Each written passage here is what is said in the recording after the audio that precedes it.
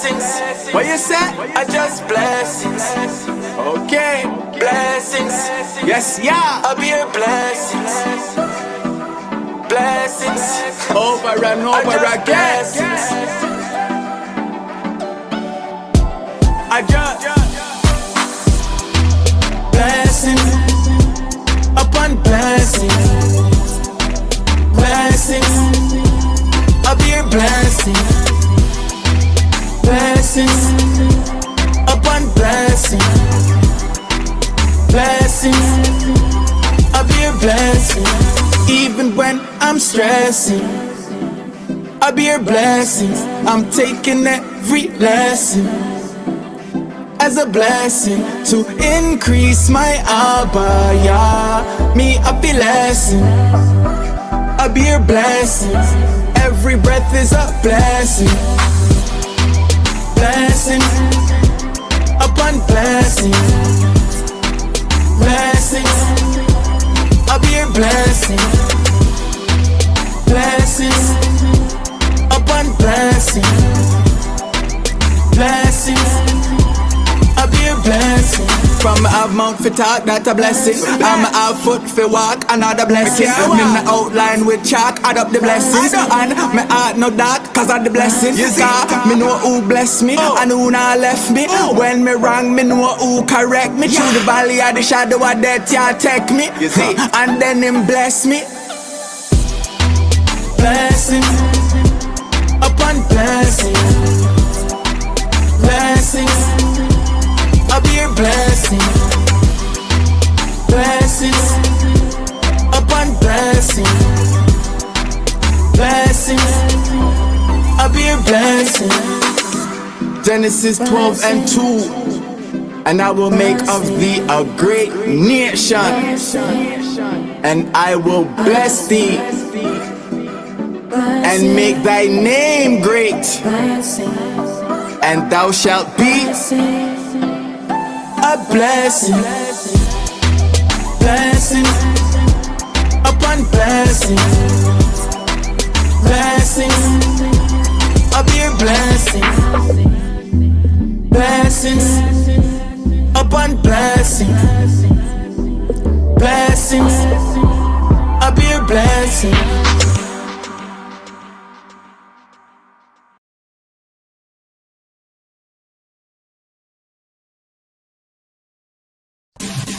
Shalom! Welcome to Phoenician Assembly! Don't forget, shoes off at the door! Respect y'all's house. Hey, Maya is so. Hey, Maya is so. Toraba, toraba, toraba, ya, ya. Toraba, toraba, toraba, ya, ya.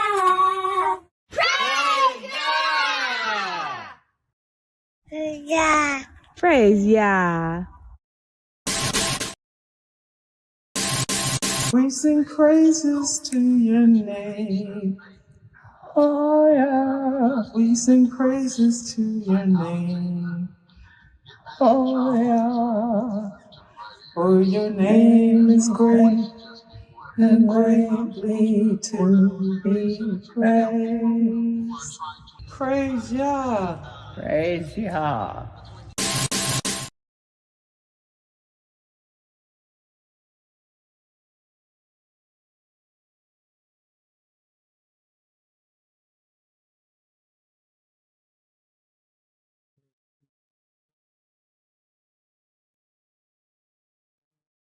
All praises to the Most High. Peace and blessings, everyone.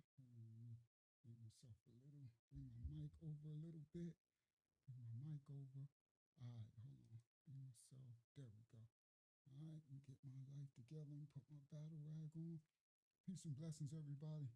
From the Most High unto you all. Tonight's lesson is going to be a very powerful one. I apologize for starting so late.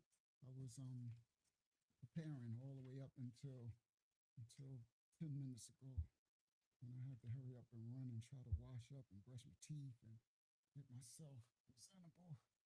I've been up for hours and hours and hours working on getting this study lesson together for you guys. It's going to be a very important and powerful lesson. And so, praise the Most High, you guys should learn something. Tonight's lesson was Michael Jackson also Native American or Phoenician? Hold on, I'm getting my life together. Let me get, oh, I got one more rubber band up here. Hold on, I'll be at y'all in 1 second. All right, let my brothers and sisters in the building. Hopefully y'all had a blessed couple of days, week since we've been together last Monday on the live stream. All right, here we go. I think I'm getting my life together now. There we go. Let's go, let's go, let's go. Time to go to war. Time to teach some things. Time to expose some things. That Michael Jackson also Native American, also, or Phoenician. Now that part is everything. The Phoenician part, that's where the monkey wrench is. Phoenician, huh? Scooby-Doo in the building. All right, hold on. Let me, I can't see the chat. Let me bring the chat up. My mic is very low. All right, thank you. That means they messing with it. Okay, let me stop it. Thing. All right, we started. Still, oh, okay, that's still low. All right, why? All right, so something's wrong.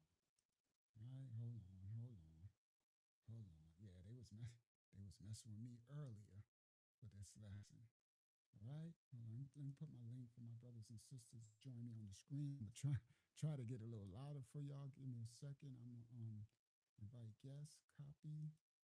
All right, I'm glad I just came to the chat. All right, Control V. All right, enter. Let me check what they. Right, bang, go here. Default mic in. Okay, that's good. All right, so the default mic is set. Yalene says no sound. Hold on. Y'all ain't got no sound? Now, there it go. Now it should have sound. All right, I figured it out. All right, so peace and blessings, everyone. Now we should be straight. We should have some decent audio. All right. Now, shout out to Cookie in the building. Shout out to everybody in the building. Peace and blessings. I had said, I apologize for starting so late, but I was putting this lesson together, and it's going to be a very powerful lesson all the way up until 10 minutes ago. I was putting this together and had to run in there and brush my teeth and try to get all washed up to look presentable. And let's get started. Was Michael Jackson also Native American or Phoenician? All right, peace and blessings to everybody coming into the building. Hopefully y'all had a blessed week. All right, let's get going. Shout out to Shamaria, Sister Kim. All right, let's get going. All right, I put the link for my brothers and sisters to join me. Let me come to share screen. Let's go right on in because I'm getting started late. So let's just jump on in. Let's dive in head first. All right, here we go. So, Dad, why do I got two of them open? Oh, okay, this one. Bang, share. All right, that's the thumbnail. All right, was Mike ancient Phoenician? Now, I know y'all seen that thumbnail. It's kind of crazy work. I'll be putting that AI to work, bro, but AI can't make this. I asked it to help me with stuff, but then I use my Photoshop and I put it in. Right? It can't do all this. So anyway, it does some dope stuff if you know how to use it, but it can't do all this. But anyway, I actually really like this stuff now. I'm like, wow, this looks so freaking dope, bro. I like the color. I like that purple pop off that amber gold, right? So anyway, let's get started. The tonight's lesson, hold on, let me grab my link to the thumbnail, right? I could close that one. There we go. So tonight's lesson was Michael Jackson also Native American or Phoenician, right? So I got this image, right? I made this image. I had AI help me out. And this is the image with a spotlight on Mike, right? And this is the ancient Phoenician Galilean ship, a galley ship, right? Ancient Carthage, Sidon, Tyre, right? It was supposed to have Biblios, but AI makes mistakes sometimes, right? Biblios here. And then I put some of the ancient Phoenician script text, and then I put this image of Mike in a Native American headdress. All right, the remember the times image of Mike, the later Mike. All right, was Mike ancient Phoenician? Crazy work. Shout out to Lizette in the building. Shout out to everybody in the building. It's a powerful lesson tonight. We're gonna expose a lot. We're gonna open tonight. We're gonna open. Shout out to Run Rock. Shout out to Victorious Yaron. Tonight we're gonna open ancient texts. Okay, so I'm doing some teaching tonight. Tonight is going down. So we're gonna unveil some things with the Phoenician and the Native Americans, and we're gonna use ancient books. All right, receipts. All right. So let me see. Did I let my brothers and sisters in? Yeah. Oh, Tommy, y'all not in yet. There we go. All right. Yasha, you let me know when Hakiyama get here so I can let her in if she's able to come. All right. All right. So now, let's go. It's time to get in. Time to go in straight off the rip. Before I get to the verse video clip of the night, let me break down some info. There are cultures, languages, history, but also names, likeness, what word you leave for? Legacies that never truly leave the earth. Michael Jackson's legacy is one of those. After the music stopped, after the lights dimmed, his presence still remains today. There are few throughout history that had that kind of enigma, mystery, and power around their likeness and image. His image traveled across every continent across the globe. His voice seems to resonate with every language across the globe. His influence became even larger than life itself. Now, with all of that influence, fame, popularity, it also comes questions. So, theories emerge online, family claims, also ancient connections. Some say from Mike's own lineage family that they had indigenous blood lineage, indigenous to the Americas. Some call that native, but that's a different set. Those are Mongoloid, Asian natives that came to America. But before they got here, there was a deeply melanated set of individuals indigenous to these Americas. And some of Mike's lineage point that he's related. All right? Now, I'm going to point out, we're going to discourse, we're going to see with ancient texts and books, with video clips, you're going to hear from, we're going to do the best we can to tie lineage, ancestries, but we're going all the way back to something called the ancient Phoenicians. All right, we're going back further than indigenous American tribes. We're going back to Phoenicia, a seafaring people who crossed empires, vast oceans. They were known as traders, very strong water, maritime, seafaring traders and warriors. And they left their fingerprints all over the ancient world, even tonight. Now, we are going to be tying together roots, connections, right? And we should be piecing together places where history seems to be fragmented. In Deuteronomy 32:7, it says, remember the days of old, consider the years of many generations. All right? For those who try to make it seem like it's not necessary, but there's balance. Because the Bible also says Don't chase foolish genealogy. See, balance to everything in the scripture. Deuteronomy 32:7, remember the days of old, consider the years of many generations. Remember the generations. So that means history matters. That means ancestry matters. That's why these serpent seeds today are trying to erase history. They're rewriting history. They're trying to remove books and texts and historical graphs and reliefs and maps from the Smithsonian, from the Vaticans, from universities and colleges. They're trying to suppress history because the serpent darkness, they even know history matters. Migrations matter throughout time.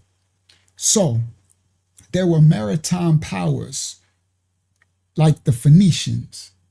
This civilization was so influential that some historians credit the Phoenicians with, which they did, they spreaded the alphabet system. The Greek alphabet came from the Phoenicians. The Greeks, who they weren't Greeks, they were Hellenes at the time before Rome conquered them. They got re-civilized by the Phoenicians after they went into 400 years of a dark age on the Mycenaean and now what they call the Greek peninsula, right? The island of Crete, and now what they call the island of Greece now. It wasn't Greece then, okay? They weren't Greeks. They were Hellenes, but before they were Hellenes, they were Phyli. Before they were Phyli, they were a clan. And they got civilized by a tribe. But we going somewhere. I had already broke this down, but as I always do when the Most High get me to teach and break down a lesson, as he gets me to break these lessons down in these teachings, later it's just pieces to the puzzle. Now, for my teachings that I've been teaching about ancient Hellenes, ancient Rome, ancient Phoenicia, ancient Ugarit, ancient all the clans, the Cycladics, the Minoans, the Mycenaeans, right? The Cyclades, the Mediterranean and the Aegean, right? All those teachings. Now I'm getting more and more receipts, books from the 1800s to show, all right? So this history matters. Yeah, it do. Because if it didn't matter, then why would they rewrite history? Why would they change likeness, image, functions, names, characters if it didn't matter? Oh yeah, it matters. Okay? The Phoenicians were so influential and powerful that they spread what later became, we now have an alphabet. It was the Alphabet, okay, before the Hellenes. And the Phoenicians, that's where you get the Greek alphabet. Because when the Hellenes went into the Dark Ages for 400 years, they lost their language and lineage. Before that, they was speaking Mycenaean, Linear B, okay? All right? From the Minoans, from the Linear A, from the Cyclades, okay? The Cycladics, all right? Now, these are Mediterranean cultures. Now, after they came out their Dark Ages, the Phoenicians came and civilized them and taught them back language and civilization, and they created the Hellenist alphabet, okay? The first, before Koine Greek, before they conquered Egypt and all of that. They came out of the Dark Ages. And so this Bible that is called Biblia in the Greek comes from the Phoenician ancient city Byblos, because they gave the papers, what is that called? Those papers, I think it started with a P, that felt of paper. And so they called this, because that's what they wrote, transliterate the Hebrew into the Greek, making a Septuagint onto this parchment paper, right? That came from the ancient city of Byblos, the Phoenician traders, okay? All right, now, papyrus, there you go. Not parchment, papyrus, facts. So the papyrus came from ancient Byblos. It was their #1 traded across the world. All right, so now, despite their influence, okay, as they traded and navigated and brought cultural exchange across the whole ancient world. All right. When we speak about ancient bloodlines, it goes past the physical and it drifts into the spiritual, mystical, symbolic. All right. And that's where all our discernment becomes very important and critical. The Bible warns us not to become consumed with myths and endless speculation. Titus 3:9 says, avoid foolish questions and genealogies and contentions. So you'll get people who'll come in and say, y'all know what they're doing. Y'all was Phoenicians and shit. Right? You know, they got this new thing, these haters. You understand? These people who really, it's a group of individual group. I'm not talking about a whole nation of people, but there's individuals who are so jealous in their spirit of others' culture and others' accomplishments that they just try to take everything. So, right, they'll come and say, we was Phoenicians and shit, right? S-H-E-I-T, yeah. And, you know, you was jealous in Ish, right? You was savage in Ish, right? So it's like, so again, it doesn't matter that the history books from the 1400s, the 1500s, the 16, 17, 1800s tell of the cultures, tell of the genealogies, tell of the phenotypes of the ancient cultures. They don't care, right? So that's when you get people that'll say, like, it should be known, well known, that the Hebrew Messiah was actually melanated with woolly hair. And they're like, well, it don't care, it don't matter. Oh, it don't matter now.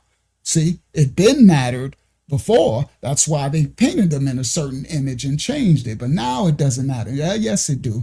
But we are to avoid foolish questions and genealogies, foolish and contentions. So when people start to contend, and just let them stay in their little jelly, let them stay jelly belly, let them stay salty.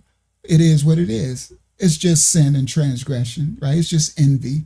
That's all it is. It's jelly belly, right? So you don't go down foolish genealogies. You don't contend with foolish questions, okay?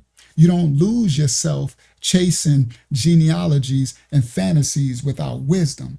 So they got these YouTubers who are making genealogy channels, right? And they're telling you, we can trace your lineage back to the Native American Indians, to the blacks. They're trying to play on a so-called blacks trauma. So they're like, there's no slavery. There was never a transatlantic slave trade. Nobody, no blacks are from Africa. We all from here.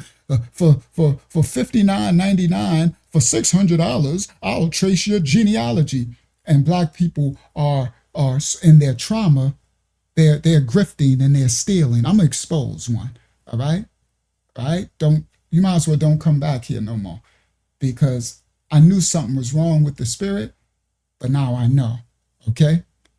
If you watch this, because you might watch this because you be stealing information, right? And I'm about to break down some true Native American history, but I'm about to expose what you're doing too. Sorry, it just is what it is, because I gotta warn the people. You understand? I don't like a liar, a cheat, a grifter, a stealer. And you stealing from old people, from the elderly who want to know their culture. And you're a scam artist. You're a scammer. You understand? Don't be following nobody that's teaching you they can do your genealogy. You can do it for free. They're scamming you with that stuff. Just like the DNA companies are scamming you. All right? All right, so anyway, let's get started.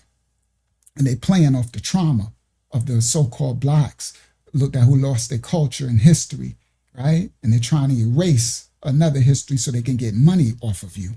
Hey, it was no slave trade, was no slavery. Yeah, I can trace your indigenous history. You're a native indigenous to this or this, and I can, yeah, whatever. Okay? All right. So we don't chase foolish genealogies. Don't let it become an obsession, because people are starving spiritually for their identity, searching for the meaning in their blood lineage. See, they're forgotten histories, they're stolen histories. All right? The disconnected people from their roots and family and their spiritual grounding. So these scam artists will play on that. You understand? And they're scamming. I'm gonna expose you. Y'all gonna be shocked too. It's really bad. Where they getting these people for like $5,000. You know, people who really don't got the money, and they're scamming them out of their history. All right, let's get started. Here we go.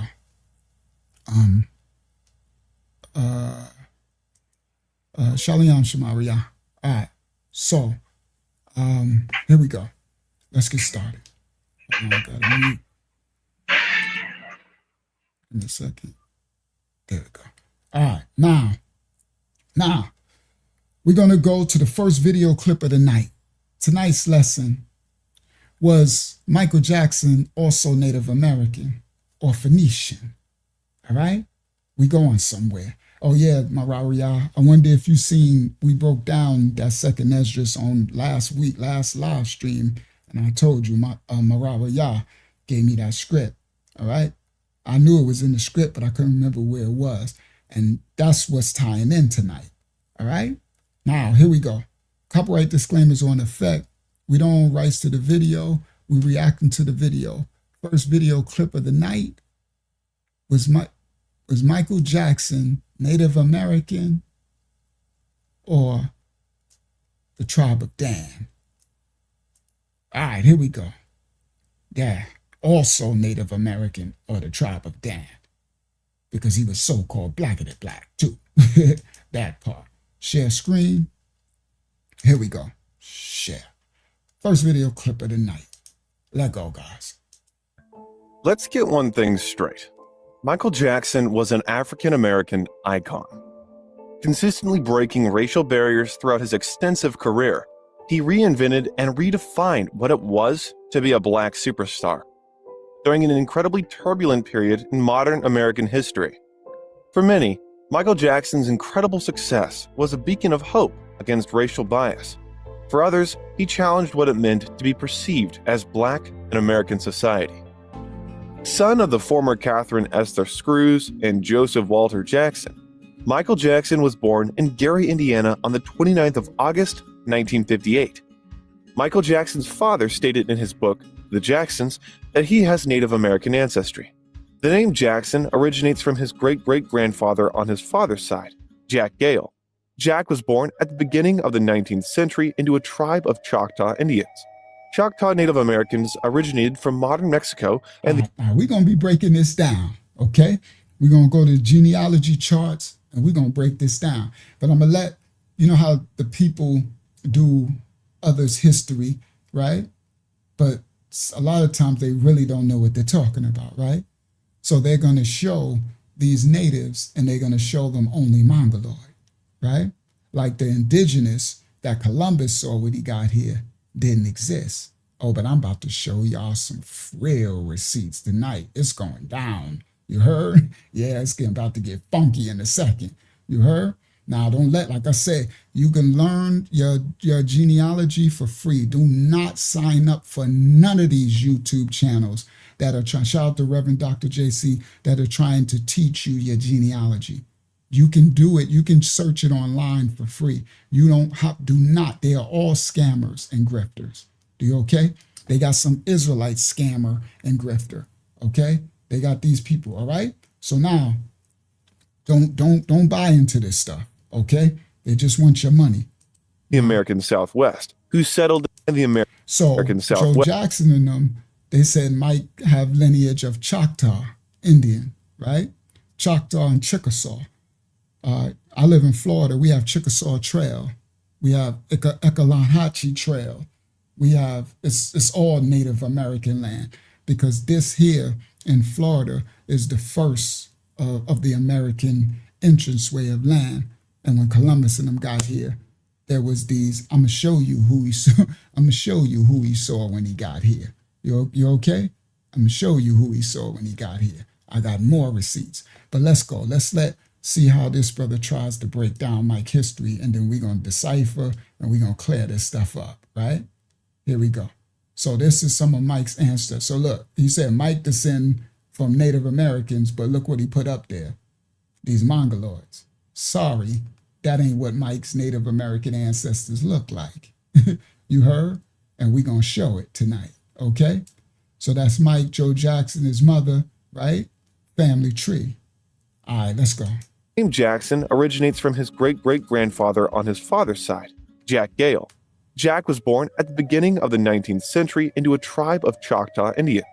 Choctaw Native Americans originated from modern Mexico and the American Southwest, who settled in the Mississippi River Valley for about 1800 years before the colonization of the United States.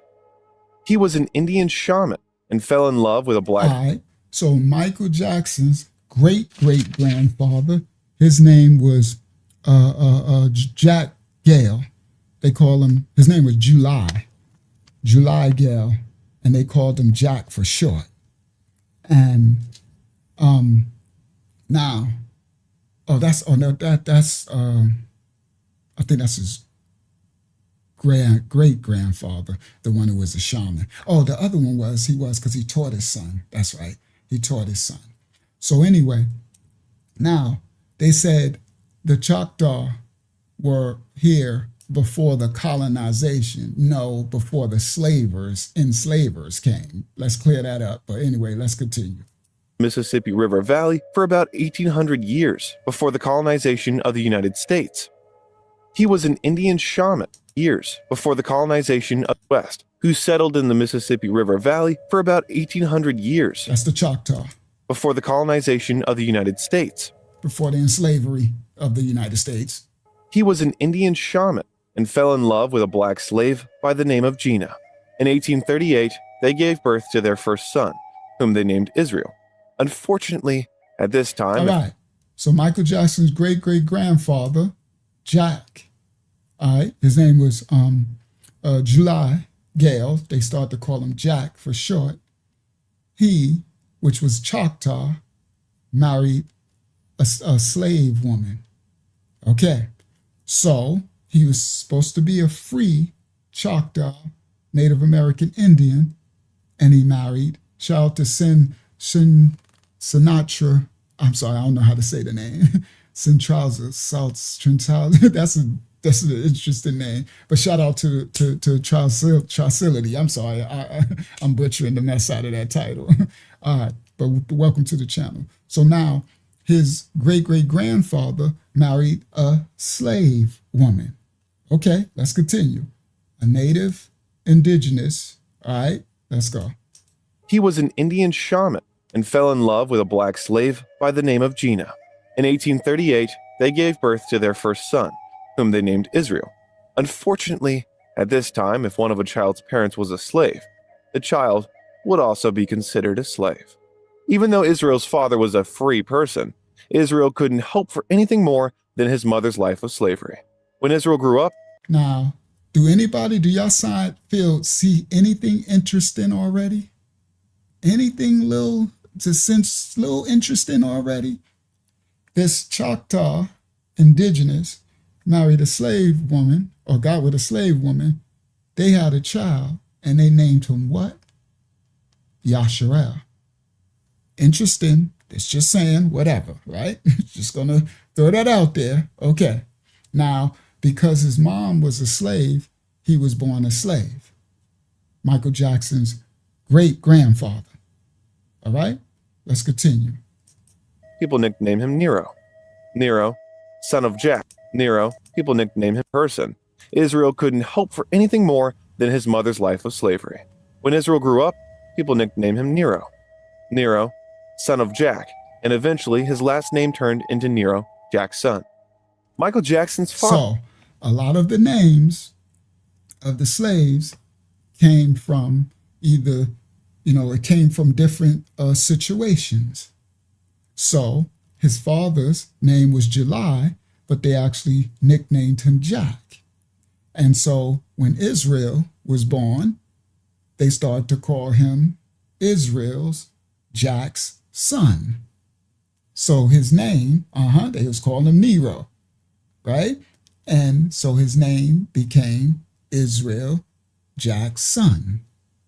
That's how they got the name Jackson, because the great-grandfather's name wasn't Jack's son. His last name was Gale, but they used to call him Jack, and they called his son that's Jack's son. So that's how they got the name. All right. Yeah, I know. Ding, ding, ding. We just right off the rip. We ain't even get nowhere. And it's already, but let's continue. Stated that Michael eventually his last name turned son of Jack slavery. When Israel grew up, people nicknamed him Nero. Nero, son of Jack, and eventually his last name turned into Nero, Jack's son. Michael Jackson's father stated that Nero was tall and light-skinned, with high cheekbones and small, sparkling eyes. Nero was still a boy when Jack started to transfer him his shaman knowledge. But despite a gift of doctoring, Nero had been sold to a plantation in Louisiana. Over the years, Nero attempted to run away from his owner several times, but was never successful, causing him to be beaten to near death and put to hard labor. On one occasion, metal tongs were heated and used to squeeze his nose until Nero lost all feeling in his face. The scars of the burn remained with him for the rest of his life. After the abolition of slavery in 1865, his situation got better, and Nero earned an adequate salary selling Indian medicines. Nero liked to sing and frequently executed old military dances of Choctaw. He later married a woman 3/4 Indian Choctaw. Michael Jackson's great... Now, I want y'all to notice, do you notice how they literally just changed his name? And he won't call him his name as Israel. He keeps calling him Nero. See what I mean? That's how systems or history can replace the lineage. You see? Misname. And okay, but let's continue. Michael Jackson's Indian Choctaw. He lived an adequate salary selling Indian medicines. So his grandfather, Michael Jackson, Israel, Jack's son, learned medicine from his father before he died, July Jack Gale. And that's called the shaman when indigenous, what they call native, do medicine, because they also called it sorcery. And I'm going to show you and tie in a little, this is Danite practices from the tribe of Israel, Dan, the first indigenous ones who came over. I'm going to show you with ancient textbooks tonight from the 1800s. All right? What I've been breaking down. Let's go. Selling Indian 5, his situation got better, and Nero earned an adequate salary selling Indian medicines. Nero liked to sing and frequently executed old military dances of Choctaw. He later married a woman 3/4 Indian Choctaw. You heard? Israel liked to sing, and he did dances. He definitely didn't know that his great-grandson would sing and dance and would be one of the most famous people of history of earth. Right? Under our Hebrew Messiah, I don't think it's too many more that famous. You understand? He right up there, right? Because ain't nobody famous as the Hebrew Messiah, right? Ever in the history of mankind. But he's up there after the Hebrew Messiah. He's somewhere up at the top up there. So this former slave, Israel, Jack's son, had no idea that his singing and dancing talent will be passed down to his great-grandson. All right, let's continue. Michael Jackson's great-grandmother, Emmeline. Emmeline was from All right, hold on, let me go back. Choctaw. He later married a woman 3/4 Indian Choctaw. So now he married another Choctaw woman. But you see how I said 3/4? And what do you mean 3/4? This is crazy. Because guys, listen clearly. You're talking about the 1800s. So what, he had a measuring stick? What, he had a measuring cup? She's 3/4 is 1/3, 1/8. Choctaw. Come on, see, this is how they rewrite history, right? So now listen clearly. So Israel married a Choctaw woman, okay? Indian Choctaw. Michael Jackson's great-grandmother, Emmeline. Emmeline was from Louisiana, and Joseph Jackson described her as having her mother's slightly... So, this is what they show as Michael Jackson's great-grandmother. Choctaw, right? So y'all like, okay, so he married right? A native, Mongoloid native. Not quite, because this is what she really looked like. See, this is how they rewrite history. Stop share screen. They'll show you that as the image, but this is actually what his great-grandmother looked like. This is Emmeline Williams Jackson. Israel Jack's son, Michael's great-grandfather, married this Choctaw woman from Amite, Mississippi. See? Does that look like that other picture? Absolutely not.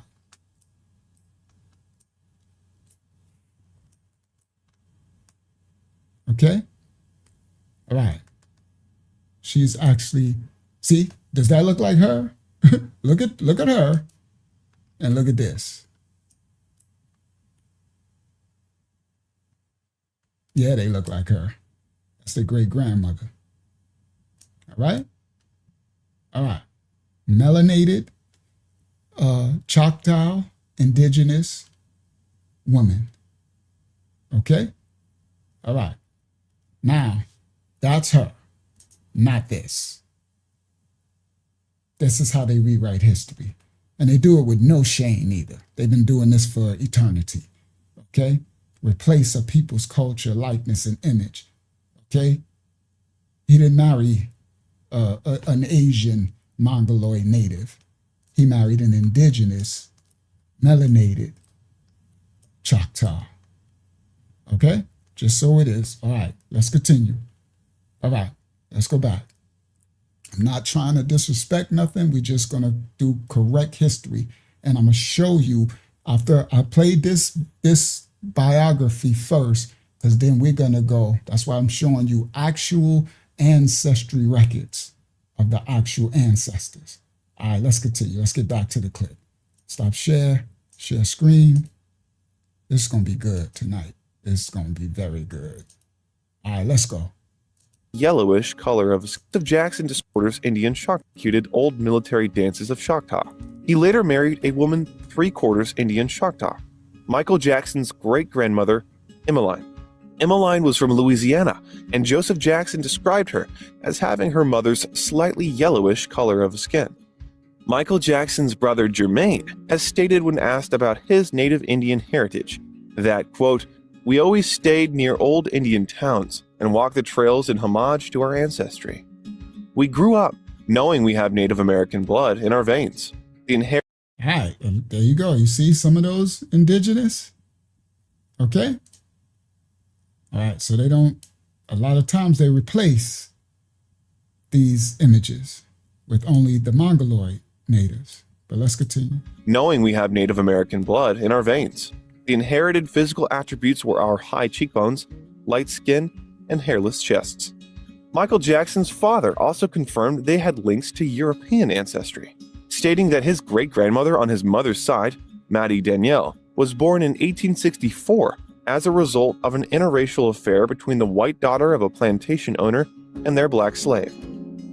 Once Maddie was born, the young mother's family were seriously considering abandoning the baby, hoping starvation and the elements would rid them of this unwanted child. But the family had second thoughts, fearing they might be charged with murder since the child was half white. So, Maddie was taken care of a short period and then later given to a black family to be raised. On Michael Jackson's mother's side, it has been said that Katherine Jackson has Blackfoot Native American ancestry, although this is yet to be verified publicly. Blackfoot Indians were originally a nomadic American Indian tribe that migrated from the Great Lakes region to the Northwest. They lived in the northern Great Plains, specifically in what is known as today's Montana and Idaho, as well as Alberta, Canada. All right, that's Catherine when she was younger. Beautiful woman. All right, now let's continue. That's his mama, Michael Jackson's mama. Shout out to brother Richard in the building. All right, let's go. Let's knock this out. I just wanted to play that so we can show some of the information that they be putting out there. Now, let's go. Let's get to the actual genealogical records and let's get this party started, right? Let me do this first. Let me show y'all some exclusive Michael Jackson family images, all right? And let's go. Yeah, unwanted child. So there was a lot of slave masters that used to have babies with the slave and then throw them away or sell them off and stuff like that. So that was very common. So one of his ancestors was like that, all right? So this is early Jacksons when they first, moved to California. And I think this after Mike remade their house, right? But, right? So look at Joe, look at Catherine, right? Let's go, Stuart. Look at Mike. Mike looked kind of chunky right there. Look at his face. He got some weight in his face, right? Jackie, Marlon, Tito, Jermaine, right? All right. So this is early, all right? And they don't look too unhappy. You know, everybody go through stuff, but you know how they try to make it seem like they were just so unhappy and all that. That was a lie. All right? Everybody got little problems. But anyway, let's continue. Exclusive, look, very early picture. Joe, Catherine, and the boys. Right? Very early. That man took them from Gary, Indiana, with all of them in a a 2-bedroom house or something like that, some tiny shack. And here they are with all these plots on the wall, living in California with land and gardens and, all right, let's continue. Just show a little more exclusive images, and then we're going to get into the biography, the history, right? Look, they got plats all down here, keys to cities, plat, Jackson Avenue Boulevard, and it's early. You see how young they are, all right? It's early. They got plats all over the walls, all right? Another one in their living room. The boys, young Randy. Look at all these plots. Look, plots all down here, all over here. That's the where they were standing on the steps, all up there. Gold and platinum plots everywhere. That's them by their pool outside. All right? Just showing some exclusive images. They all look happy. Facts, always in all their pictures. The family looks happy. Everybody go through stuff. We all get beatings. We all get, right? But over generality, they always look happy. All right? Very respectful family as well. I really like when they all had their natural hair and their afros and their natural everything, right? All right, let's continue. And they had a broad, fat nose, all of them. So that's why they all got nose surgery, because they felt self-conscious about it, especially being in Hollywood. So Mike wasn't the first to get the nose surgery. They was all getting it. Catherine got a nose job too. Joe did too. Yeah, they did. All right. Now look, this is a nice early picture. Okay.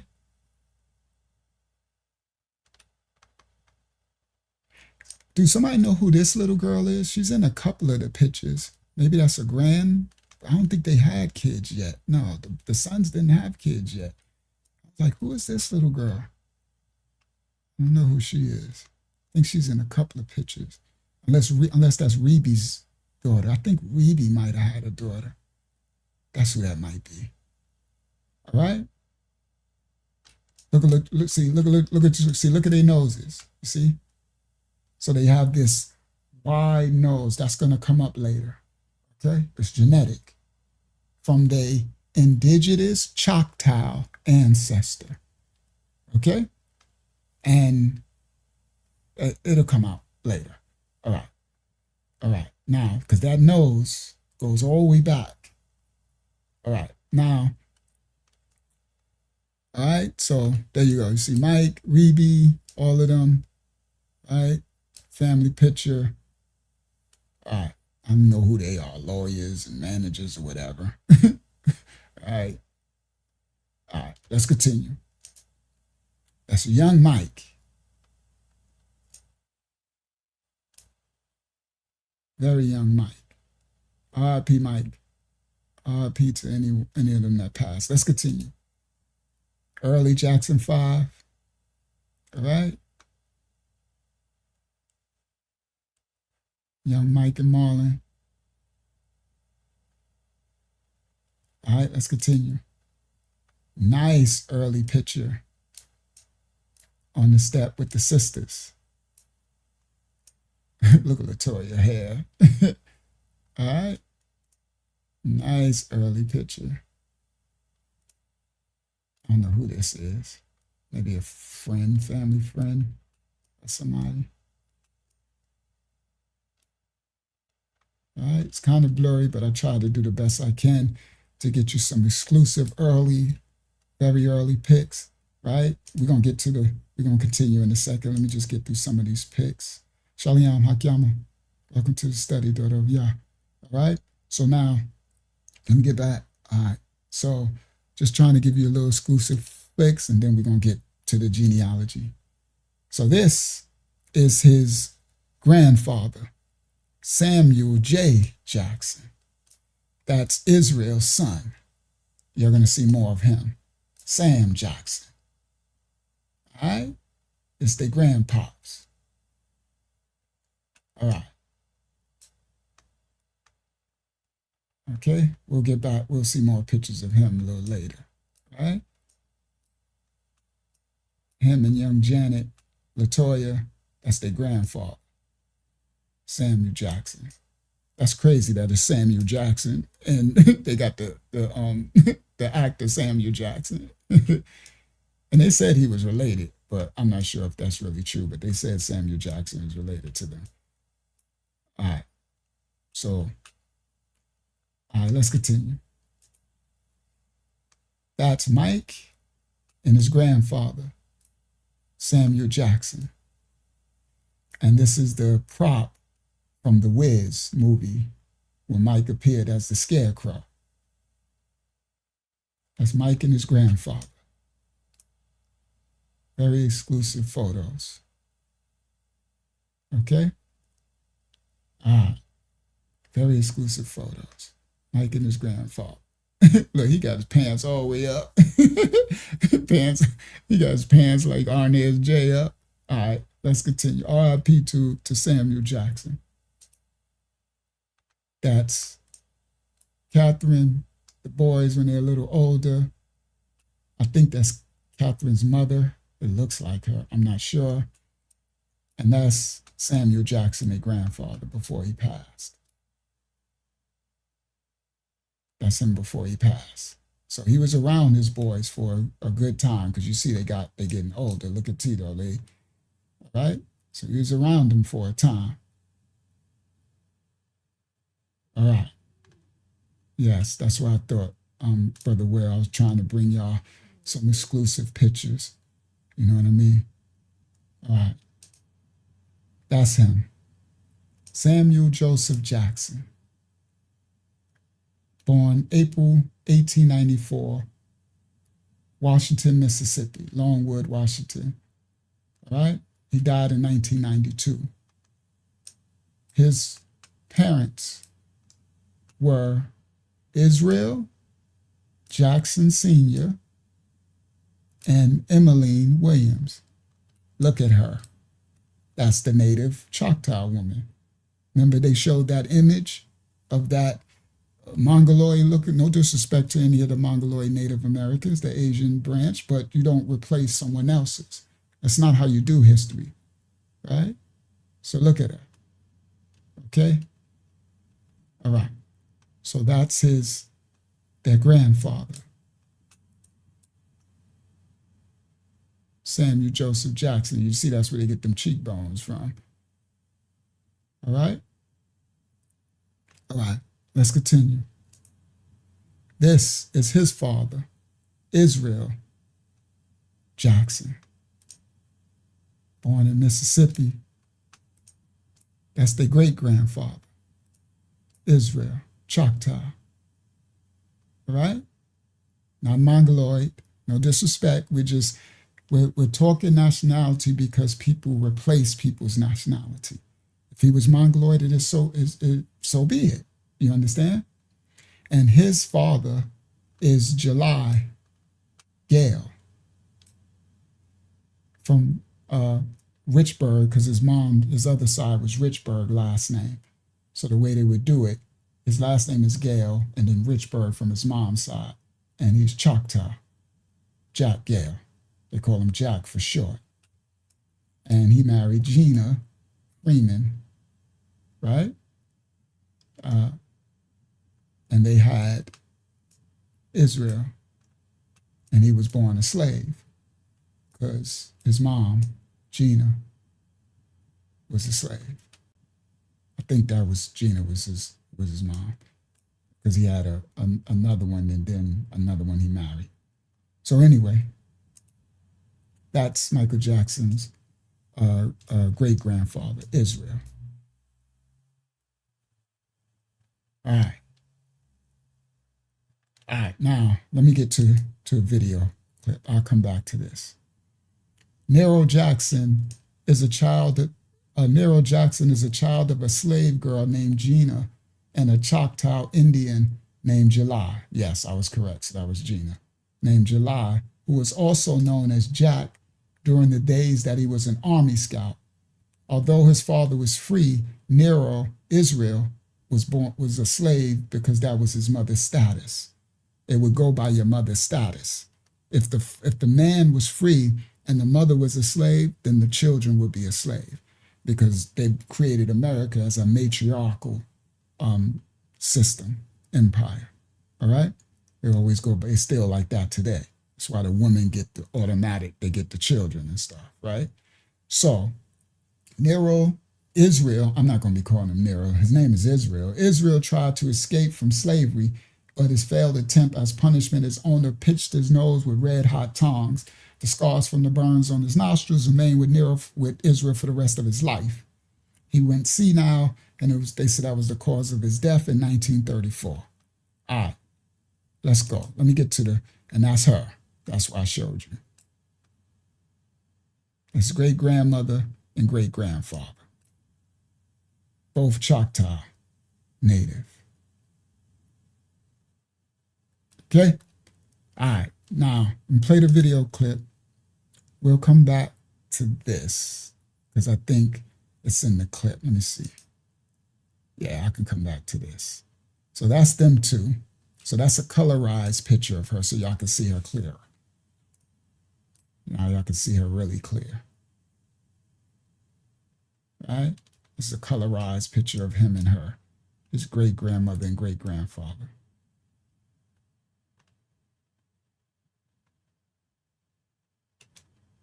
All right, let me see. That's her again and her brother.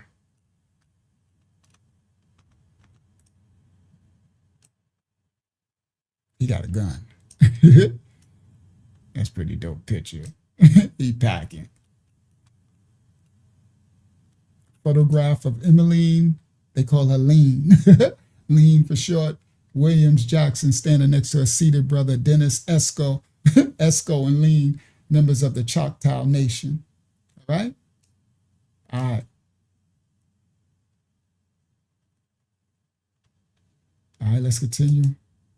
That's a colorized image of them. You know, they do the update and colorizing the pictures now.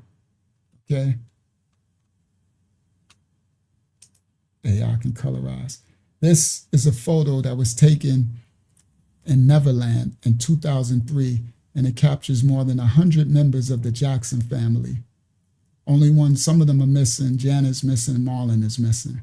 So this is their family Joe Jackson, they put this together with over 100 members of the Jackson family. That look like Mike in the middle. That is Mike in the middle. Sorry, it get blurry when I zoom in. But that's their family. All the kids and grandkids and great-grands and the Jackson clan. All right? Taken in 2003. A couple of years before Michael passed. All right? That's Mike when he was a baby. I just wanted to give y'all some exclusive images. Right? Mike when he was a baby. Let's get a close-up. Right?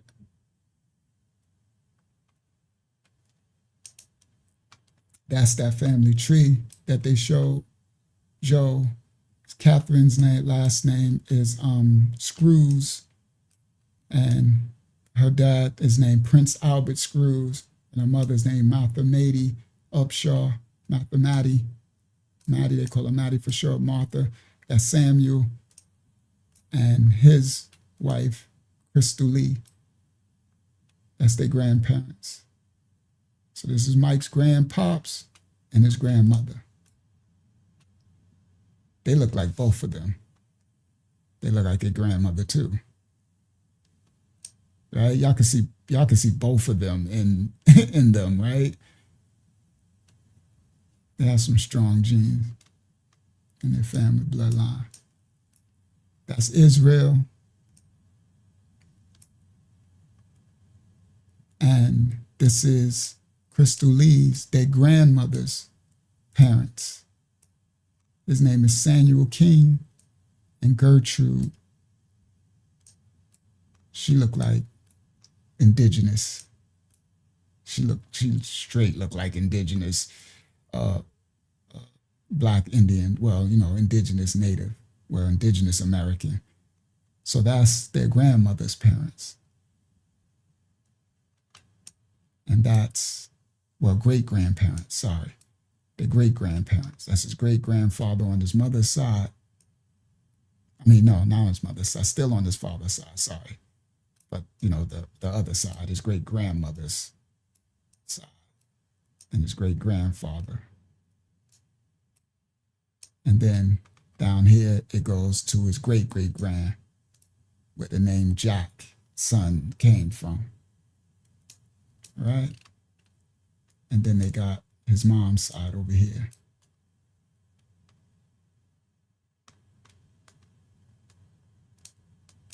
And her mom, Catherine's dad's name is Prince Albert.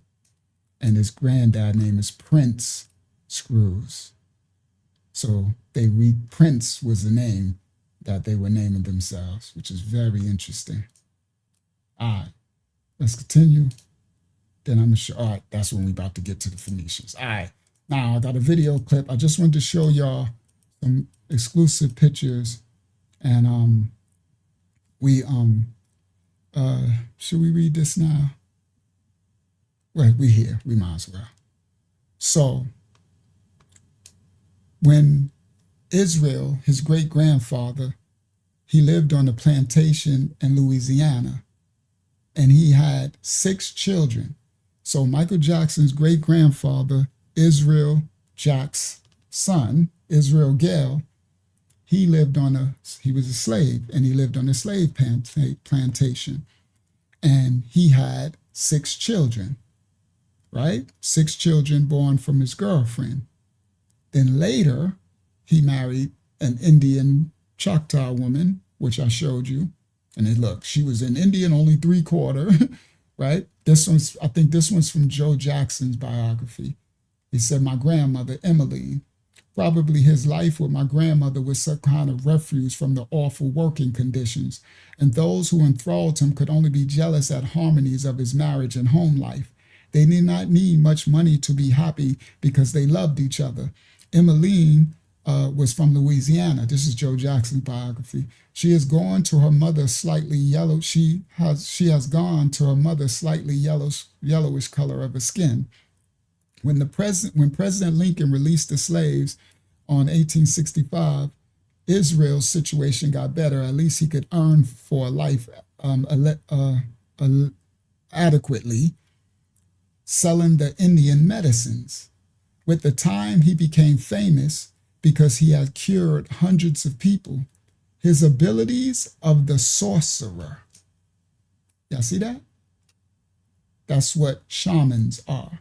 Sorcery, witchcraft, everybody. It's sorcery and witchcraft because it's Danite tradition. This goes back biblical. This is scriptural.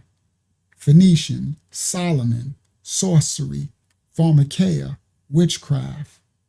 It was sorcery because they would put witchcraft and chants over it, and herbs and cutting and mixing. But yes, the shamans is Danite culture, but we're going to go somewhere. I'm going to show you some books later, right?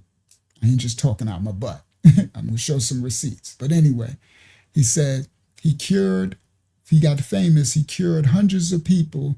His abilities of the sorcerer became widely known, and people came from far away, so he'd help them. Their grandfather, Israel, conducted a simple life and has saved so much money. He saved so much money that he and his grandmother could get a farm in Sunnyvale in Mississippi. He paid back then with cash for 120 hectares of fertile ground. Israel did well, all right? Michael Jackson's great-grandfather. There, Israel and Emmeline had 15 children. So he had 15 plus the other 6, right? And in general, Israel had 21 children. My grandfather, grandmother, and all their huge clan was fed from this ground where they planted corn, tomatoes, and other vegetables, and they held chicken, pigs, and cows, all right? This is Michael Jackson's, Joe Jackson's great-grandfather, great-grandfather, and Michael Jackson's great-grandfather, all right? That's her, that's his wife, and that's him, what we just talking about, Israel, Jack's son. All right, let's go. Let's go to the next video quick. Copyright disclaimers on effect. We don't own rights to the video. No, it ain't. This is a video. I'm about to break down lineage. Okay, sorry. I grabbed this. Shout out to Kamel.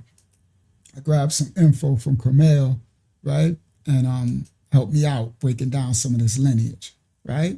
So let's go. Well, copyright disclaimers. We own rights to the video. We're reacting. Okay, let's go. So did I share it? No. Share this. Stop share that. And come back to y'all. And share screen, share. All right, here we go. So this right here, let me see if I can read it. It says, Michael's father has stated that he has Native American ancestry. Michael's brother Jermaine has said that also. It's not clear if this ancestry has been verified, documented. Joseph also stated that he had some European roots. He also said Michael's mother had Blackfoot Native American ancestry. Michael's paternal grandfather was Samuel. We already broke that down. I think I already broke this down. All right, yeah. Michael's paternal grandmother was Crystal Lee King, the daughter of Samuel King and Gertrude Daniel. Crystal was born in Arkansas. Samuel was the son of William King and Nellie Gertrude, the daughter of Thomas, Tom, Daniel, and Martha Maddie Kayson. All right, so I already broke that down. All right, let's go. This is the lineage of Michael Jackson's history. So this right here is Michael Jackson and his apparently 2, I guess, wives. So Lisa Marie Presley and Deborah Rao, the one where the kids come from. I don't know if it was a in vitro fertilization. That's what, I don't know if it's his kids, but he raised them like it was his. And these are his kids, Ben, Paris, and Prince. Because your children don't have to be yours biologically. It takes a nation to raise, it takes a village, it takes a village to raise a child, a nation.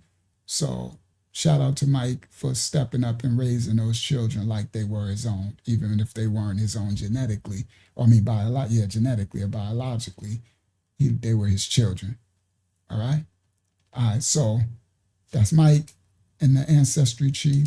And this is Joseph, Catherine, and right? So, all right, so, and then it says Hattie Screws. All right, so Joe Jackson, so that's Mike's parents, right? Let's continue. We're doing family tree, right?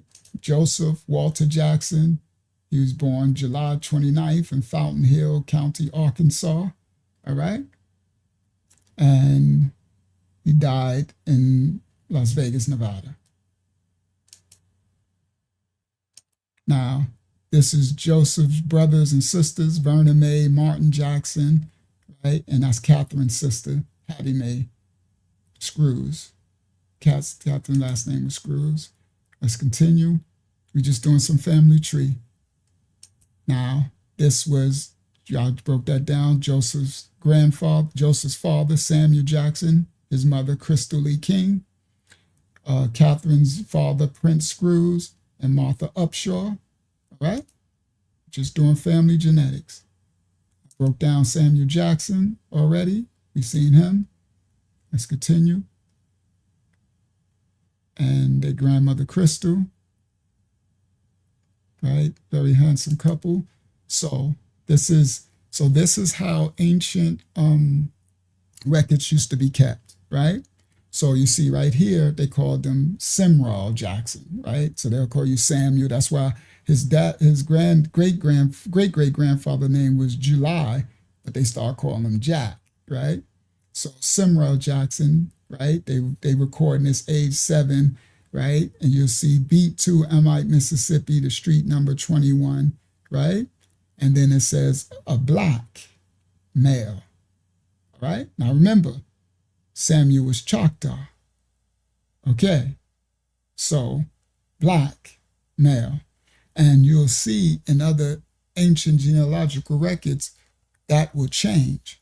Because I know my grandfather, I got enlistment records, right? And I'll show you the picture. And in one of his enlistment records, they said he was white.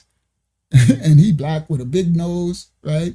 And wavy hair, right? In his enlistment records, I got it. I've got the actual physical papers. Okay, so it would change, right? Depending on, I don't know, whatever agenda the administration has, they'll change your classification or your records, right? So you're going to see another one, right, where it changes, and it says that he was mulatto. So that's Joseph Jackson, right? There's some of the images I was showing. All right, there we go. I went through those images. Let me go through. I went through Samuel Jackson, right? That's Israel. I showed y'all Israel. And now look at this one. So that's Israel. That's Israel, right? The father, Samuel's father. It says age 28, Mississippi, from the 7th Ward. Is born in Mississippi. At this time, he lived in the 7th Ward in Louisiana, East Feliciana, right? It says he was a black male, right? Remember, he was Choctaw too, okay? So you'll see sometime it'll say Choctaw, and right here it says he was black, married to Emmeline Jackson, right? All right, so these are some of the children: Scipio Jackson, Israel Jackson, Mary Jackson, Benjamin Jackson, Leah Jackson, I think Wilhelmina Jackson, some of the children, right? Mike's, all right. So that's his page, right? That's his image. I read that, right? And let's go. That's her, Emmeline. I showed you her. We read that, okay? And there you go again. Now this, everybody, is another history of him, but this now he's age 62, right? And it still says he's black, all right? Choctaw. Let's continue. Now, this is him again at 65, and they're calling him New instead of Nero, but this one says he's mulatto. See? Spouse named Emmeline Jackson. You see? They will change depending on what census or agenda, whatever the county, state, or whatever it is, slave masters, whatever it is, they would change the melanated, the so-called blacks classification. So now, the other one, he was 62. Now this one, 3 years later, he went from black to mulatto, right? Okay, so they would change classification. So you got to be very careful when you're doing genealogy trees, okay? It's very, very tricky, very manipulated, okay? They rewrite stuff and everything, change likeness, culture, and everything. So now we got, all right? So this is hers, Emmeline, and it says her tribe, Choctaw, her allotment category, Choctaw by blood. Now that's very key because you're at the time where they was having $5 Indians. People were paying to be Indians. That's why you have a lot of these other nations of people talking about, I'm Indian, I'm part this. It's like, yeah.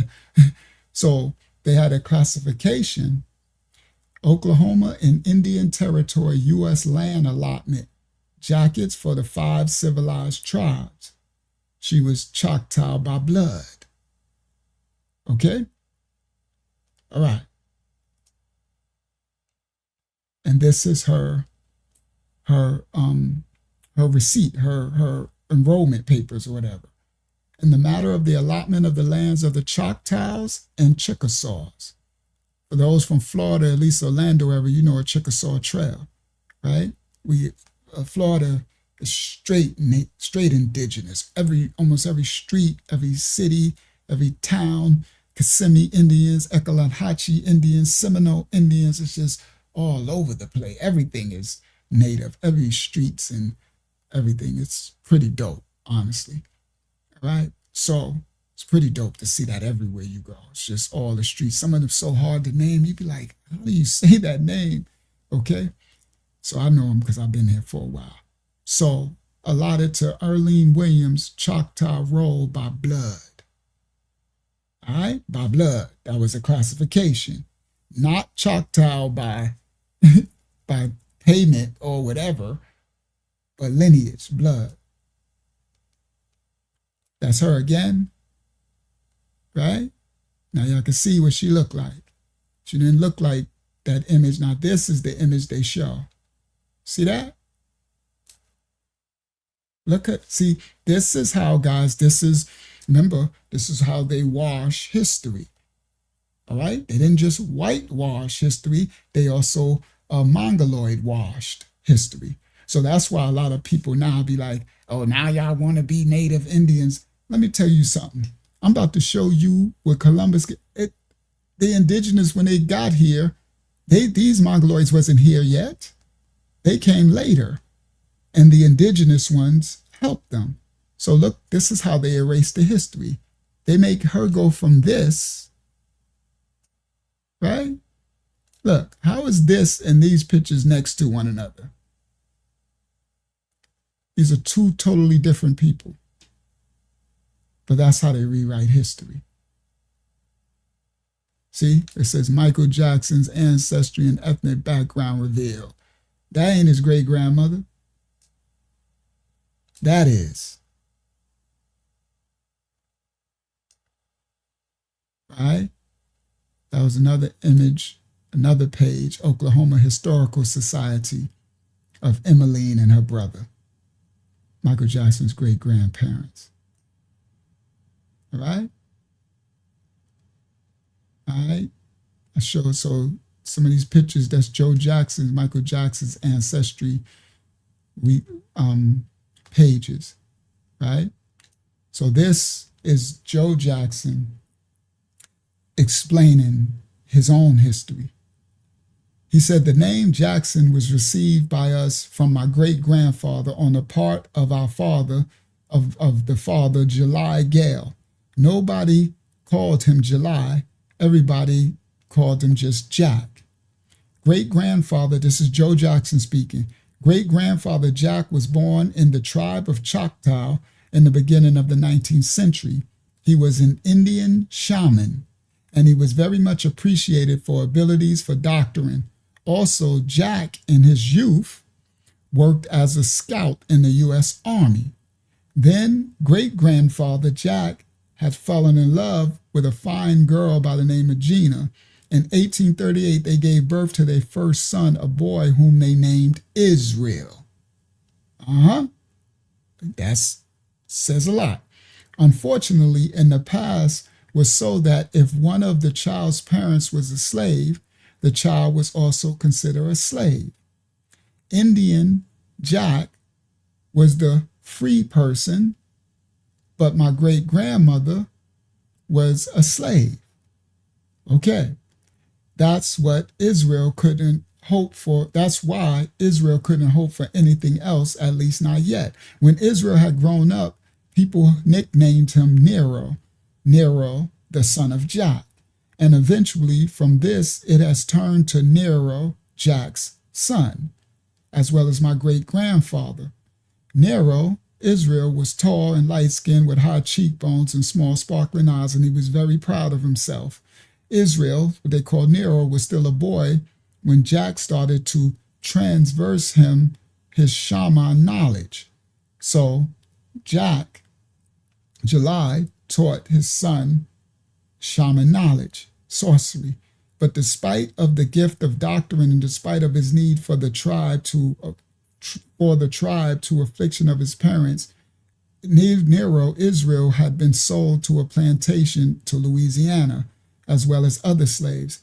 Nero had to eat there, and then when it was told by the owners, kneeling before a cow trough or something, from which he scooped with a spoon. He was told to eat there, and he kneeled before, I guess, a cow trough, from which he scooped with a spoon. Soon, Nero had enough of it, and he ran away.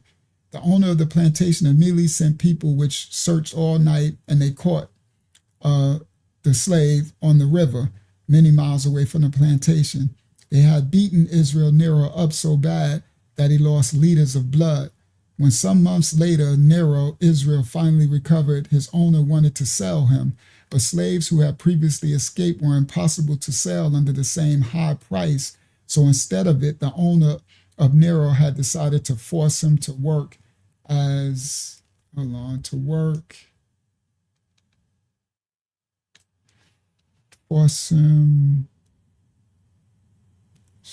he children Nero, oh man, I think I didn't get the transition of the page. Force him to, escaped, and the sheriff left him alone. When children Nero and Emmeline have grown and created their own families, he has invited the children of younger brother William to his farm. So, sorry, that part is clipped. But when the children of Israel and Emmeline, right, Mike's great-grandparents, have grown and have created their own families, he invited the children of his younger brother William to his farm. Among them was also my senior cousin Rufus. This is Joe Jackson telling us.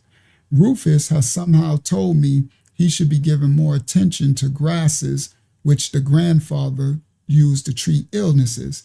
But he then was still a child, and as many children did not think of as far as valuable knowledge of his ancestors. When Rufus was 4, Israel Nero's wife had died. In the meantime, Israel Nero too became old and weak, and since he could not look after the farm as he did earlier, he had to buy some things from one white man by the name of Eroy. He spent the small amounts of money, but the Eroy very carefully conducted the accounts, so Eroy kept the books. Rufus was then still a child. The only thing that he has noticed is that Israel Nero started becoming weaker, and it caused Israel Nero to hand over to Eroy on storage some important papers. So so he can keep them for him. So Israel, Michael Jackson's great-grandfather, when he was older and getting weak, while his children they was real young, he was trusting the neighbor, a white neighbor, to handle his accounting and the papers. So he gave it to him as he was getting sicker so he could keep them for him. In the end, Eroy managed the papers. I guess he got the rights, he got the titles and stuff to the farm. And remember, it was hectares, 120 hectares. It's a lot of land. The way Rufus and I have guessed later, Eroy did it to appropriate documents on owning of the farm, ostensibly as debt payments which Nero owed him. So he held the farm land for debt payments which Nero owed him. That's how our family lost all the rights on this fertile ground. So they lost their land, where hundreds of peach and pear trees. My relatives carefully looked after these trees in the land. It grew. When later Rufus and I have found out that there under the ground were huge oil fields. So what Joe Jackson pointed out, that the land that they had inherited, this ain't nothing but Bible. This is the curses of Deuteronomy. If somebody ain't tell you that Bible curse, that they actually got all these hectares of land from Israel, who was a slave, the Israel Jackson, their great-grandfather. He made the money doing shaman medicine, but the Bible said your land will be taken, you will grow, and others will come and take, right? You will plow the land and others will reap the harvest, right? This is biblical prophetic. All right, now listen. So he ended up, when he passed away, he couldn't leave the land to them. They took it. All right. Later, Joe Jackson and his cousin Rufus found out that under that land was huge oil fields. He said, we have simply lost the gift of speech since the rent for the night of drilling already then they made $1.2 million. So Joe Jackson and his cousin, the land that they could inherit it was oil under the land. And they drilled and they got $1.2 million. Meanwhile, the deposit should cost at least a good $100 million worth of oil. Boy, that ain't nothing but the curses. That ain't nothing but the curse. And he probably lost that land for just nothing, for something he couldn't pay, some little rent stuff. The last years of Israel, Nero, Michael Jackson's great-grandfather, lived on the farm alone because William and Rufus had again left home. He died in 1924, long before my birth, Joe Jackson said. My father, Joe Jackson's father, Samuel, lived back then in Arkansas, where he has, I don't got the other page. Wow, that's a crazy story. So that was Israel, him and his wife. She was a slave, Choctaw. And they had those children, all right? And all those children, and then when slavery ended in America in 1856, he did well because he was a medicine man.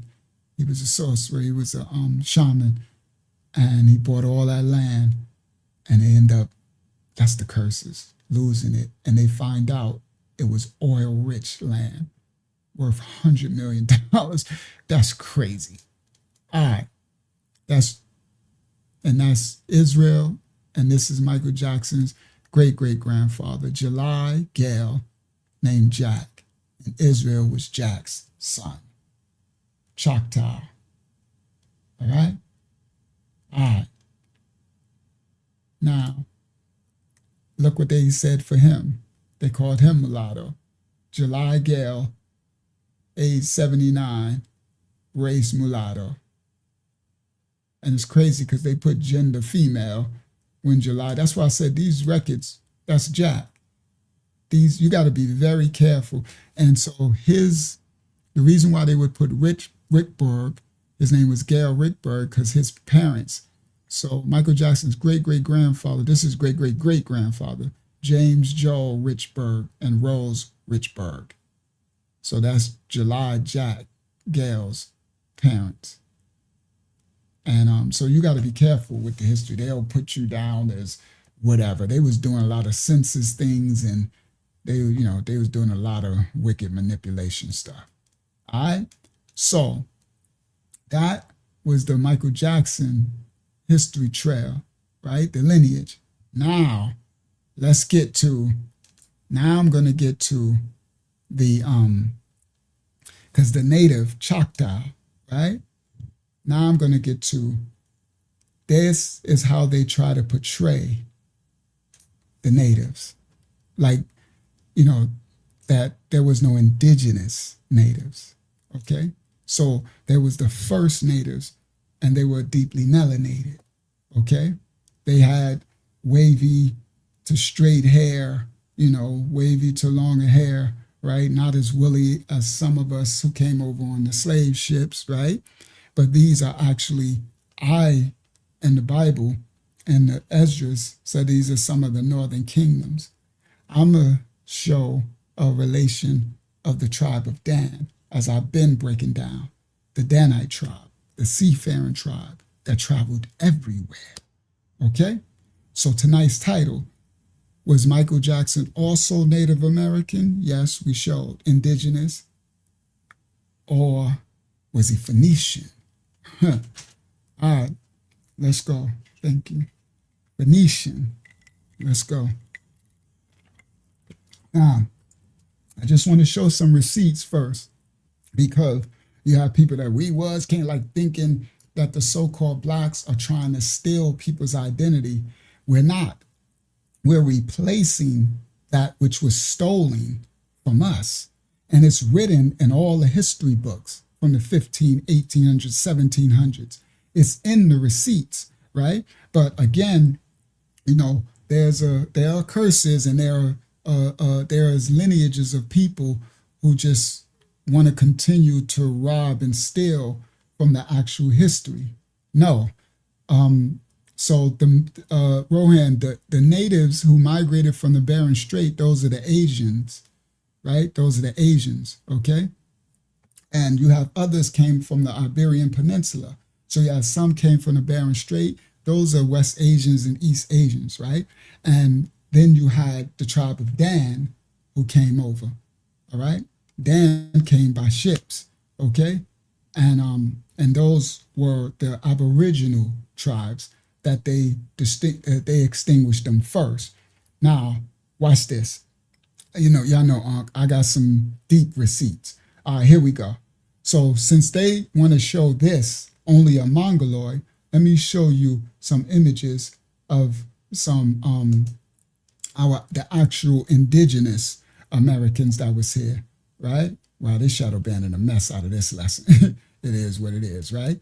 And it's because some very important stuff going to come out. I don't even care. I'm tired of them anyway. Share screen. Shout out to the people here tonight. 70 on the live. It used to be over 100, but it is what it is. Let's go. Here we go. Share screen. For those who hear, y'all found a treat tonight. You see this? This is actually history. Now look at these images, right? This is what they described.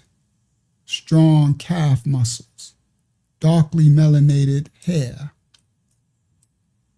right?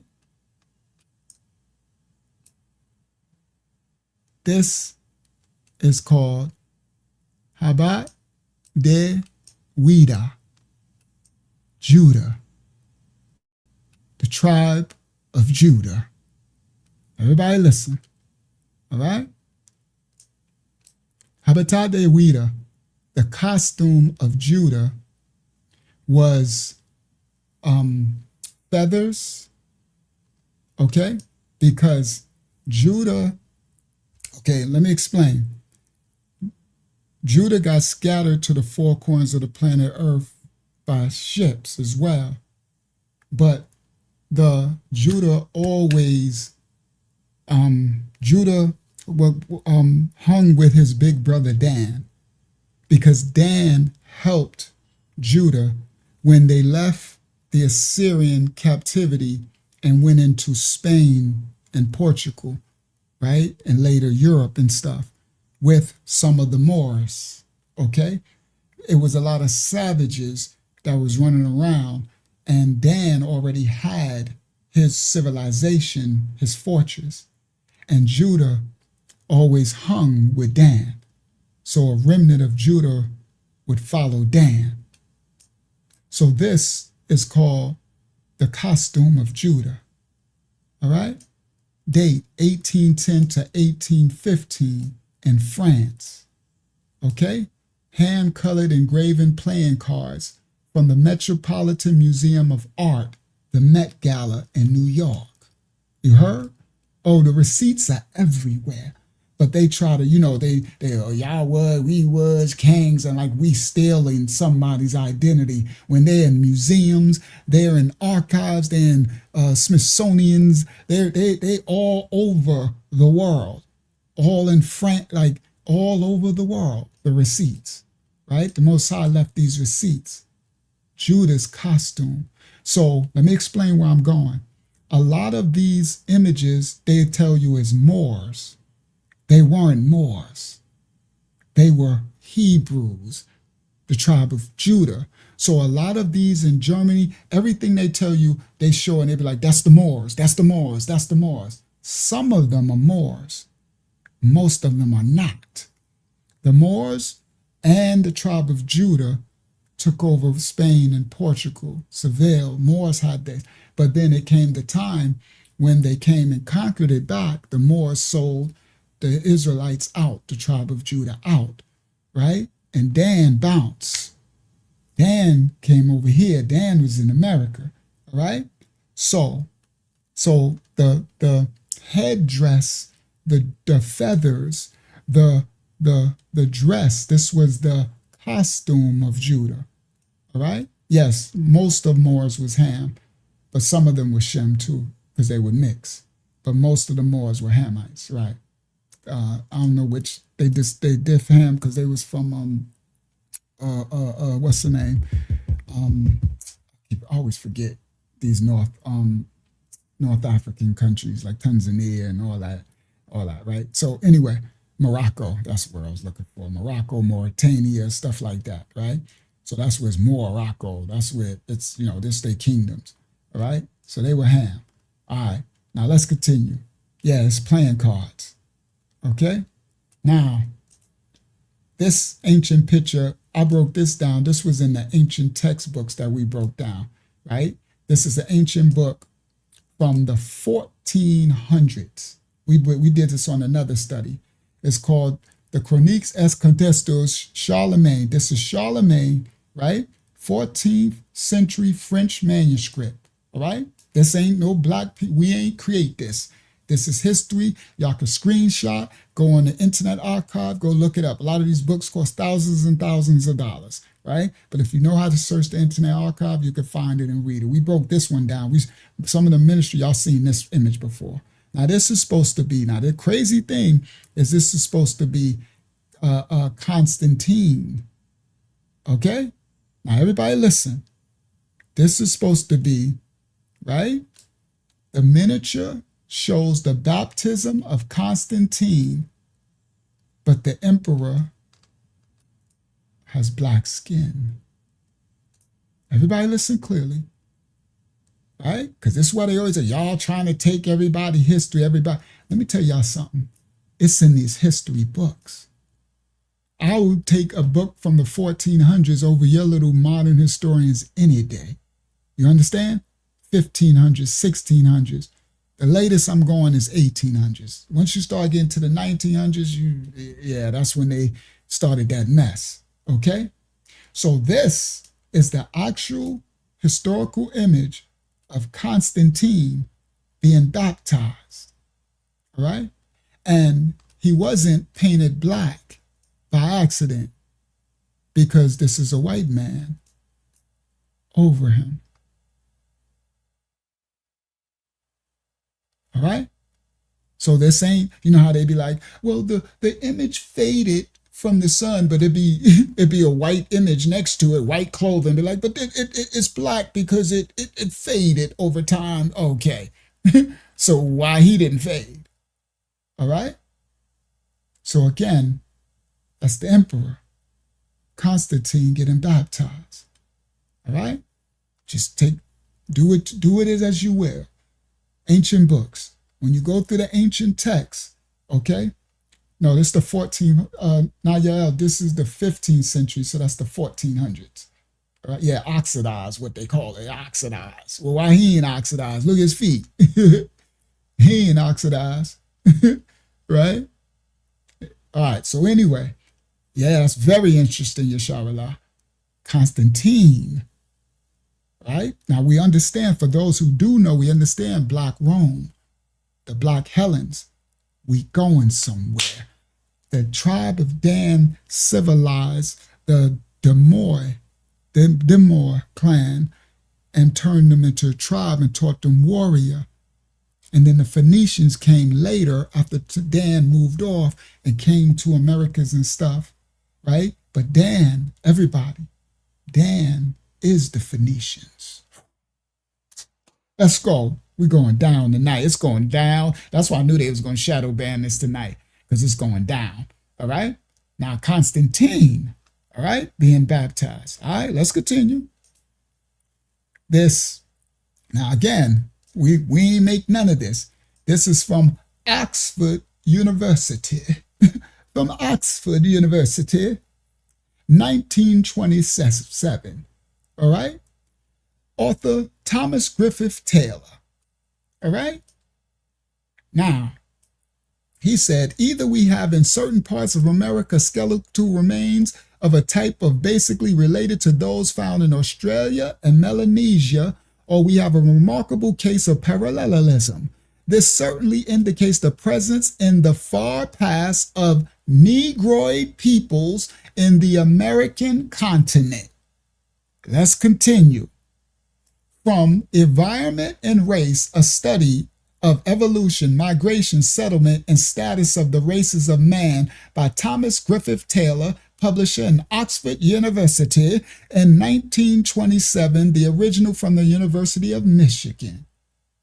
So he says that either we have, he says, Griffith Taylor was an Australian geographer and anthropologist in environment and race.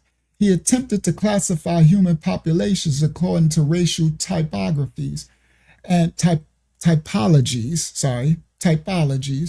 approach common at the time, but now regarded as outdated. In this section, Taylor was discussing anthropological findings of ancient skeletal remains in the Americas, noting their similarities with populations in Australia and Melanesia. He suggested that this might indicate either ancient transoceanic migrations or a phenomenon of parallel evolution. His conclusion was framed in the then prevalent racial terminology referring to American populations as having Negroid traits, language no longer used today. This is what he was describing. Now remember, Australoid, the feathered headdress, was the habitat Jejuda. The costume was the clothing, attire. I'm going somewhere. And this is what was an Australoid, native, and that's Shannon Sharp. Oh yeah, Jezzy the Sketchy was some. All right? Look identical. Anybody? This is Shay. This is Suspect Man. Right? Sugar Shay. Right? This is Sugar Shay, but whatever. All right? Now, in his studies, he wrote Mongoloid, right? Original, Australoid, Xanthropic was Caucasoid, Malaysian, and African, Negroid. All right? Anyway, that's his study from Oxford University. Okay? We just showing some receipts. We about to get to some real books in Phoenicians in a second. Y'all let me continue, right? Let me show y'all some things. This is a book called A Star in the West, or a human attempt to discover the long-lost 10 tribes of Yasharel, Israel, preparatory to their return to their beloved city. Now, these ain't black books. Elias Budinot, or whatever, right?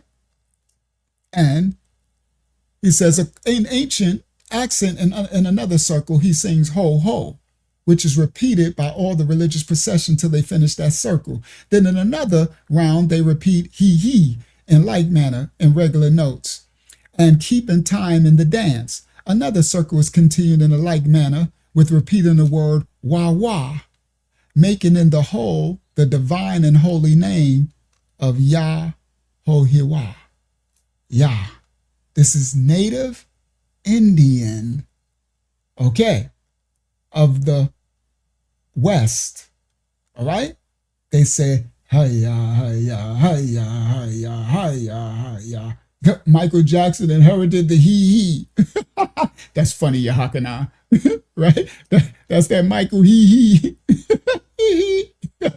That's hilarious. All right. All right.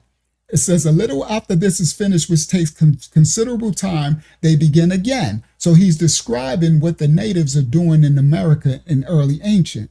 They begin again, going fresh rounds, singing hallelujah, ya, hallelujah. In like manner, and frequently, the whole train strike up hallelujah, hallelujah, hallelujah. You see he put Yah first, then later the J.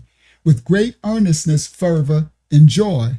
With each strikes the ground with right and left feet alternately, very quick, but well timed. They're doing their dance. Then a kind of hollow sounding drum joins the sacred choir, which excites the old female singers to chant forth their grateful hymns and praises to the divine spirit, and to redouble their quick, joyful steps in imitation of the leader of the beloved men at their head. This appears very similar to the dances of the Hebrews, and may we not reasonably suppose that they formerly understood the psalms and divine hymns, at least those which began and end with hallelujah. That's how you say that in the original Hebrew, hallelujah, hallelujah. Otherwise, how comes it to pass that all the inhabitants of the extensive regions of North and South America have and retain these very expressive Hebrew words and repeat them so distinctly, applying them after the manner of the Hebrews in their religious acclamations? On other religious occasions and at their feast of love, they sing Aliyo, Aliyo. That's actual Aliyah, Aliyah, everybody. That's what they transliterate to Elohim. In the singularity of the word Elohim is the heavenly council, plural. That's transliterated English, right? It's Eloah for singularity. In the original Habariyah, there's no E, there's no vowel sounds, it's Ah. So it's Aliyah. So this is Aliyah, Aliyah. But they would say Elio, Elio, because they're speaking the Canaanite Hebrew. We going there. Phoenicians are Canaanite. We about to rock this out. This about to get nuts. And I'm going to show you with the ancient textbooks. I'm going to show you, right? Let's get through this. All right? On other religious occasions, they would say Aliyah, Aliyah, which is the divine name by the attribute of omnipotence. That's the singularity of the Father, the Aliyah. The plural is the Aliyam. So no, Abriyah, Aliyah equals Aliyah. Aliyam equals Elohim. All right, Aliyam, that's plural. All right, now it says, on the religion, they sing Aliyah to the divine name of the attribute of the omnipotence. They likewise sing Hawa, Hiwa. So that's why the Northern Kingdom indigenous who came over, they start saying Hiya, Hiya, Hiwa, Hiwa, Hiwa. So later, the Wav, there was no Wav before. there was a Vav. Before the Vav, there was a Bayat. And the Bayat, before the Bayat is interchangeable with the Wayav, the Wav, all right, the Wayav, right? So that's why a Ya'ad and a Wayav, okay? So they would say ha-wa, right? They would say ha-ya. Now, which is immortal soul, drawn from the divine essential name as deriving faculties from Yahweh. See, he got Yohiwa. That's because they started to transliterate. This is the natives. So Yahweh, right? That's why they were saying Yahweh. So some of the older indigenous, it was Yahweh. And that's not Yahweh. That's the Ya'ad, the Haya, and the Wayav. Okay? And before the Wayav, there was a Vayav, V. And before the V, the Vayav, is a Bayat, a B, Yahaba, Abba, Yah. Okay? All right, let's continue. Now, these words of their religious dances, they never repeat at any other time, which has greatly contributed to the loss of their meaning. For it is believed they have grown so corrupt as not to now understand either the spiritual or literal meaning of what they're singing, any farther than by allusion of the name of the Great Spirit. In these circuitous dances, they frequently also sing on a bass key, see, alaya. That's alaya. So they're going Eluhe, Eluwa. That's alaya. So they're saying alaya, alaya, alawa, alaya, alawa. So they're probably saying Eluwa, alaya. Also, Shiluyo, that's shalaya, that's Shiloh, shalaya, shalahi, shalawa, see, shalaya. They transpose them also several ways, but with the very same notes. These three terminations make up the four-letter divine name, that's Yah. See how they put Ha is a note of God. Now that's because they started doing sorcery and witchcraft, so they changed the Yad for the Hayah. Just like later they added J, which comes from the I, okay, which was the Yad, the Wa, okay? But anyway, I was going to do that to show you. So before there was a J is just a hooked I, right? That's why the small one has a hook and a dot over it like the I. And the I was a Y, okay, in the original Hebrew. That's why when they transliterate the names in the Bible, they say Jeremiah is Jerem what? I-A-H. And how is it pronounced? Jeremiah. So before there was an I, the I came about in Phoenicia. Everybody listen, the Canaanites. The I was the last vowel sound added. It was early Phoenicia, late Ugarit. Everybody. Now, the E was the last, sorry. The I was late Ugarit, early Phoenicia, and the E was straight Phoenicia. The E was the last vowel sound added. Now this IAH, that was a Y in Habariya Hebrew. Just like a J was a Y. There was no J. That's what, there was no I before. Okay?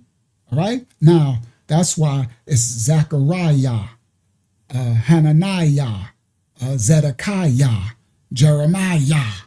All their name is Yah, but you see a IAH. Okay? That's why in the King James it says in Psalms, say my name Jah, and there is no J in Hebrew. That was Yah. Okay? Ha is Yah.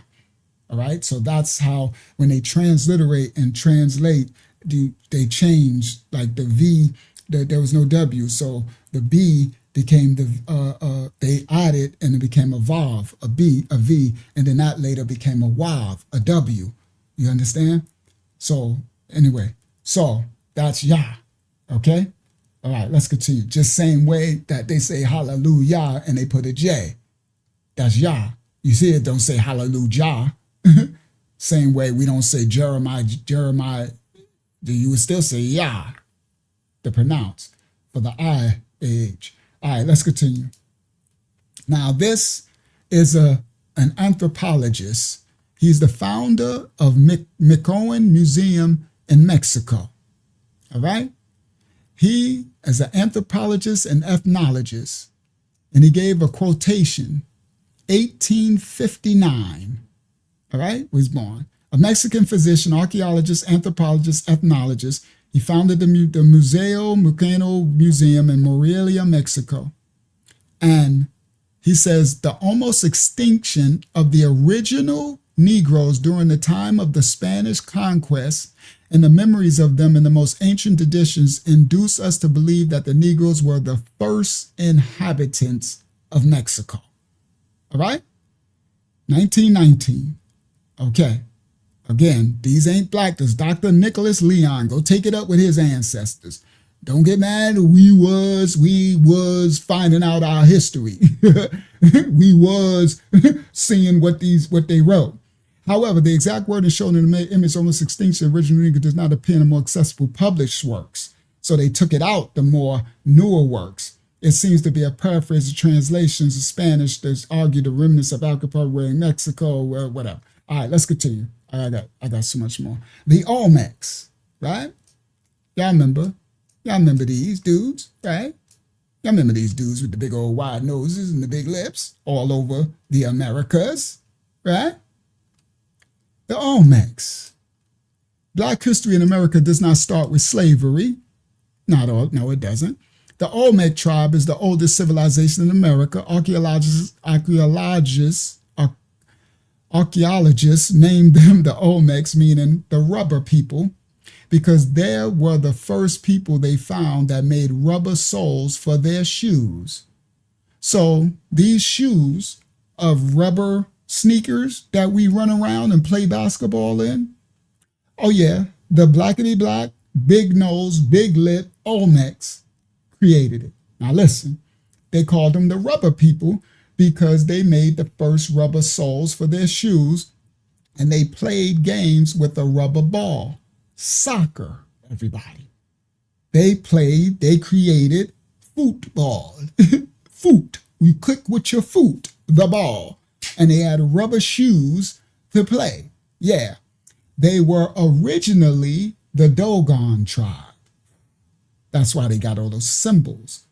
Dagon, everybody, from the Bible, who migrated here from Mali, Northwest Africa around 1000 BC. The Olmecs first settled in Mexico and are known for their colossal head sculptures. Each colossal head is about 9 feet tall, weighs around 24 tons, carved out of one piece of rock, which they still can't do today. Okay? These heads were found throughout North and South America. Olmecs also built many of the pyramids in the Americas. Plenty pyramids in America. And what we now know as the Mayan calendar is really the Olmec calendar. Yes, because the Mayans and the Aztecs came from the Olmecs. Okay? The red man, Mongoloid, or what we now know as the Mongoloid Indian, didn't exist in America until about the 4th century when the Chinese from Asia migrated here and mixed with the Olmecs. Now, these are people's history, y'all go search these histories. I'm going to do it because I'll give it away. That's another lesson I'm probably going to do next Friday, or I might do it Monday. And it got something to do with the Chinese. Yeah, it do. The original indigenous Chinese. Okay, the black, and they had big wide noses too. Oh yeah, they did. Yeah, they did. Matter of fact, let me show you one. Let me just do it. Yeah, the doggone ain't good. Look, watch this. Let me just do it, because y'all know, Unc, I'm full of receipts.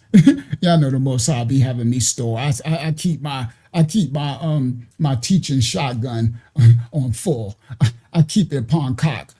I keep it loaded upon cock. my spiritual gun. All right, where is she? I know I just screenshotted her. Where you go? Where you go, baby girl? You somewhere? I got so many screenshots. Oh, where'd she go? Where'd she go? Oh man, can I not find her? That would suck, because I know I screenshotted her. Sometime I lose. Where did she go? Oh man, I don't know what happened. Oh, that would have been a perfect time for me to bring it. Did I put her somewhere where I could find her? I might have sent her a picture somewhere. Oh man. Yeah. These Phoenician clips. All right, well, that would have been a perfect segue to grab her. Well, I'll do it when I do that lesson. But anyway, that would have been a perfect. Let me make sure she's not up here with the Jackson stuff. No, I don't see it. Oh, she's in my phone. Crap, I didn't send her over from my phone. All right, that's why she's in my gallery. All right, so anyway, let's continue. It would have been perfect. And she looked just like this. All right? Just like this Olmec, but Chinese to death. You see her, you'd be like, wow. All right, let's continue. The red man, they said, wasn't here yet until some of the Asians, Chinese from Asian, Sionites, migrated here and mixed with the Olmecs. But the Olmecs didn't disappear. They later became Washitas, Cherokee, Freedmen, Tunica, Seminoles, Moors, Blackety Blacks, etc., or what we know as Black Indians. Most of these tribes became the first slaves, prisoners of war. Now, that's some of them. That's why I say there is a lot of indigenous, and some of the tribes are from the tribe of Dan. Some of them are Olmecs. Some also, Mansa Musa and them traveled. So you had different expeditions that came over. You understand? The indigenous. So there's different. That's why these people, that's why I say, watch these people with this fake history they be trying to teach you. Say, ain't no say all blacks are just one indigenous Native American. No, that's not how it works. That ain't how it happened. You understand? You had the tribe of Dan come over and bring some of the tribe of Judah. You had, according to Second Esdras, the 10 tribes came over. You had Dogon tribes. You had different Asiatic and African tribes that came over. Okay? All right. Now, most of the tribes became the first slaves and prisoners of war and are now known today as African Americans. Some. Blacks are now known as African Americans, Blacks, Negroes, Latinos, and Hispanic. The Olmecs are the fathers of the American civilization. They are one of the indigenous founding fathers. Okay? I'm not sure if they beat the tribe of Dan here. I think they did. I honestly think, I'm not sure, so I just take that with a grain of salt, but I think the Olmecs beat the tribe of Dan. I think they were they was definitely the more established. They built all these pyramids. Okay? All right, so anyway, let's continue. This original article, sorry it's a little blurry, from the 1939, okay? Published under the direction of the Royal Anthropological Institute of Great Britain and Ireland. All right, Negro skeletal remains from Indian sites in the West Indies. Okay? It's a little too blurry, all right? But the recent paper in the journal by Boston Trevor, something that in undeformed Negroid physical type inhabited the Virgin Islands in pre-Columbian, in the pre-Columbus times, not early in whatever. So anyway, I don't got to do that. I got so much more receipts. All right, so y'all remember this. Now, what I'm pointing out, there was a headdress for Judah, right? Remember the playing cards. It said Habitat de Judah, right? This was Tamarica is what it was called. Tamarica. All right. And they called them Tamaricans when Columbus and them got here. Okay? And they had these feathered headdresses. Okay? Remember the feathered headdress, strong calf muscles and all that. That's what Columbus and them was describing. Right? So they called them Tamaricans. Right? Tamaru, people of the land of the Nile, the Egyptians, the Tamar, dweller in Egyptian. These are ancient records. Married, okay, a lover or loved one or something. Amitama, dweller in Tamar from the Egyptians. Tamarica Tamaricans is what they call them. All right? Tamari, Egypt. Okay? All right. So we'll come back to that because I'm going to do that a whole nother time, right?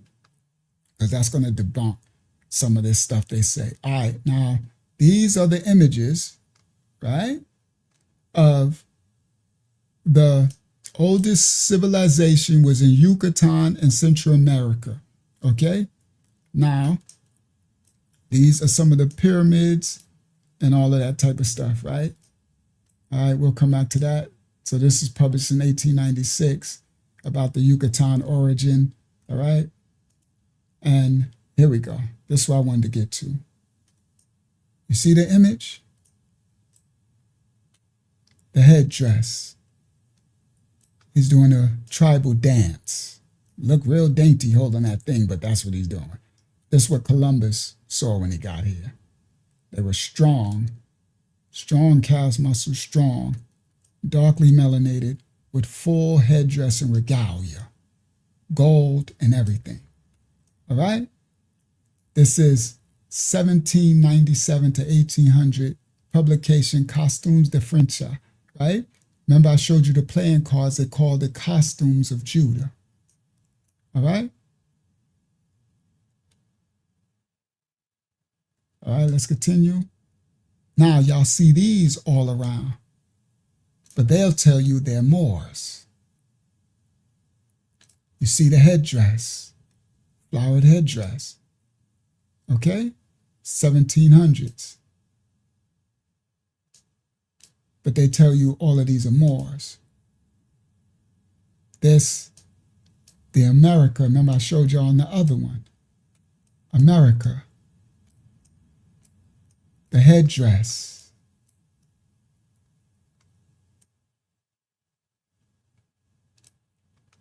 The emblem, an emblem of Africa. Everybody, look. The headdress. All right?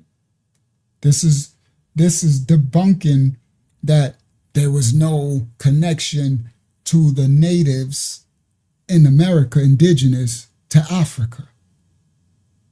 It debunks because there is historical records all over. The Olmecs were part of the Dogon tribe. Now, it wasn't called Africa then. Do you understand? But it's, again, you're stealing people's culture and history and trying to make one culture when it's very diverse. Do you understand? Look. What do you see when they came? The redcoats are coming. And this is the king. And he has the headdress. See? And they made a bad deal by making contracts with these enslavers. That didn't go well for them. Look, they got the elephants. You understand? And this is how they were described when they came to the Americas. The English making the Africans partners of the Treaty of Peace between the Allied powers on July 29, 1814, upon the abolition of the slave trade. So they are trying to abolish the slave trade, but look at the Indians, everybody. These don't look mongoloid. All right? No disrespect, but it is what it is. All right? 1814, hand-colored engraving. This illustration commemorates the Treaty of Paris, which among other things included agreements between European powers to abolish the transatlantic slave trade. All right? This is when it was first, and they're making the treaty with who? And look what they have on. Let's continue. America. Look, the headdress, big gold, skulls, a mirror, mirror, witch with feathers. because they was doing sorcery and witchcraft. See, these are the dances that they was talking about reading in the other book. And they're saying, hey, hallelujah, hallelujah, right? And they stamping. These are the dances I was reading in the other book. This is the America they don't show you. Why they don't show you that? All this we was kings. Y'all know how they do all that crap, right? Just basically just jealous and not understanding real history. And that's for anybody. It's not trying to take nobody's culture, but any nation of people, you should want to know true history. Don't let these people, because the same way they erase our history, they will steal and erase yours. Okay? Look.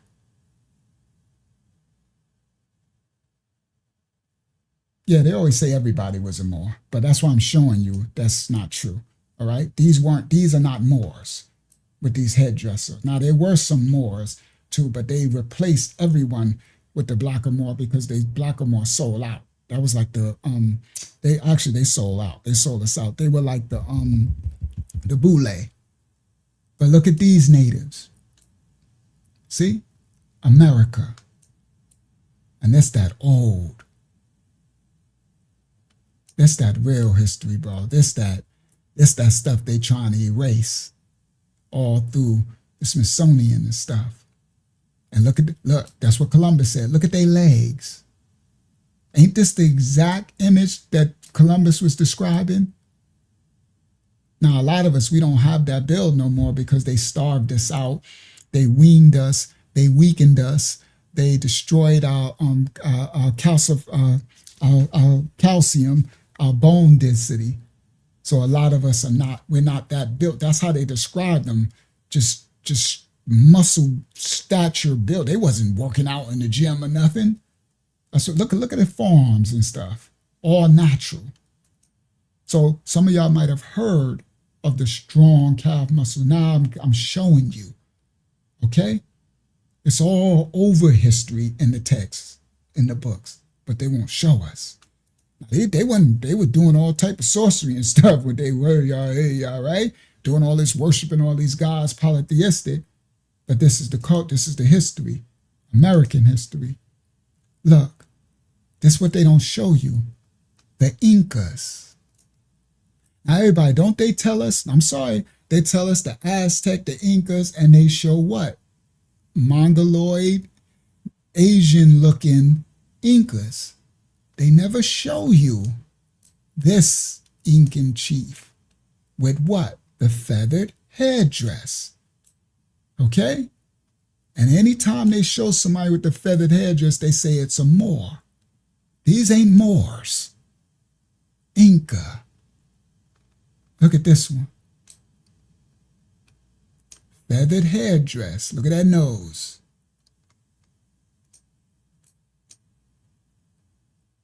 Look at them calf muscles. And it says, in the land of the Amazon, Amazoan, America, South and Central and North America.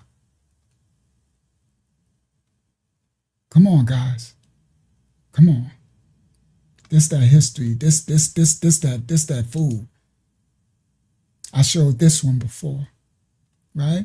And this is the colonial paintings in the Cusco school, a tradition of religious historical paintings in the 1500s to the 1700s in Peru. The work depicts Inca rulers alongside Carlos Quintos, which is King Charles V, the Holy Roman Empire King of Spain, presented here as the first European king of the Inca after the conquest. Look at him, everybody. Look at them.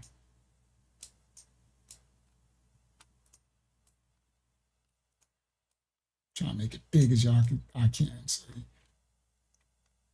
And then later, after the conquest, then they started to be the white ones. See? See how this is the whitewash.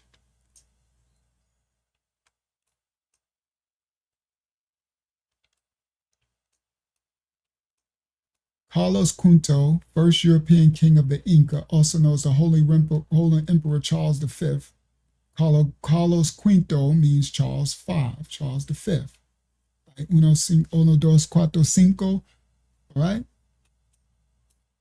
Now,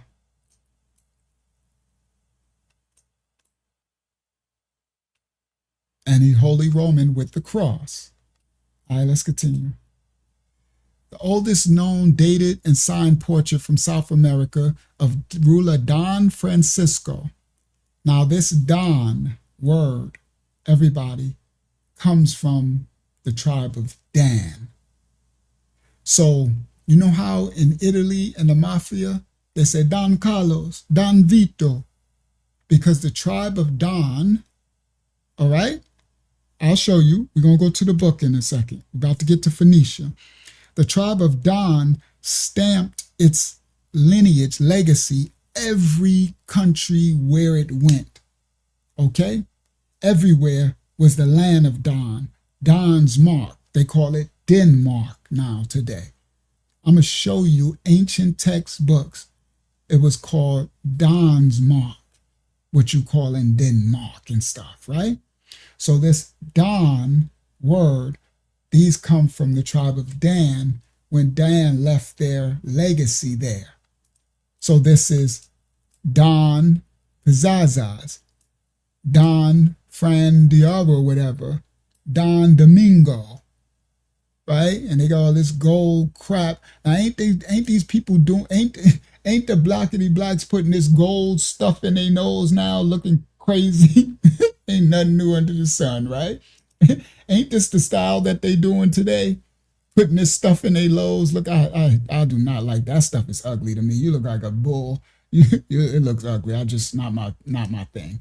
All right, sisters, get that crap out your nose. That's ugly. But anyway, right? And look at the gold. Look, they got gold stuff on the top of their ears. Gold hoops down. Look, gold at the top. Gold hoops. You understand? You know we'd be doing too much. That's doing too much. These the Dons. The oldest known dated and signed portrait from South America, native ruler Don Francisco de la Robe and his sons Pedro and Domingo, native names unknown, visiting Quito, Ecuador from the unconquered region of Esmeraldas, Ecuador in 1599 by the native painter Andres Sanchez Gali, commissioned by a colonial official as a gift to the King of Spain. Okay? That's where the Don stuff come from. You're going to see. I'm going to show y'all. I'm going to show y'all with the actual books in a second. Let me get through this. All right? This, everybody, is an Indian woman from Brazil. Y'all know what they did to Brazil, right? Okay? These are indigenous women of the Americas, of Brazil,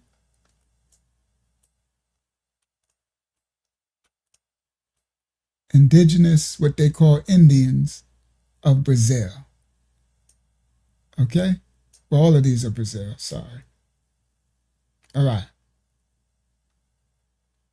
Let's continue. Natives. Actual pottery and cups. Incas, Aztecs. You see? They hide a lot of the history. And you see the feathers again, feather headdresses and everything. Okay? This is a Moor. Derukinde Amor. He has his headdress.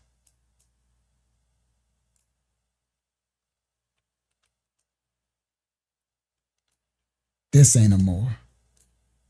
This is the Native Americans smoking the peace pipe, smoking the blunt. Look, he got his blunt in his mouth, because they, they used to project, astral project. They get high. They get high. Look at him with the blunt. And that's why it's so funny. Look at him blowing the smoke out his mouth. It's so funny because it's nothing new under the sun. And what did the Most High say in the Bible? These are the Mayans, everybody, of Banapak Chiapa, 600 to 900 AD, black skin and smoking. The Mayans. But they tell you the Mayans were Mongoloid looking. Okay? Again, even with the Ausmac with the big heads, they're saying, well, they still ain't black. Their nose is this big, their head, their lips is as big as big as a watermelon, but they ain't black, right? These dudes ain't black.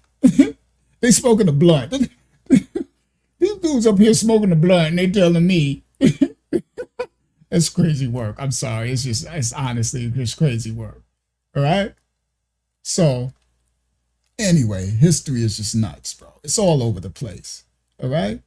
Terra del Fuego, South America. Okay. Fuegians are one of the 3 tribes of indigenous inhabitants of Terra del Fuego at the southern tip of South America.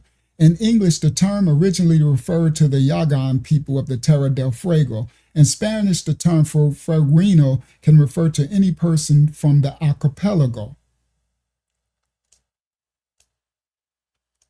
Look at him. Terra del Fuego. Terra del Fuego, the ruler of the natives of the Hornos Island, along with the Dutch William Cornelius Schurchen and Jacob Lemaire, is surprised by the firing of a cannon engraved in 1807, colored. Look at the headdress. Everything I'm going to show y'all, just pay attention to the clothing, the costume, what they call it. The feathered headdress. It's all through everything. This the indigenous woman and man of Tierra del Fuego, South America, by J. Chapman in 1795. Look at that.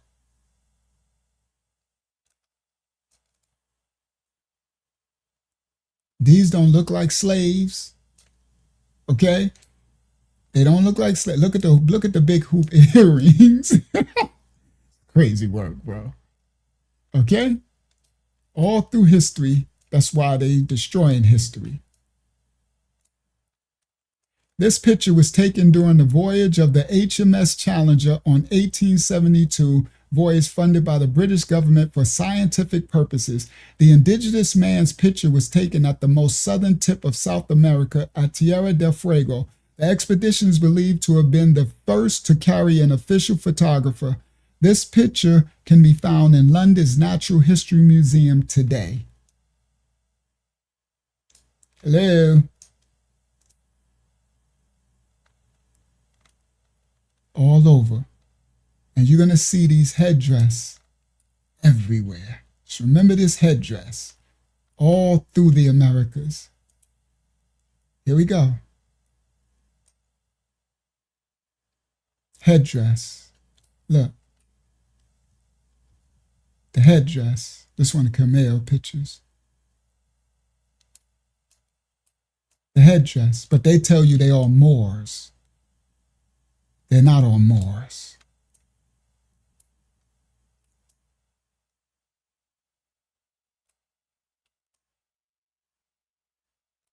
We was Kangs in Ish. Okay? Our American Indian statue at the San Diego Fort Museum, San Diego, Acapulco, Mexico. And they said, this is American Indian, everybody. Indigenous. All right? Here we go. Remember what I'm telling you. The headdress. Look. A painted Aztec warrior a nobleman holding a ritual object, wearing a feathered headdress, a shield, and a skirt. The caption above him reads, Apu Pili. This refers to Hitsu, whatever, the Aztec god of war, sun, and the patron of the Mexica. The bottom caption, Captain Agacera 418, 418 equals folio, page 18, captain equals capitulum, chapter. The source is the Codex Tellerino Reminiscences, mid-16th century to 1550s. Origin, colonial New Spain, which is called Mexico, written in both Spanish and Nahuatl with European-style annotations. Current location is the Bibliothèque Nationale de France, Paris. The Codex is one of the most important pictorial sources of Aztec religion and calendar gods. The folio shows that this opportunity represented with dark skin, shield, weapon, reflecting European influence and depiction while preserving indigenous symbology. All right? History.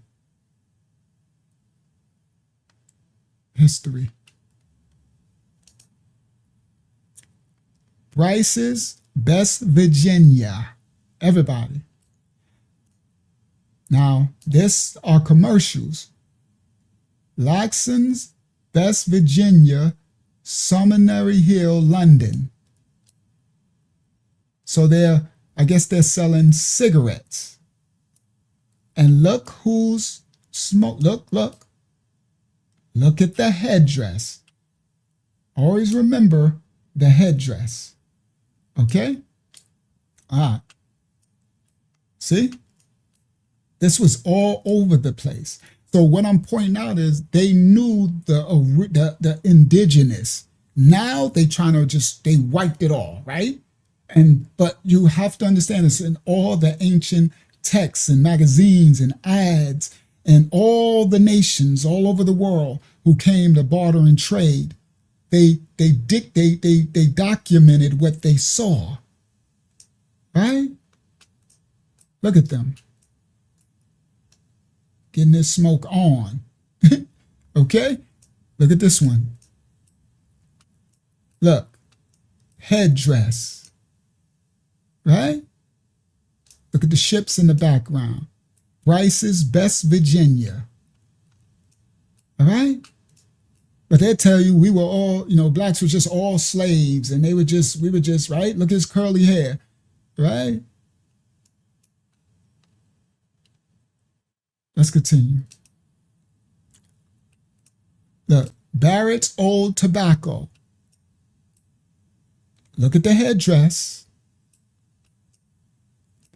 2 black boys against Somerset House in London. Now remember, this is old 1800s, so the H's was S's, like the S's was a F. Right? House, and that's like the King James 1611 Bible is written like that. Okay? Old Tobacco, London. Look at this ad. English of Riley in something number 2. See? With the skirts. They knew what the Aboriginal, what you would call Indians, look like. No disrespect, I don't see no Mongoloid natives in none of these images that I'm showing you. You don't see none of them. This is the image of the pyramids in North America and their locations, how many they are. We're gonna do this another time because we're gonna break this down. All right? All right. And this was the native indigenous territory. But we're going to do this another time because it takes a whole separate deep dive for that. The Great Pyramid, this is a bigger pyramid than even the Great Pyramid in actually ancient Kemet. The one, the Olmec Aztec Empire. It's the Great Pyramid of Tenochtitlan or something. Stands as a testament to the Aztec Empire's grandeur and its profound religious rituals, where thousands were sacrificed during its inauguration. Now, they weren't righteous, these Aztecs. They were polytheistic. They were giving their children, no, it ain't nothing but Moloch, right? They were slaying, sacrificing people, serving this sun god at the top of it when the sun would come. But they taught us that they didn't teach us that they look like this. See? That they look, right? They didn't teach us what the Aztecs looked like. The Mayans. Let's continue. I'm going to get through this. I'm going to get to the Phoenicians. So this right here is the biggest pyramid actually in the world. It's bigger than the Great Pyramid of Khufu. Okay? So the Pyramid of Khufu, 136 meters, Khufu, 139 meters. The Ladanta, the Pyramid of Giza, 452 feet. Ladanta is 565 feet. That's it in the Americas.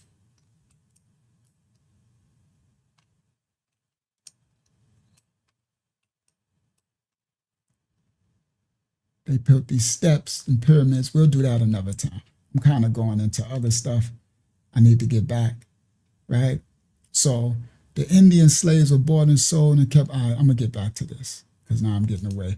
Let's get to Virginia passed 2 acts in 1682 that combined Native Americans and Africans into one category as Negroes and other slaves. All right?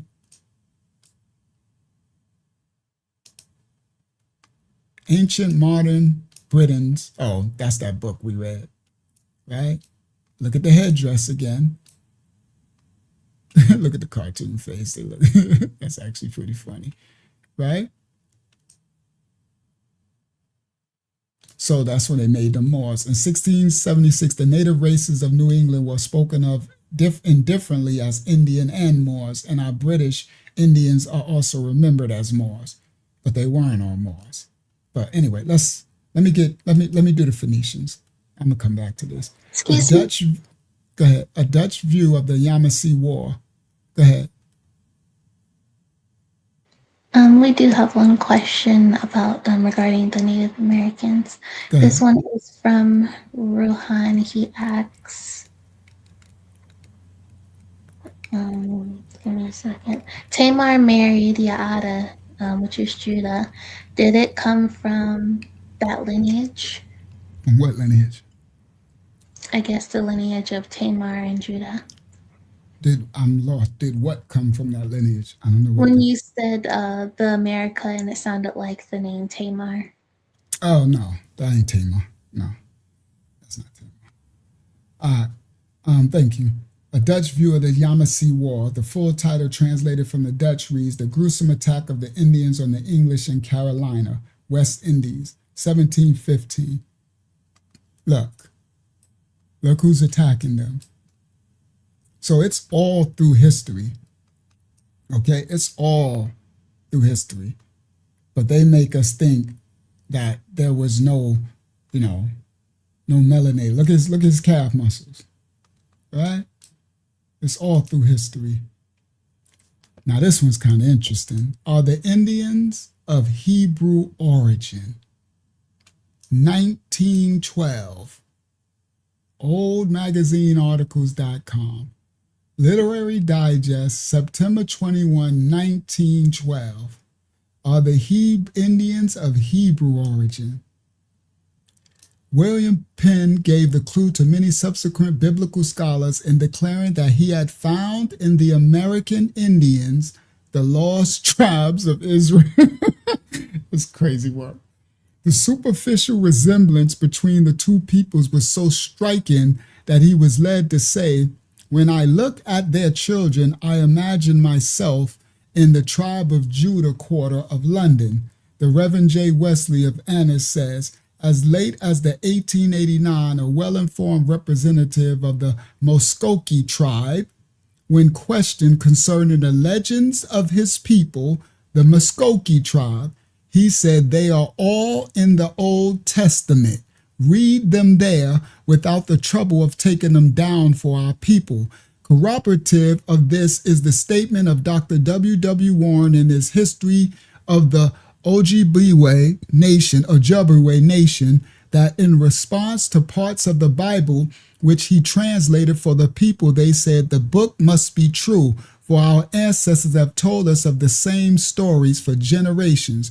The theory here presented is not new. The tribe, well, the Uish Encyclopedia, that's not the synagogue saying they are not the people, but they take our history. So praise the Most High for them stealing, because the Most High preserved a lot of it through these charlatans. But let's continue.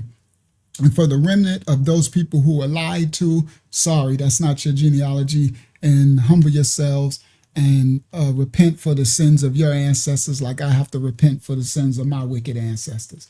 All right, so let's continue. That Uish library, given the substance without pronouncing credit, the writer meets the objection theory based of the lesson on the great distance between the habitation of the two peoples by reciting the books of Esdras. That's when Esdras said that the 10 kingdoms was coming over here. Okay? They affirmed that after the captivity, Assyrian, the Hebrews resolved to separate themselves, that's Esdras, from the heathen, and to seek a spot where they might religiously observe the laws of the Most High for the violation of which they have been so severely punished by the Assyrians. According to the reports of Esdras, to have migrated to a country which was uninhabited and so far distant that they journeyed for a year and a half or even more. This theory is further supported by the writings of the famous Manasseh ben Israel, who tell us that America and Asia, now being separated by the Bering Strait, was formerly one continent. Facts. And that during this early period, these Hebrews penetrated America by land. Facts. Before, you gotta remember, first of all, there was a time that there was what they would call a Kibulon, and the world, it fits in the puzzle. So a lot of the people who's saying that America is North America, is Egypt, you are correct in a certain extent. It's Egypt, the daughter, baby Egypt, but not replacing ancient Kemet. When you take the continent, right, the continents, the map of the continents, and you take the whole, it's puzzle pieces. When you put it together, North America fits right into Africa, the African coast, like a puzzle. So before the split, this is of Peleg, when the land would be divided in Pelagaya, okay, of Eber, Peleg. In the time, this is biblical, of Peleg, the earth would be divided, split.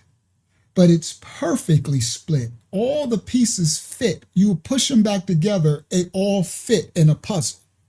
All the continents, okay? Before they started to split from the, from the quakes and the what's the names and the, right?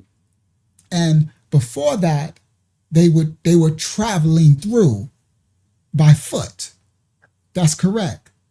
So some of them came over before, okay, before the separating of the Bering Strait and all this other stuff. So there was different migrations at different times, okay? Now, it says, during that early period, the Hebrews penetrated America by land. It says, all affirmed that their ancestors came into the country from the northwest, and we seem to have three connecting links in the chain of our evidence. Still more conclusive proof is found in a comparative study of the languages, religion, customs, and traditions of the two peoples. Such resemblances as these are noted. Like the Hebrews, the Indians, when first visited by the Europeans, were a very religious people. They were, yet they had entirely escaped the idolatry which was common to almost all ancient peoples. They acknowledged but one God, the Great Spirit, and the name of which he was known was Allah, the old Hebrew name for God. That's Aliyah, everybody. So that El, that's as they started to listen, they started to, that's the shortened word of Aliyah. That's the singularity that they call that Eloah or Elohim. The Aliyam is the plurality. So he was known as the Aliyah. The old Hebrew, that's not a name, that's the title. In their dances, they were heard to say distinctly, Hallelujah, Hallelujah, or praise to Yah. See? Hallelujah. So he put Jah with a J. They would say Hallelujah, or praise Yah. Hallelujah. And they would say Alleluia.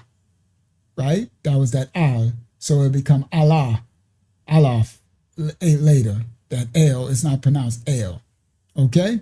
They kept annual festivals which remembered those of the Mashiach rituals, Moses. They performed morning and evening sacrifices and offered up their first fruits to Yah.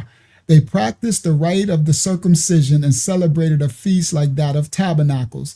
They had cities of refuge to which even a murderer might flee and be safe. The native indigenous Indians in America reckoned time in the same manner as the Hebrews, and their year began at the same season, the new year, the spring equinox. The same superstitions seem to have marked their burial places, and the same creeds were the rule of their lands, both as to the present and the future.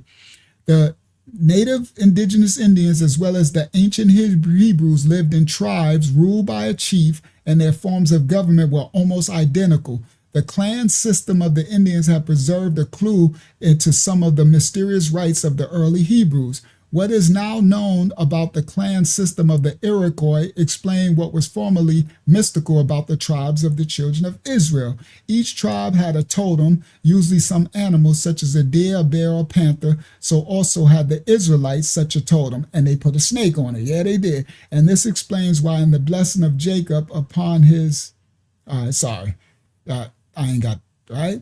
So this is a Mayan vase before Columbus. An ancient Mayan vase. Look at his locks, right? look at Leroy, okay? Right? Look at the same hairstyle, right? Nothing new under the sun. Okay? The Mayans. This is a vase. Look at the Mayans. Look at his locks. Look at Leroy. I'm going to call them all Leroy. Right? Look at his locks. Then you got old Zesty Buster Rhymes with his. Right? Locks have been of the Americas. Okay? That's Caramel's clip. Another, look, the Redcoats, the British. And look who they talking to. The indigenous Americans. So why do guys, they only show you the Mongoloids everywhere? Why don't they ever show this? Look at them. Do they look like slaves with all this jewelry on? Why don't they ever show you?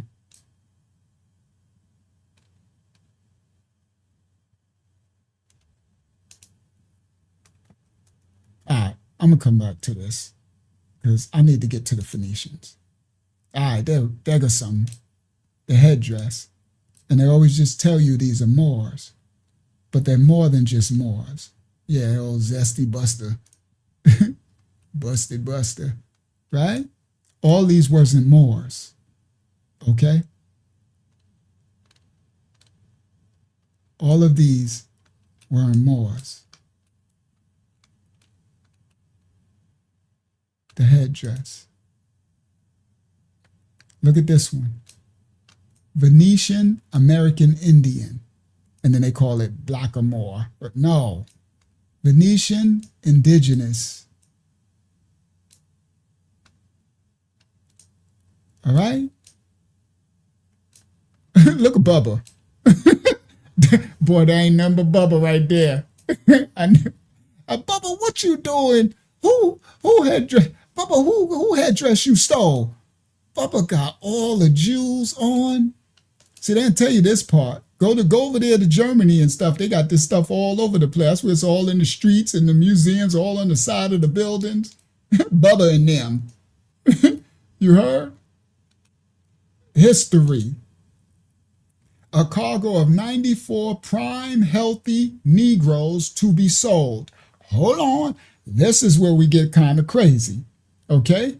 Because why does this say a runaway from the subscriber, a Negro man named Frank, who carried off a gun and shot pouch with him? He is likely well-made, stout fellow, speaks broken English with the Spanish accent, having been several years at the Havana. Whoever will deliver him to Mr. George Bailey in Savannah, Georgia, or to me in Augusta, shall receive $205 reward, besides all charges.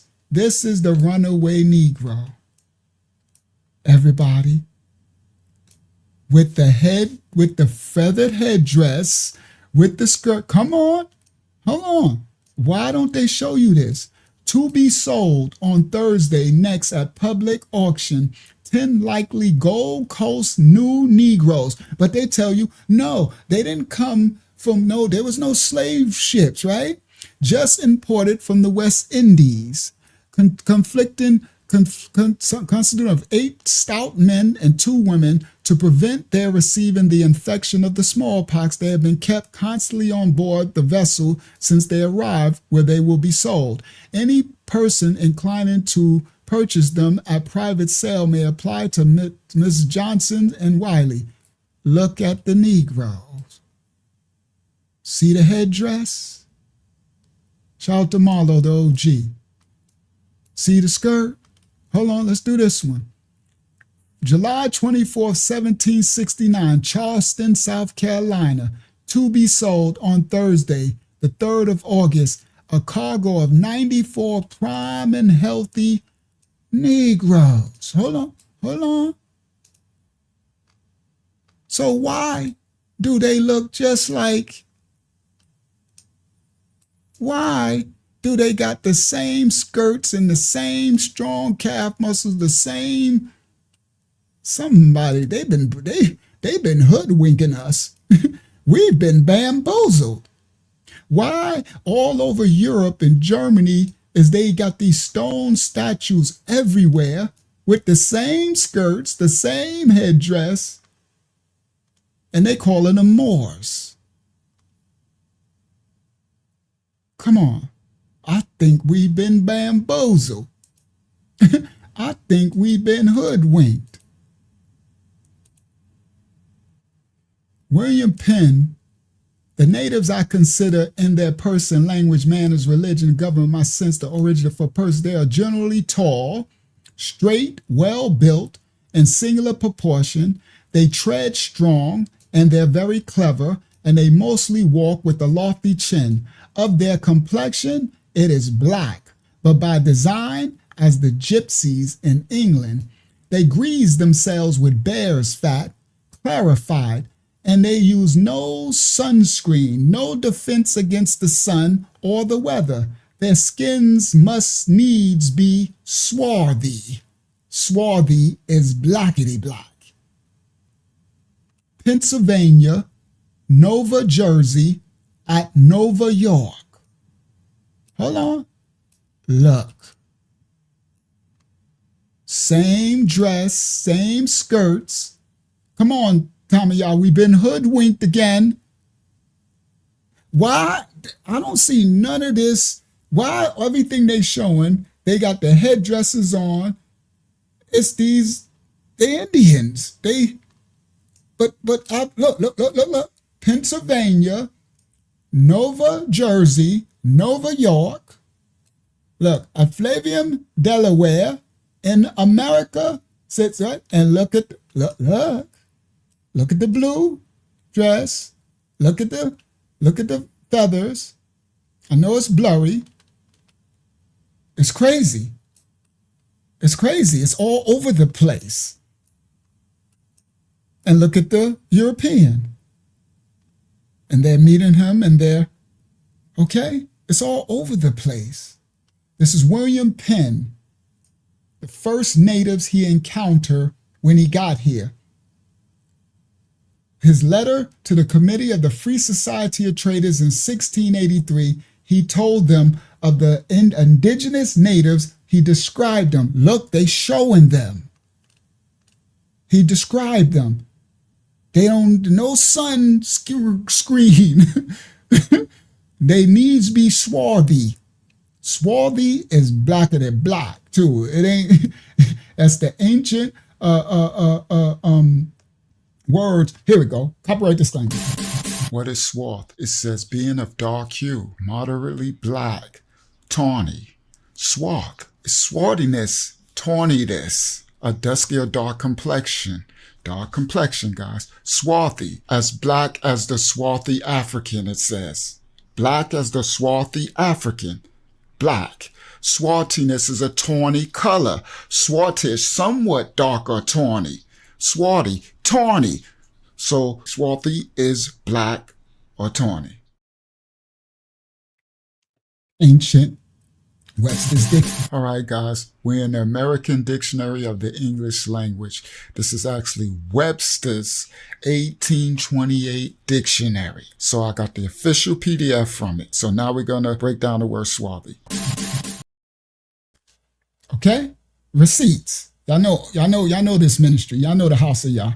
Y'all know how we get down. For the newer people who don't know, I know they shadow banned the mess out of us. Only 85 of us on the live, but whatever. And I knew that was going to happen, Hakyama, because I was like, so much info about to come out because I'm about to get to the Phoenicians, right? And I said, I know they're going to make sure, in the spirit realm, I said, they're going to rip this live stream to shreds. You know what I mean? I knew that was going to happen. Secure the archive. Facts. I know. Facts. All right. So now, let's continue. Let me get back, all right? Because I'm about to get to the Phoenicians now. It's almost 12:30, right? I don't want people to get too tired, right? I got so much more of this. I can come back. All right, good. That was my last slide for that one. So anyway, this is the natives, the indigenous, all over the world. The Aztecs, the Mayans, the Olmecs, and you know, they all over the world. All right. Let's get to the Phoenicians. Here we go. All right, this gets kind of crazy now. Yeah, this gets turned up a notch. All right, so the title was Michael Jackson also native, but what about the Phoenicians? Now, the Phoenicians, come to find out, they're actually mixed with the tribe of Dan. It's very interesting because I already broke down the Phoenicians because they civilized the Hellenes who later became the Greeks after, and the tribe of Dan mixed his seed with the Hellenes, the Greek. When Dan would come in, seafaring, they call them the sea people. When the tribe of Dan would come in, they would conquer you and then they would breed with you and leave their mark on you. And so they were called the Danois clan. The Danois tribe, Philae tribe. They were Danites.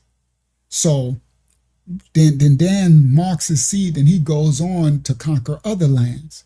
And he did that in the ancient Mycenaean island of Crete and Knossos, where the Hellenes was.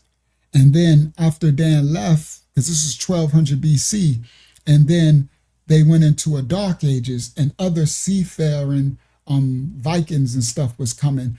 And they were starting to decimate the Danois tribe, right? Tribe of Dan, from which would become the Hellenes later. And the Phoenicians came. They went through 400 years of a dark age, and the Phoenicians came and civilized them. That was in my study. I didn't know at that time that the Phoenicians were the tribe of Dan. Dan mixed with the Canaanite, Amorite, Phoenicians.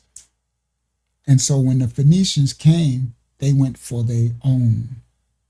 Dan's lineage. Dan, the tribe, the Danites, mixed his seed. That's why the Most High cast them out of the tribes. All right, let's go. Here we go. Now, let me grab it first, right? Got some reading to do. I got some showing y'all to do. This is crazy work right here. All right. Here we go. So we're going to go to the first book. It's a remake of an ancient book, right? Let me show you. Stop share, because we're about to open some ancient books, right? Share screen, bang. This is so they remake the books. This is a book called Dan, the Pioneer of Israel. Where is the tribe of Dan today? And Dan's seal is a serpent. That's his shield, a serpent. Dan, everybody, was called the serpent people. That's very interesting, because there is a group of people called the Huns. Listen, Tamayah, there is a group of people called Khazars, right? Attila and them, vicious. Dan mixed his seed. Listen, okay, everybody listen. Hold on. I can't see the chat. Y'all listen to me. Dan, the Most High casted Dan off because Dan mixed his seed with Canaanites, with everything. There was a warrior class of people who later became the serpent people.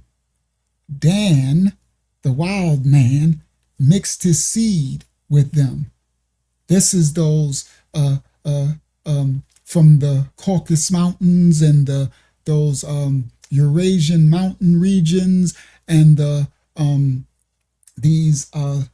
serpent people who were Khazarians, and right. So there is a lineage of the Khazarian that did descend, but they don't descend from Judah.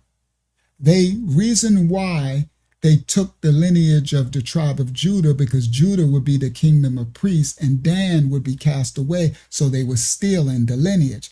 But some of them, they descend from Dan. Tamayama show it. They are the serpent people, and they got their warfare and their warrior fare from Dan, like all the other nations. Okay, now, let's go. So this ancient book right here that's been revamped and remade, right, is it's the Pioneer of Israel. Where's the tribe of Dan today? By Colonel J.C. Gawler. These ain't black books. Keeper of the Crown Jewels in 1880. So this book is from 1880. They just remade the cover. They resell, right? So Colonel J.G. Gawler, okay, the Keeper of the Crown Jewels. Dan. All right, now let's go. Let's open the book. We're going to open the page 1, right? And it says Dan, the Pioneer of Israel, chapter 1. Dan, the name, history of Dan gathered from the Bible, intimacy with the Phoenician, Israelitish, and Phoenician enterprise. The prefix Don or Dan. That's where you get your Don Vito and stuff. The tribe of Dan, by its enterprise and vigor, has made itself one of the most conspicuous branches of Jacob's family. Its ancestors was the son of the concubines and was the firstborn of Rachel's household. And the Bible says, the Most High have judged me.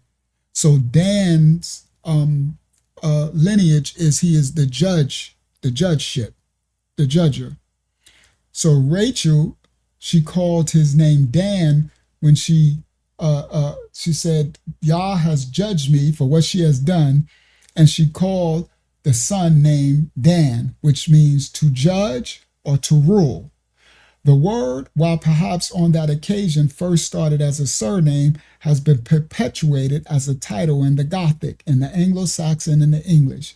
In these languages, Din, Dun, Don, and Dan signify ruler or master. The expression is repeatedly used by Shakespeare, Spenser, Chaucer, Prior, and others, by the Spaniards too, from close contact for the ages with the Hebrew, having grafted it into their title of Don. It is in use in our universities to designate a professor or a university official. At a conference in Baywater in 1875, one of the opposition speakers took exception to these remarks. Now, this, I wanted to bring out a point. This, Dan, what was I? Dag, I missed. I should have stopped and said my point before I lost it. It'll probably come back to me. All right. So, Dan, what was my point? All right, it'll come back. Most I will.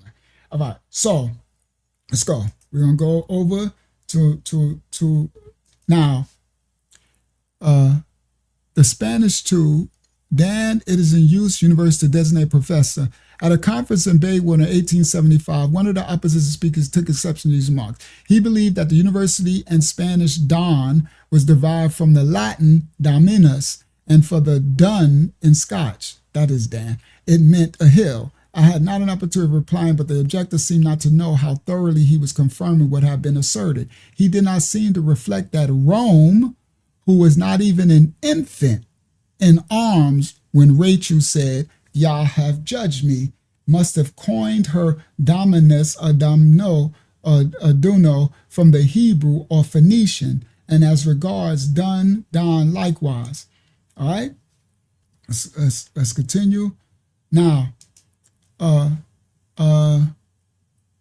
done yet often Gothic means hail as master, and the double signal means resemble the word eminence, which in Ireland especially is used as the title for done, don, and therefore being identical. How come they to mean a hill and yet often the name of a river, unless it's for the same reason that for the name once has been pressed on the town after the name of Dan, their father, in the book of Judges 18:29. How often do we see in the Bible that the name of an individual foreshadows the character and career? Dan's name given by Rachel implies authority and vigor, and Jacob, when bestowing his blessings in Genesis 49:16, he repeats and confirms it. He said, when Jacob was given his blessing when he was dying, Yaakov, he said, "Dan shall judge his people," said the venerable patriarch, and proceeded to name other characteristics implying great wisdom of Dan. Dan called on wisdom, everybody. All of this stuff is going to tie up later, right? Dan, wise as a serpent. Everybody listen clearly. Dan's symbol, the symbol of wisdom, was the serpent. That's why Dan's shield, his symbol, is the serpent. Dan was the serpent people because Dan was seeking wisdom. Everybody. All right. And that ain't nothing to play with. Dan was into a lot of sorcery, just like the shamans. They were called what in America, the indigenous? Sorcery. Michael Jackson's great-grandfather and was a what? Shaman, a sorcerer. Okay. Michael Jackson, native indigenous. Dan, we're about to get to the Phoenicians. In Genesis, the serpent is the scripture. The serpent is the scripture symbol of wisdom.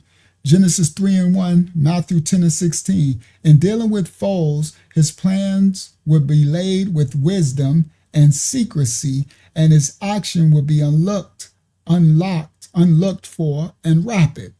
Okay, now let me go to the next. Much was probably done in the following years, but the scriptures were written in one object, and hence matter irrelevant to the object finds no place. Yet it came with the purpose of the Most High to tell us about BC 1285 and Judges 5:17. Dan had ships and got on board them, and when an invasion threatened. So Dan shipfaring. And as for many years previous to this, the children of Israel had been for long intervals under the yoke of Jabin, the king of Canaan, and the king of the Moabites, and the king of Mesopotamia, and to the Philistines. Everybody. Dan was a judge. Dan had a position to do. Dan got himself cast out from the Most High. Dan was ultra rebellious. The most famous Danite of all time is one that y'all have heard of. His name is Samson. Samson had a son, his father Manoah. Okay? Manoah, these were Danites. Samson was to be a judge. Samson was rebellious.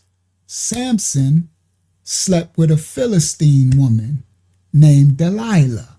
Everybody, Samson was rebellious and got judged for his judgment, what he was supposed to do.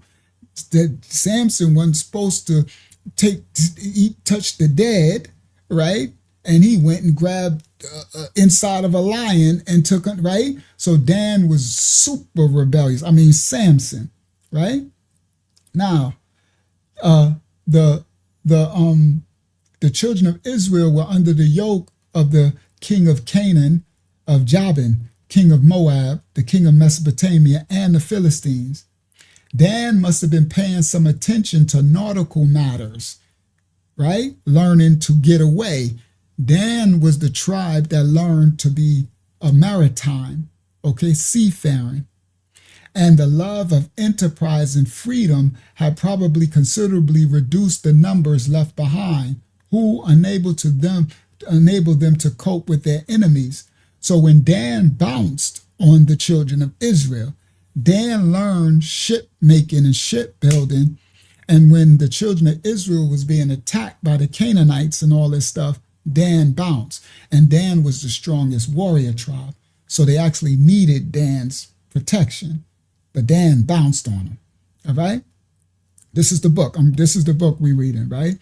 It says, finally thought and more prudent to follow, certain it is that the tribe of Dan entirely disappeared from the Palestinian region. That's Mesopotamia.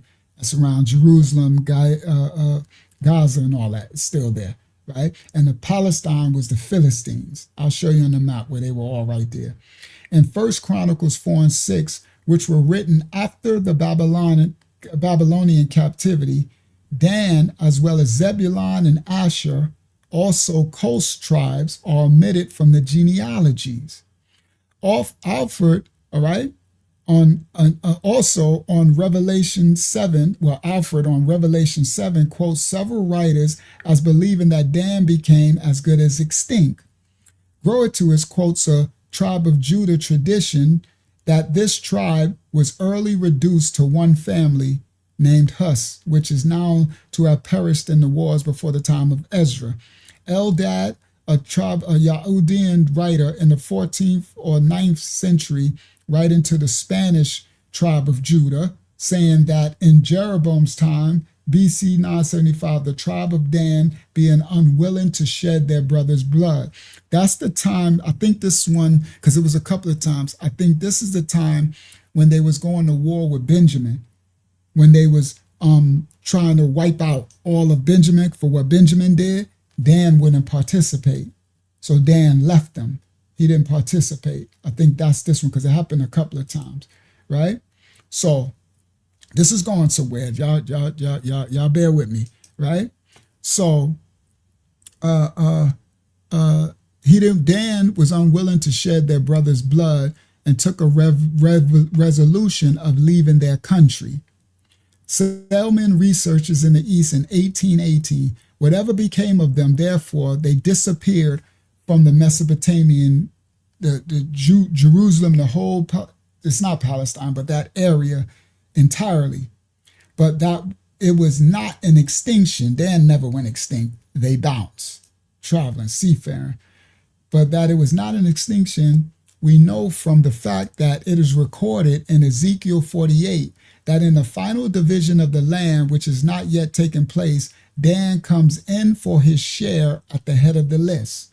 So where some people thought that Dan got extinct, when they, in the book of Ezekiel, when they was dividing the land, Dan came to get his share of the land.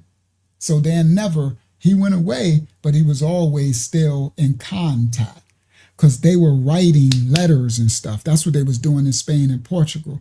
That's why Judah, when they left Assyrian captivity, they knew where Dan was in Spain. And that's why Judah partnered, the Moors came with Judah, some of the Moors, and they went and Dan protected them. The Old Testament, having put us in this position, gives us one clue where to look for the lost, and then it leaves it. The New Testament, to my mind, furnishes another clue as to their whereabouts as at a later period by omitting the tribe of Dan altogether from the sealing of the 144,000 in Revelation 7. The Old Testament clues is as follows. In Ezekiel, writing in 588 BC against Tyre, all right, when in the book of Ezekiel, when and pronouncing her doom, says Judah and the land of Israel.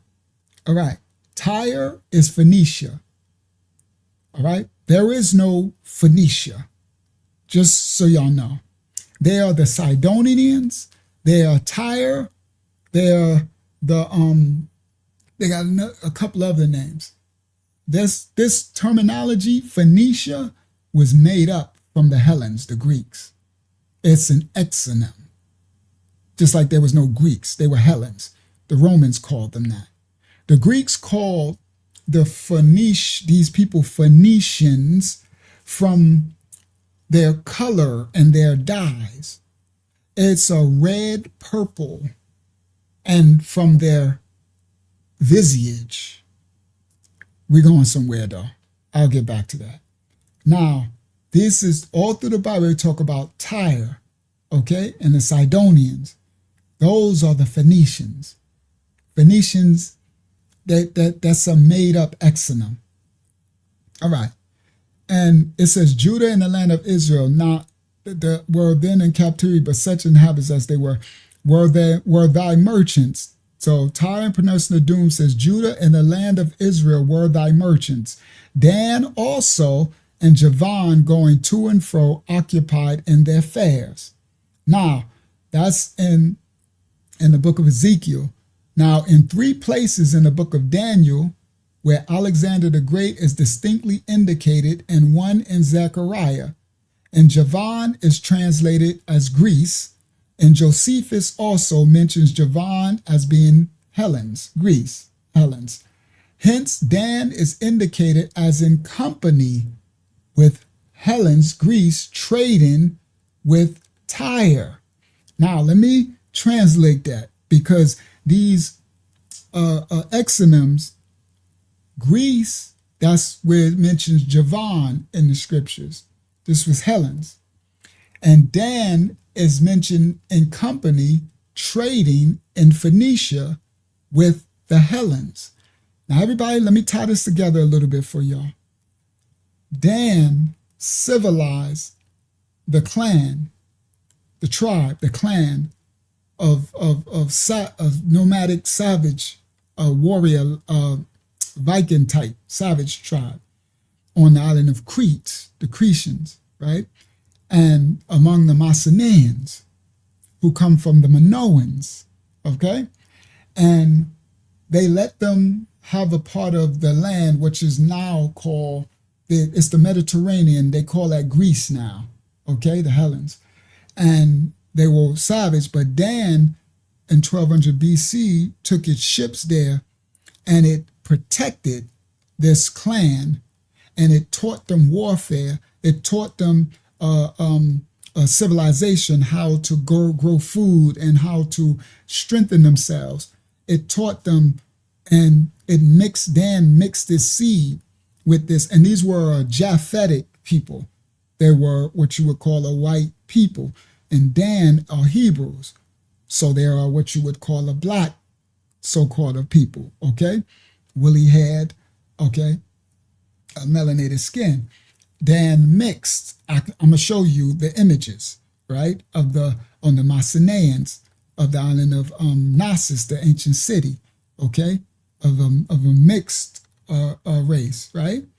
And so that became Dan's lineage. So the original Hellenes, what would become the Greeks, were Dan's lineage. Now, Dan also mixed his seed with Canaan, okay, the Amorites, and these were later, they weren't called Phoenicians. I'll break this down a little later, right? The Sidonians, right, and all of them, and he mixed their seed with them.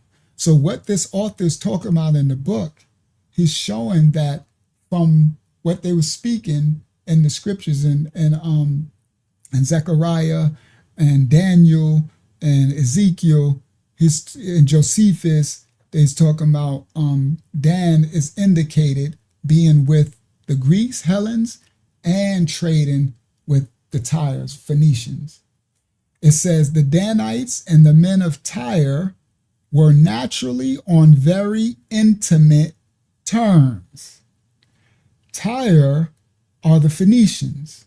Let me see if I can I show? Oh, it's in my thumbnail too, because I got so much receipts.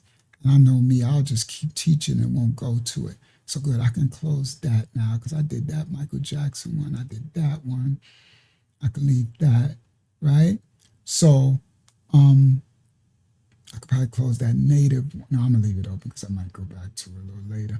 All right, so the which one I'm gonna do?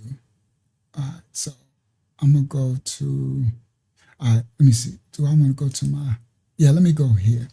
Let me do this so I can show you. I made this Google spreadsheet for y'all, right? So let me share this really quick and then I'll get back to that, right? So we'll get back to the book. Let me stop share. Let me try to do this correctly. Share screen. Oh, stop screen. Share screen window. Dang. I made this Google Drive. Okay. So it looked like y'all can see it. Right? Hopefully y'all can see it. Yeah, y'all should be able to see it a little bit. Right? So the etymology, listen, the spelling of the word Phoenician, it's a made up word. They were never called Phoenicians. Okay? We're about to learn true history and biblical history. Now, the word comes from the Greek word phobos and nix, likely referring to the crimson, red, purple dye that they traded. Okay, so the Greeks started calling these Canaanites, because that's what they were, but now they were Canaanite Israelites. That's why the Israelites, they call them Afro-Shemitic Canaanite group. They call the Israelites Canaanite because they mixed their seed and the Most High. That's why we kept going into slaveries and captivities, because they kept mixing their seed.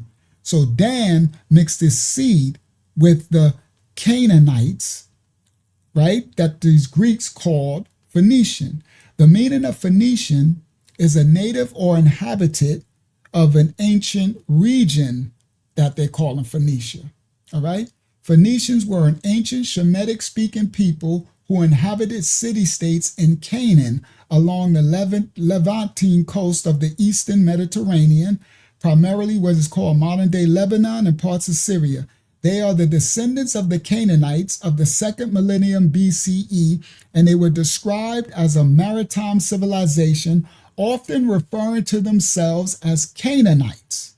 All right.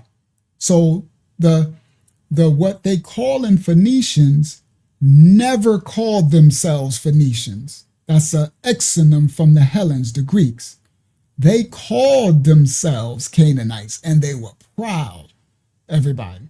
Now, the Canaanites were blackety black. So this is your receipts for these people who try to make everybody, and I'm going to show you the Phoenicians in a second. Yeah, I'm going to show you what they look like, okay? Now, these were, because I got the ancient receipts, these were descendants of the Canaanites, okay? Now, they called themselves Canaanites. Now, they were a Shemitic people, right? That's the Afro-Asiatic Shemitic group of languages, Canaanite Hebrew, Aramaic, Aram, okay? And the Phoenician. That's why the Hebrew Israelite, that's where you get Yahweh, everybody. The Phoenician Ugarit is when Yahweh, that's Baal, sorry, not sorry, okay? Yahu, that was Acadia, okay? Yahweh is the original Hebrew before they start mixing with the Canaanite. No disrespect for those who don't know this, but this is why you have to learn. Now listen clearly. Their language, Phoenician, was closely related to Hebrew and other Canaanite languages. They operated out of city-states like Tyre, Sidon, and Byblos. Byblos was their key city. They sold papyrus, Byblos from the papyri tree and all that, right? And they were the ones that was bartering, trading, and they were instituted alphabet writing, the writing system, and the papyrus scrolls is what all ancients started to write, because in ancient times, the Hebrews, we taught word of mouth. Things weren't written down. Others wrote on cave walls, like like ancient Kemet, right? They drew hieroglyphs, right? So the ancient Canaanites, who they call in the Phoenicians, they call the Sidonians, the Tyranians, the Byblasians, okay? The Biblites, okay? Now, get cookies, question, Hakiyama. This papyrus, and I'll show you, they civilized the ancient Hellenes. So when the ancient Hellenes got civilized after their dark ages for 400 years, you can look all of this up. Y'all can even Google it. It'll all come up. It's actually public knowledge, everything I'm saying. Google it. For those, don't listen to what I'm saying. Study, show yourself approved. Now, when they civilized the ancient Hellenes and they came out of their dark ages, that's when they had the Greek alphabet. It's Phoenician. That's when they started the Greek alphabet. And then they got powerful and they started to go conquer. So when they conquered ancient Kemet, right, from the Persians, all right, who owned Madraya, is what they call the land of the blacks, the Persians, ancient Kemet. Now, when the Hellenes, because they were never Greek yet, because the Romans didn't conquer them, when they conquered it under the guise and authority and the civilizing of the Phoenicians, then they started, they wanted to amass all of the world's knowledge, and that's when they built the Library of Alexandria and all that, and that's when they, not only the Hebrew, they took every cultures. It was a polytheistic imperial cult of mystery gods and religions of every culture on the world, right? So when they enslaved the 72 Hebrews in the island of Pharos and made them transliterate the Hebrew manuscript into the Greek, right? Then, that's later, they used the papyrus scrolls, parchments from the ancient Phoenicians, Byblos. Listen, guys, these are their relatives, because the tribe of Dan mixed his seed with these Hellenes for generations. So that's Dan's descendants. The tribe of Dan mixed his seed with the Sidonites, Sidon, Tyre, what they call the Phoenicians. So when Dan, the reason why they was trading this papyrus paper from the ancient Phoenician city Byblos, because that's their relatives, that's family, and it's the tribe of Dan mixed with the Canaanites and mixed with Japhites, okay? But it's been blended for so many years now. By the time that they had conquered Egypt, right? They called it Egypt, right? They called it Aegyptos. That's when it first called. The ancient Persians called it Madraya. The original indigenous called it Kemet, the land of the blacks. But anyway, so by the time that happened, they called this manuscript that they was making a Biblia in the Greek, because of the city of Byblos, where they got their papyrus from their ancestors, the Phoenician. They called them Phoenician for the dye, the reddish, ruddy purple dye. I'm going somewhere, all right? Now, the studies suggest they were closely related, these Tyres, Shemitic Canaanite, Phoenicians now, what they're calling them. They were closely related to other ancient Levantine populations, including the Israelites. Everybody listen clearly. The Phoenicians were the tribe of Dan. All right. Now, the including modern Lebanese people. The modern Lebanese people share a significant amount of DNA with these ancient populations, often cited as a large percentage of their ancestry. While ethnically they are Canaanite, they differed from their neighbors, the Israelites or the Arameans, primarily by their maritime focus. So the Israelites, Aramites, they were more land nomadic. Dan was maritime on that marine kingdom, seafarers. And Dan was traveling all the way to America too, Spain, everywhere, trading and culture. Based on ancient descriptions, they were typically depicted with traits common to Levantine Mediterranean populations, such as curly hair, curly, not straight, almond-shaped eyes, and long, well-groomed beards. They were not a single unified nation, but a collection of city-states with a shared language and culture who expanded their influence through trade throughout the Mediterranean. The Phoenicians, who the Jews, the Greeks called them, were an ancient Shemitic people who inhabited city-states in Canaan along the Levantine coast of Eastern Mediterranean. According to the Biblical Archaeology Society, the Bible records that the Phoenicians had a close relationships with the Israelites. Their royalty married each other. Everybody listen clearly. The Israelites and what they call the Phoenicians, they married each other. They traded. What did the Phoenicians look like? The Phoenicians were Shemitic people who inhabited Phoenicia and its colonies. Judging by ancient depictions, the Phoenicians had elongated faces, almond-shaped eyes, thick noses, curly hair, and beautiful something. The Phoenician belongs to the Canaanite language, such as quite similar to biblical Hebrew and other languages, right? Thick noses. All right, remember that statement. Is the Phoenicians? Yes, the Phoenicians are mentioned in the Bible, though they are rarely referred to by that Greek name. Okay. Instead, the Bible typically identifies them by their specific city-states, most notably Tyre and Sidon, or the Bible calls them Canaanites and Sidonians.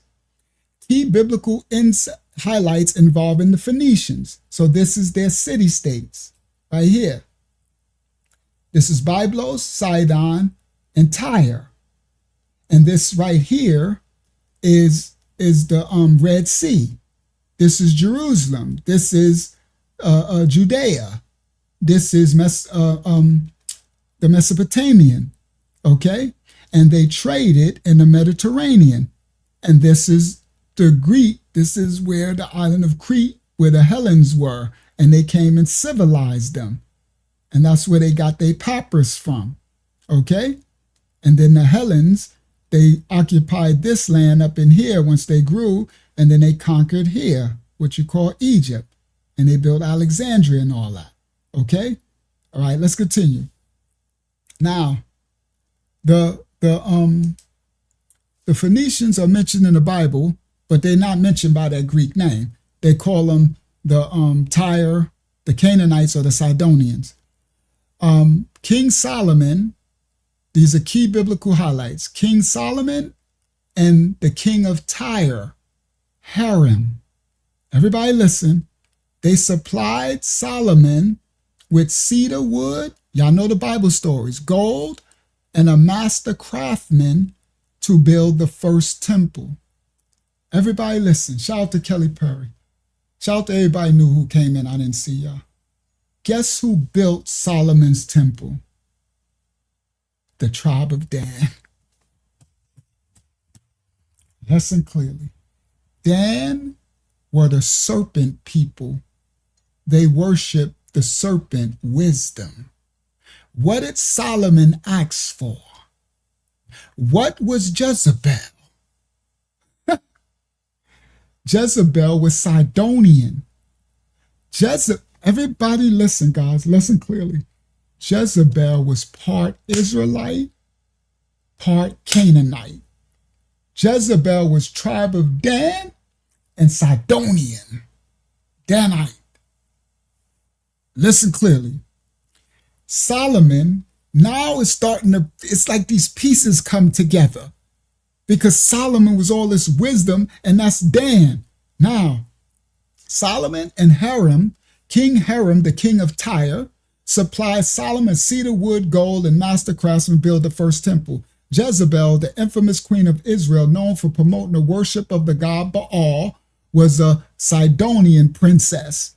The Hebrew prophets Ezekiel and Isaiah addressed the wealth, arrogance, and hubris of the Phoenician cities like Tyre.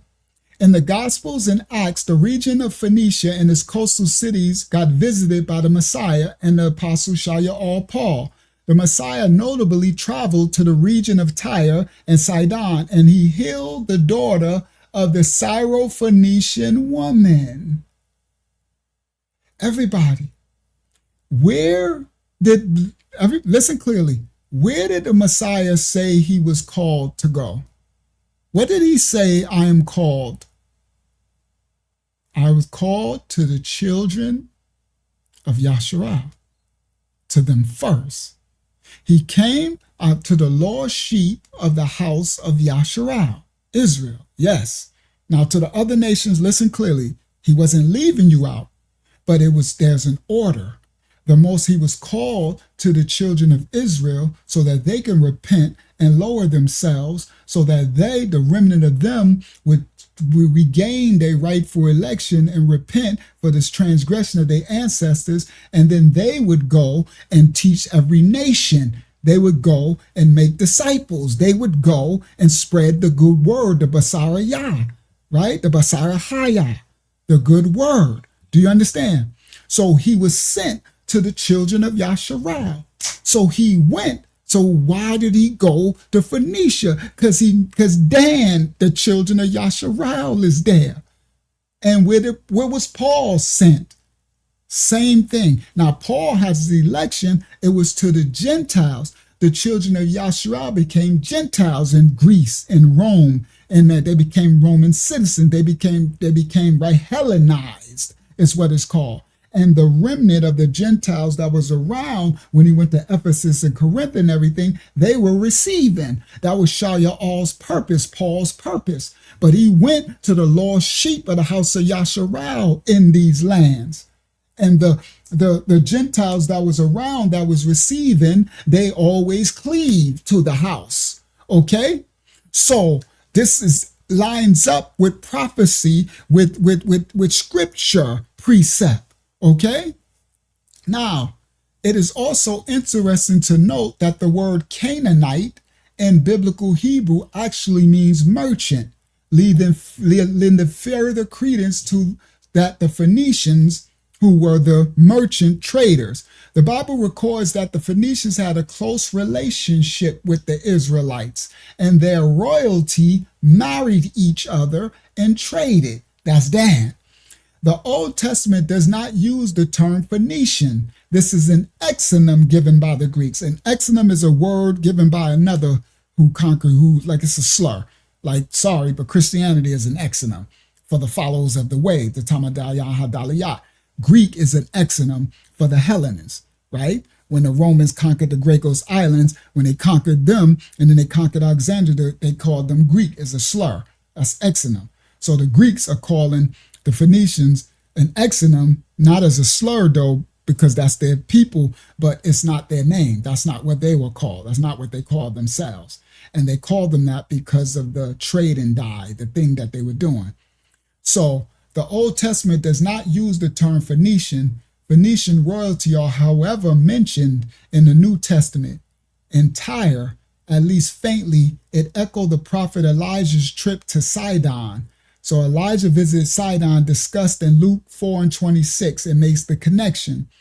The Phoenician people, especially those craftsmen from Tyre, traded with King Solomon, as stated in 1 Kings. The land term Phoenicia is Greek. It comes from the word phoeniki, land of dates or palm trees from the Greek word phoenix, the date palm. It occurs in Jezebel was a Phoenician royal whose identity and name have come to signify a power-hungry, violent, and whorish woman, a follower. The Phoenician in the Bible, the Phoenician in the New Testament, Phoenicia appears several times in the New Testament. The Messiah travels to the region of Tyre and Sidon. See, it's not Phoenicia, but that's what the Greeks call Phoenicia. The tribe of Judah are not directly descended from the Phoenicians. However, both groups are closely related ancient cousins. You know why they're cousins? Because Dan is Phoenician. Dan mixed his seed in so much that that's why the language, everything is the same. Dan mixed his seed. The Phoenicians are Danites mixed with Amorites, Hamites. Okay? And so that's why it's an Afro-Asiatic group of languages, and it's totally identical to the Paleo-Canaanite Hebrew. I'm going to show you in a second, right? So the tribe of Judah, we don't descend, well, I know I descend from the tribe of Judah, for those who don't know, but anyway, if you descend from the tribe of Judah, you don't descend from the Phoenicians, but they are your cousins because that's their Dan. Both are distinct branches of the broader Canaanite people who lived in the ancient Levant. The reason why all the textbooks call the Israelites Canaanites is because they mixed their seed with the Amorites, the Hittites. They mixed their seed with the Amalekites. They mixed their seed, so that's where you get Paleo-Hebrew. Sorry, that's where you get Yahuwah, Ushua, Yahweh, and this A-E-I-O-U. There in the original Habaria, there are no vowels. It started in Acadia. That's the Amorites. That's where the Babylonians come from.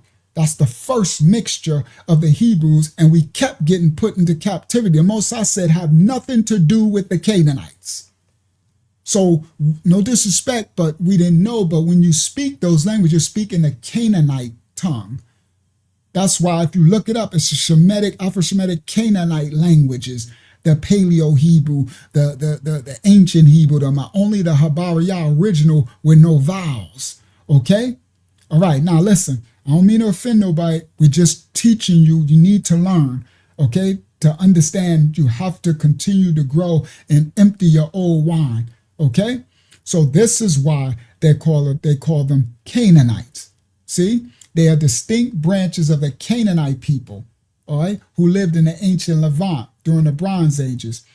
The modern tribe of Judah ancestry primarily traces back to the ancient Israelites, who were an inland group of Canaanites. See, the reason why history calls them Canaanites, because first of all, they really don't know the full history, but they are actually correct. Because the Israelites mixed their seed so much with the Canaanites that they became one with them, and they created language too, and they started worship serpent gods. That's why even in Negro land with the Ashanti tribe and all the tribe of Judah and stuff, and Negro land and Ouida, they worship the serpent god. Okay, that's under Dan in them. Okay, so it traced back to the who were an inland group of Canaanites. The Phoenicians were a coastal seafaring group of Canaanites. Because they evolved from the same regional root, ancient Hebrew, he's correct, not Habariyah, original, ancient, Paleo, late, and modern, but modern starts getting to Yiddish. Now you're talking Babylonian, that's another people, that's the serpent. Some of Dan's descendants too, who's stealing the identity, the synagogue of Satan people, right? But ancient Hebrew and Phoenician language were merely mutual intelligible. They used the same alphabet. Facts. Let me show you. Watch. Show you back, tell you. You know what we do? We bring receipts. Share screen. Right? This right here is ancient Phoenician. This is ancient Phoenician. For those who know some ancient Hebrew or Paleo, that's an Aleph, Bet, Gimel, Daleth, He, Wa, Zion, Hef, Tef, Yod, Yod, Kaf, Lamed, Mem, Nun, right? See, Nun is a fish in theirs. Nun is the seed. So that's Canaanite. But this is when you get your Canaanite Hebrew. This is supposed to be an ox head. Does that look like the head of an ox? Or does that look like something that's going to later become an A? The Phoenicians gave the Greeks the Aleph, Alpha, and Omega, what they call alphabet. And the Aleph Bayat, they gave them their alphabet. So this will be the Alpha and Omega. But this is the Alayaf and the Tayat in the original Bariyat. And this would be an ox head, right? So it's be Aleph, Bayat, Gamayal, Dalayat, Hayah, okay? And that's a man with his arm raised, you see? But this is the Phoenician script. So when y'all get your paleo, that's why I try to teach those who learn and stuff. This is where these things became these squiggly lines. Don't this look like witchcraft? You know how you see those movies and they draw something like that, and they put a circle and put candles around it? Yeah, it's sorcery, right? What they call it? Shamans. See? And remember, this later they became, runes. They later became the indigenous Indians in America. You see? And this same thing is what is written on the pews in Savannah, Georgia. These texts from the Hopi Indians and all that. This is Dan. This is why they're called Canaanite Hebrew. You understand? So this, hold on. So this is the original Hebrew. This is the word house, okay, or covering. This is the original Habariya word for Bayat. That means house. This, they call it this, Beth. See, house. The second letter, right? This is what it actually, see that image? I don't know what, it looked like a P with a diamond thing. That's this. This is the actual floor plan of a house. This is the entranceway. This is the room where the family is. And the man stands and protects the doorway entrance to the house. It's a covering. So this is a bayat, a B. This is a yayad, the arm and hand, a Y.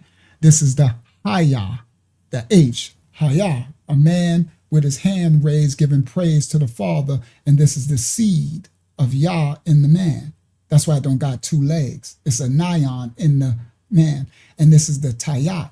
This is why they hung the Messiah, nailed him to a cross beam and hung him from a tree, because he is the finish, he is the completion, the cross. See, that's where they get that cross. Cross is a death symbol. Y'all never know what the tayat is. So this is the Habariya word in the shortened steps of the house, bayat. It's because you would put an A, B-A-Y-A-H-A-T, bayat. All right? And that's the house, and it has a meaning, each adiyat letter. So this right here, right here, this is the Ya'ad. So this is supposed to be the mighty arm and hand of the Most High. But what does this look like?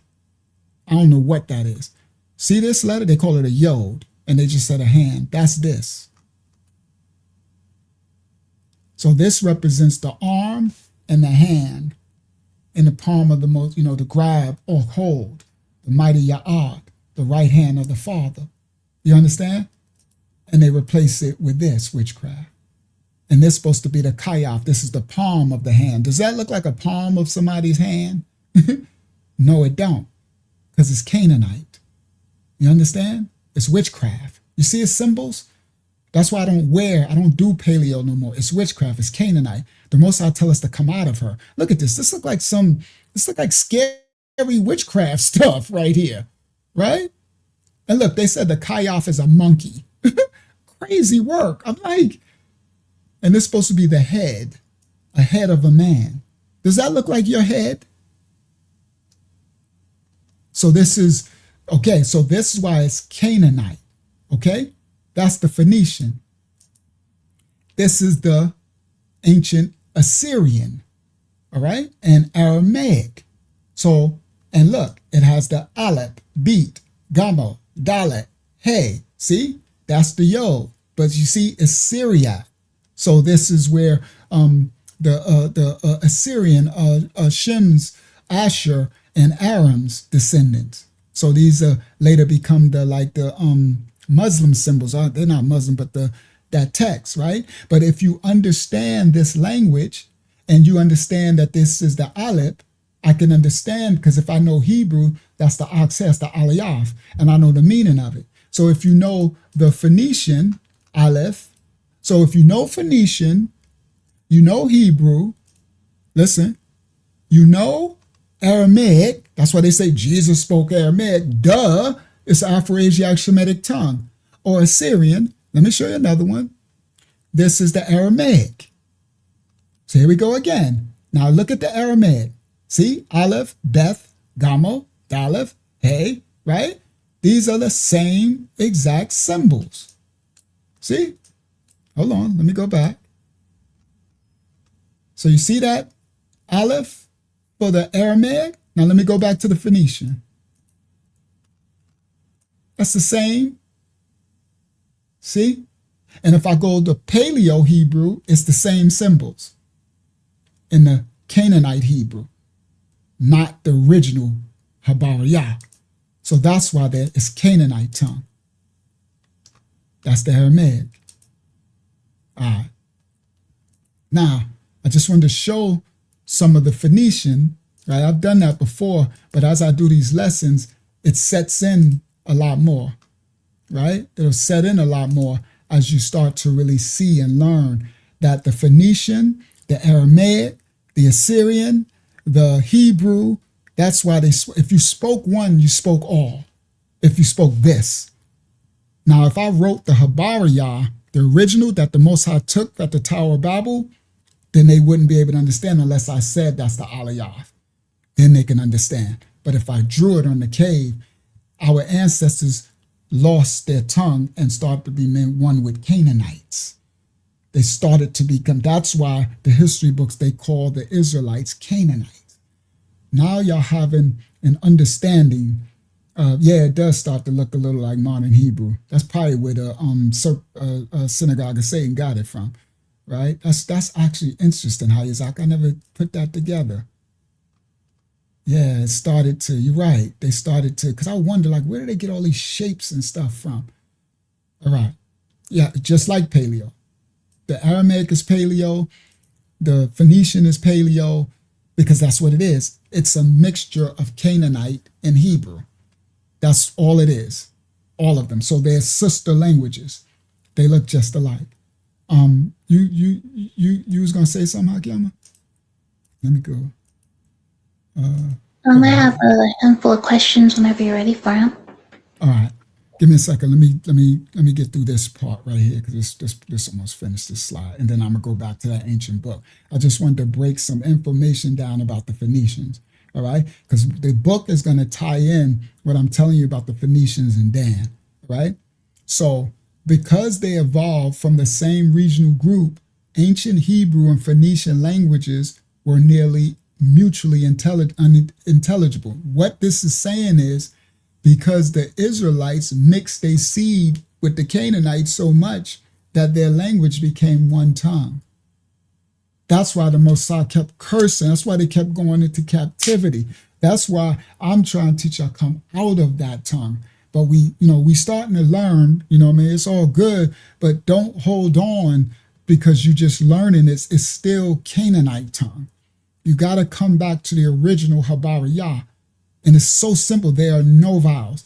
The minute you say any vowel, A, I'm talking about that sound. Here, A. I didn't say ah. I didn't say an aliyah. A, E, I, O, U is Canaanite. So whatever you think you're speaking, and you think you're speaking some type of Hebrew, you're speaking Canaanite Hebrew.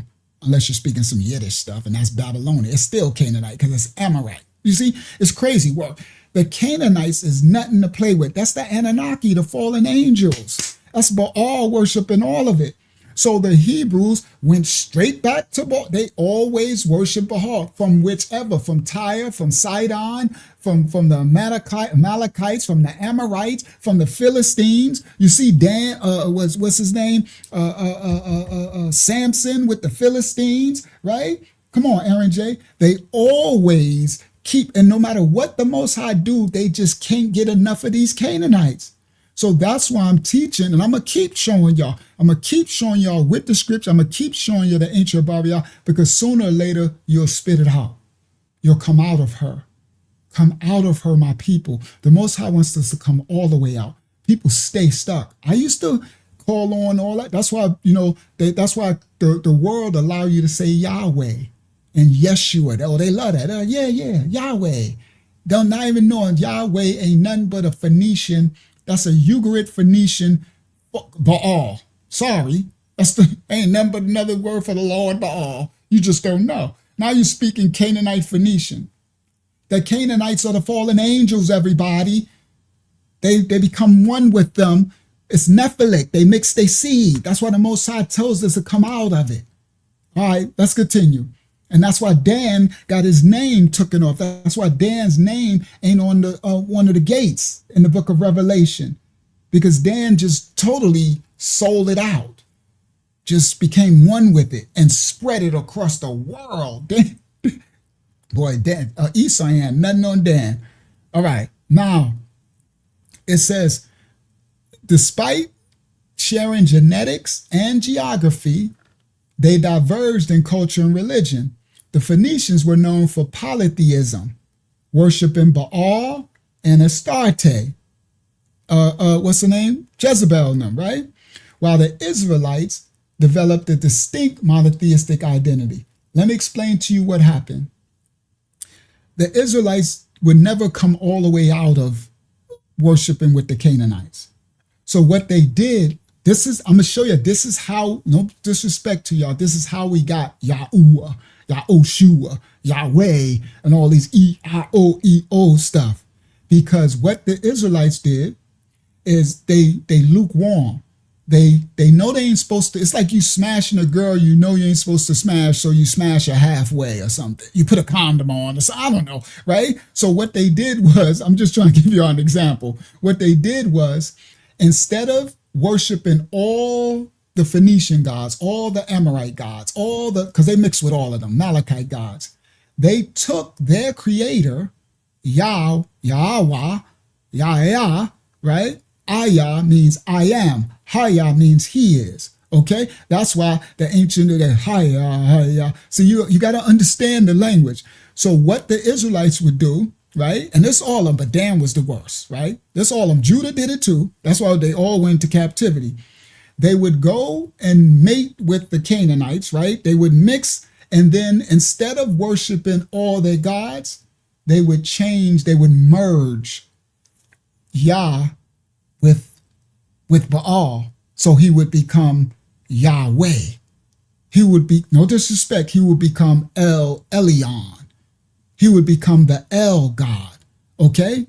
This ain't nothing but the this Enlil and stuff, El God, right? El is the Saturn God. Later, so different places, it became the cube God, Saturn worship.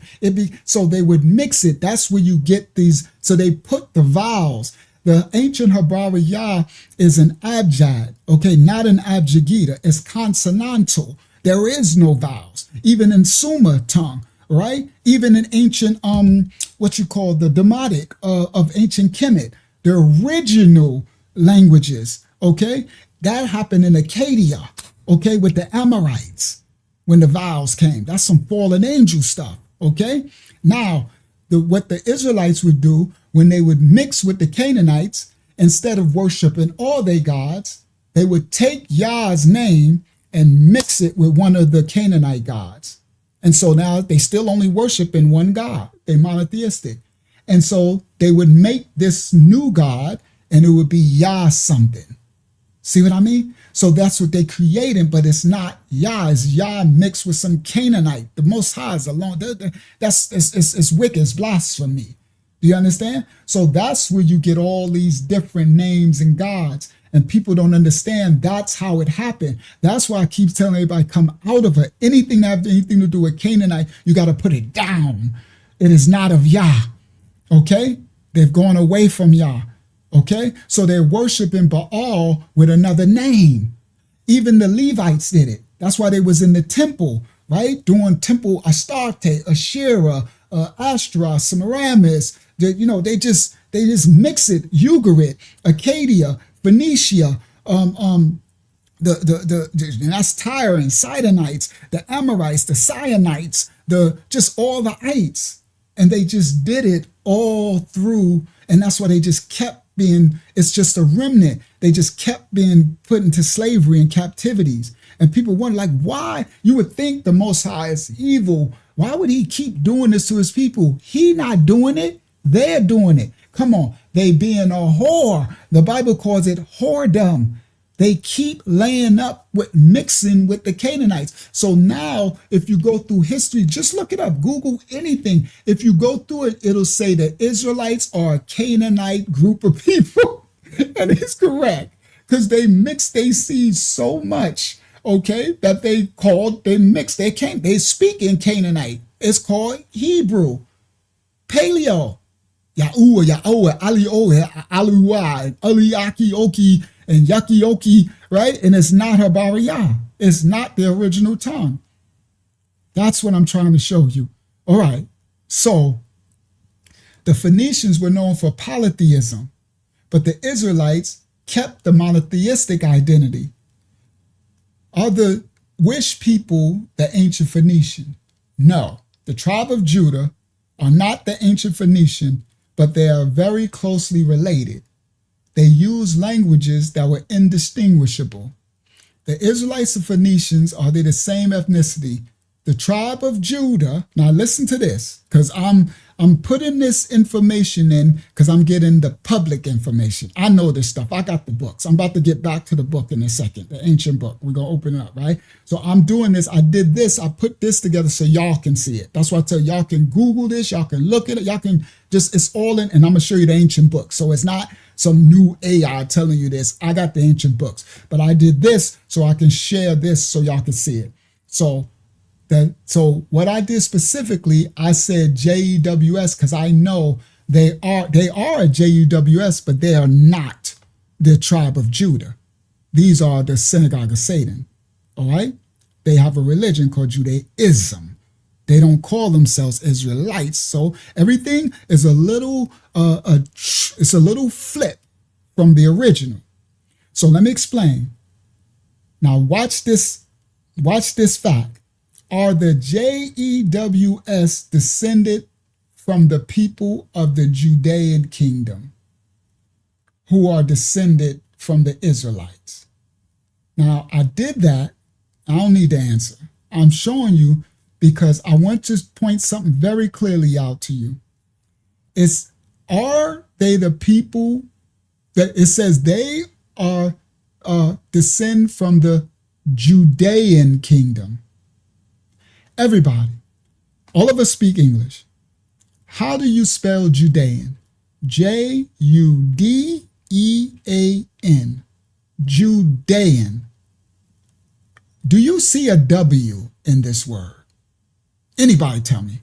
It's just perfect common sense. You would tell your child, if you was teaching her, she went to kindergarten, she's learning how to spell, you would say, excuse me, say that word. The child would say Judean. Okay, spell it. J-U-D, stop.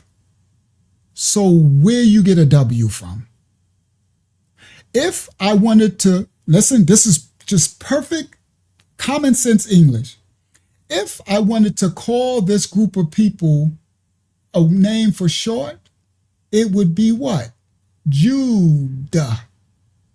They would be called Judes. Juds.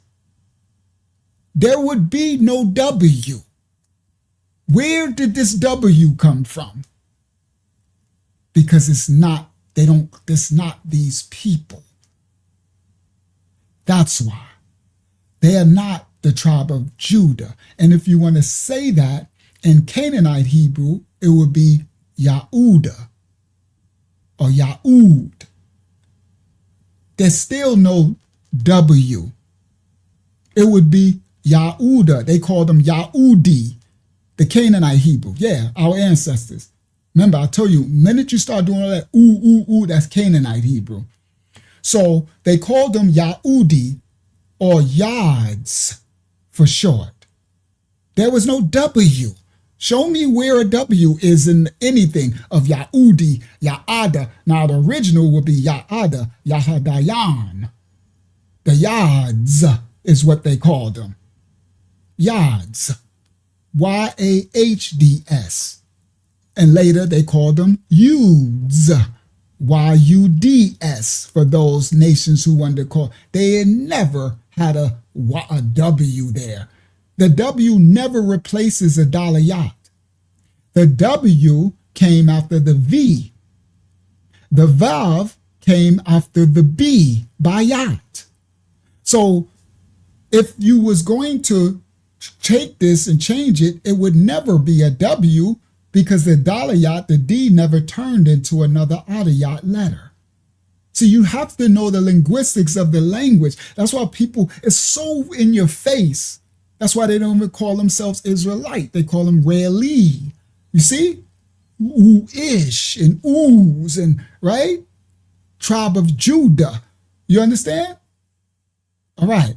So I did that on purpose because I asked, where did they come from? And they said they descend from the people of Judean kingdom. No, they don't. Because they would be Jews. All right. Now, the Greeks, I said, what is the skin color of the Phoenicians? Understanding their physical appearance requires looking into the historical and cultural context. The word phoniques, that's the Greeks, because it's an exonym calling them Phoenicians. They called them red purple. All right. The term Phoenician originates from the Greek word phoniques. While it refers to the highly valuable purple dye they traded, some historians believe the Hellenes Greeks, it was the Hellenes, also used the term to describe the tanned, ruddy brown skin of the Phoenicians. Here we go again. I know, Phoenix. Exactly. That's exactly what I saw, Yashalaya, when I saw it. I said the Greeks in that Phoenix. Okay? Nobody called them Phoenician. The Hellenes did. And it was a term to describe their tan, ruddy brown skin. All right? Ruddy brown. They call them red purple. As a dominant maritime traders with colonies spanning the Mediterranean, the Phoenician people were not a single isolated race. The population intermingled with local indigenous groups across North Africa and Southern Europe. Genetic studies of modern population of coastal Levant, particularly Lebanon, show strong continuity with ancient Canaanites, what they call them Phoenicians. Modern descendants usually retain a similar light brown to dark brown tone. Ruddy, brown, tan, tribe of Dan, Canaanite, Phoenicians. You have to know how to find the information.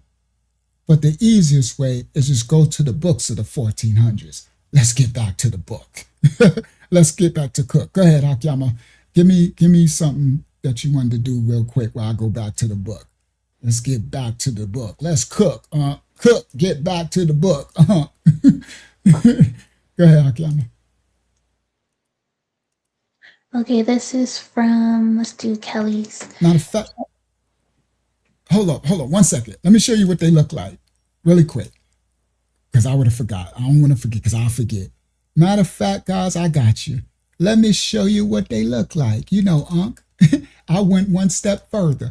I got the description for it because y'all can look all this up. Now, come on, Dialine of Judah. Let me show you what the Phoenicians look like. Let's go. Share screen. I got y'all camera right after this. This will be pretty quick. Bang, because I know I'll forget if I don't. This is, hold on, I think the next one say. All right, so anyway, this is the city, the territory, right? So this is Sidon, that's Byblos, where they get the word Bible from, the Biblia in the Greek, because they got the papyrus from the Phoenicians, right? And this is Byblos, you know, from the shores of Tripoli, Sidon, Tyre, Damascus. These are their cities that they had conquered. Okay, all right. The Phoenician territories is here. They own the Mediterranean, the children of Israel land, right? Just like the Canaanites, right? Now, shout out to Akiana. Now, let me show you. This is, I think I did. Did I do it on the next one? I must didn't do it. But anyway, this is the, I think it's the Assyrian, Phoenician, something. But these are the Phoenicians.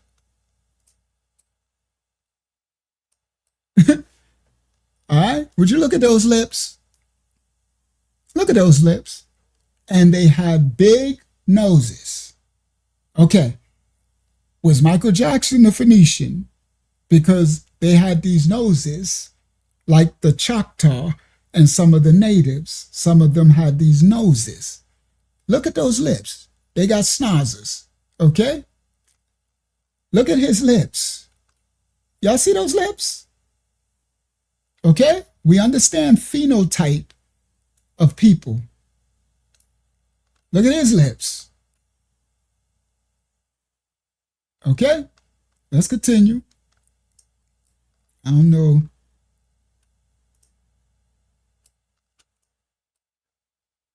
All right, let me go. Watch this. All right, that's some of the Phoenician territories. This is a naval action during Alexander the Great. That's Alexander when he sieged Tyre. Right?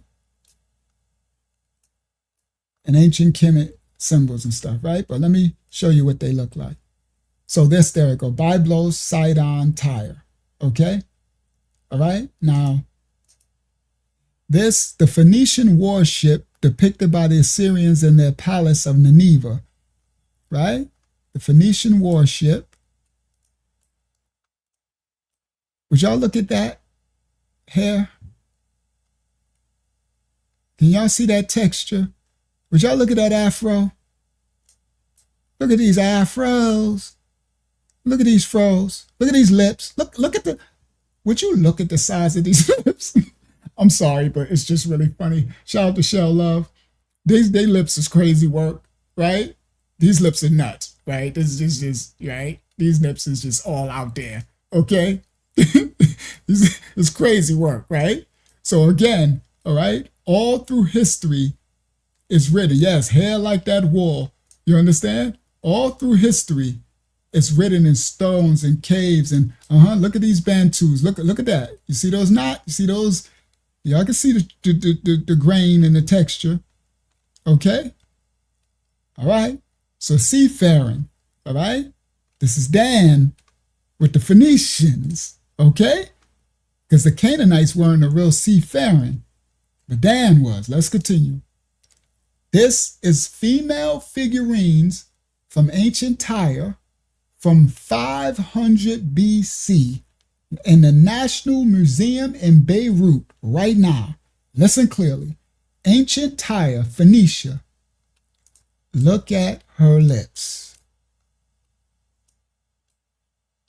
Look at her nose. You see the size of those lips? This is in the museums. Okay? So, you know, I'm going to find y'all. I'm going to find y'all the receipts. Because, you know, these people who call themselves real scholars, I'm a man of receipts. I got to find receipts. That's why I put in so many hours. I find the receipts.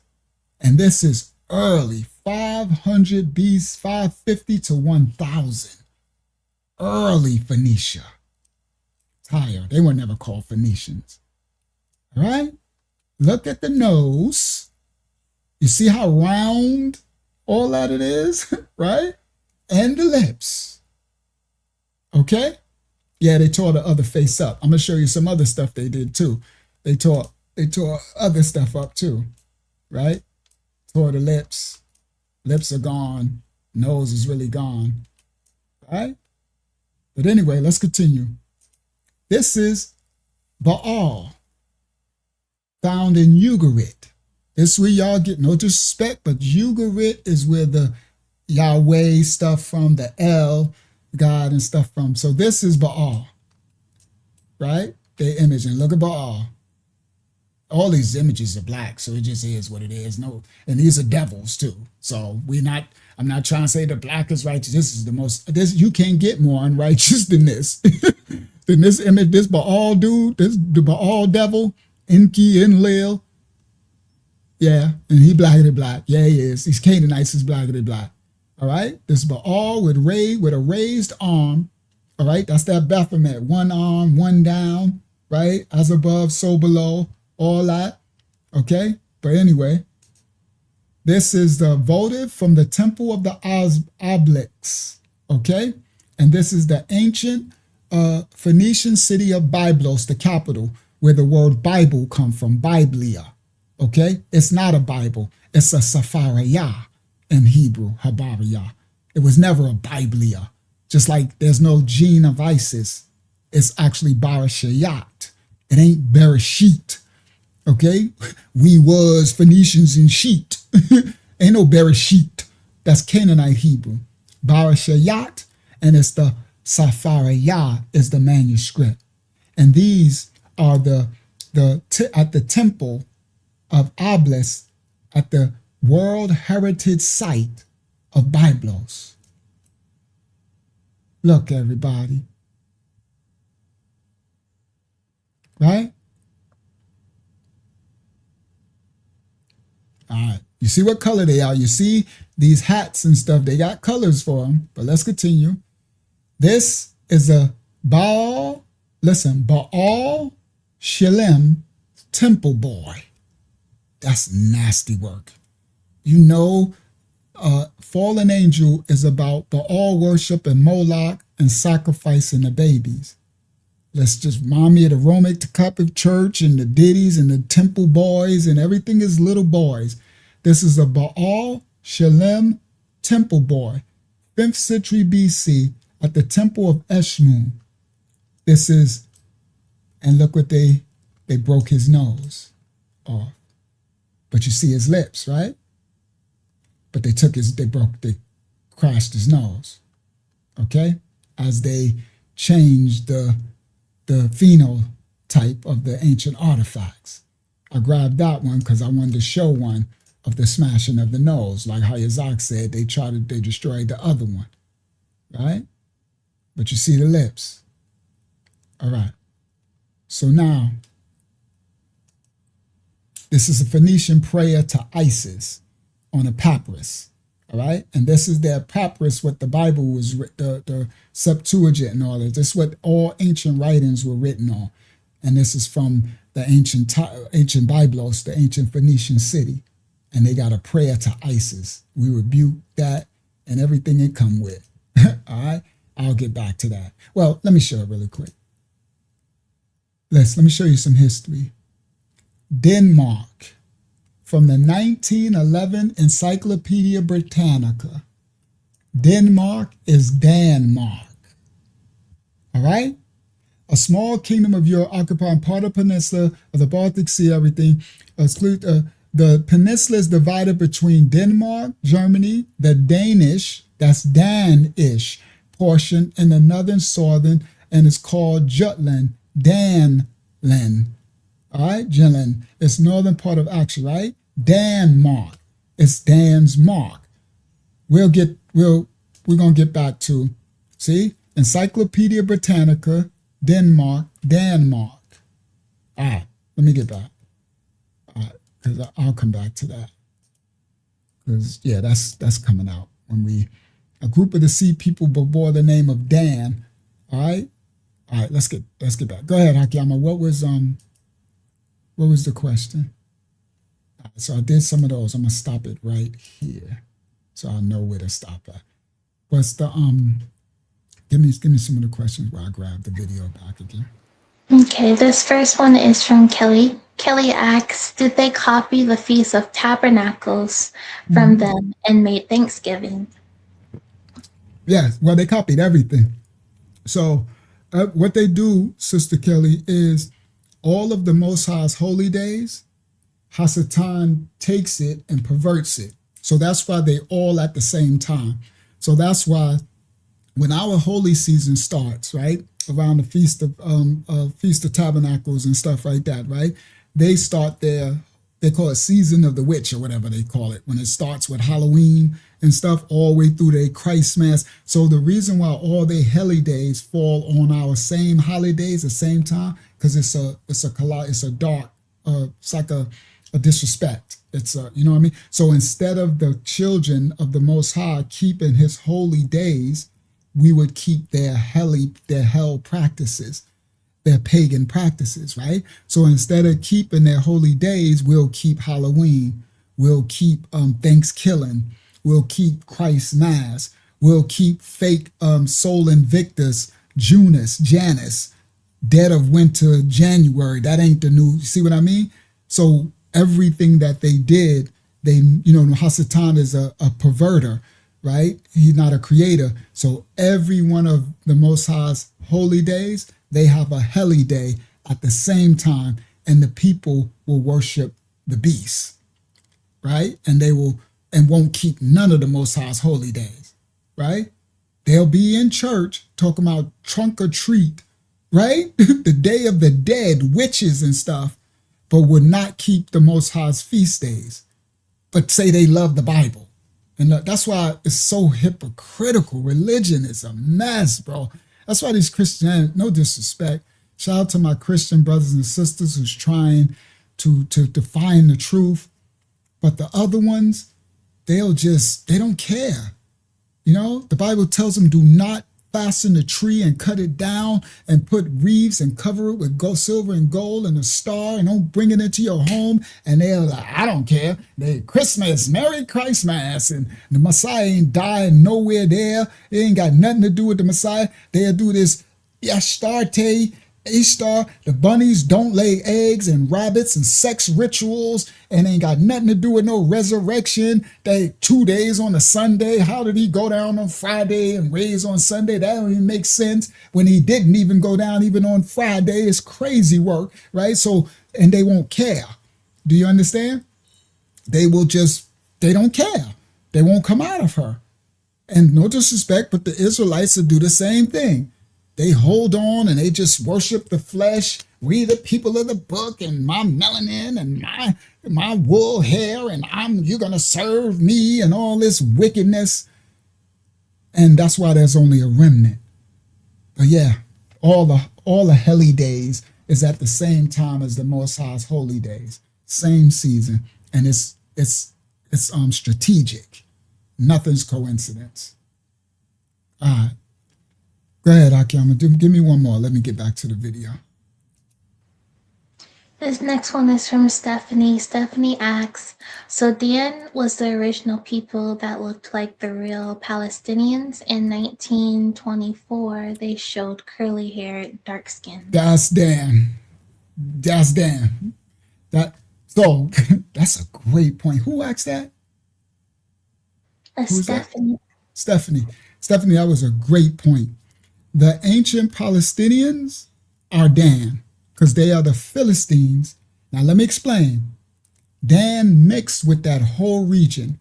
So the Philistines is Canaanite, right? Mixed with Dan.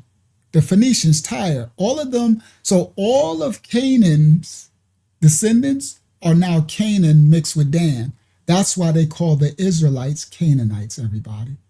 So it's actually true, but it's not just all of the Israelites, but most, because the other nations did it too. Judah mixed with the Canaanites, right?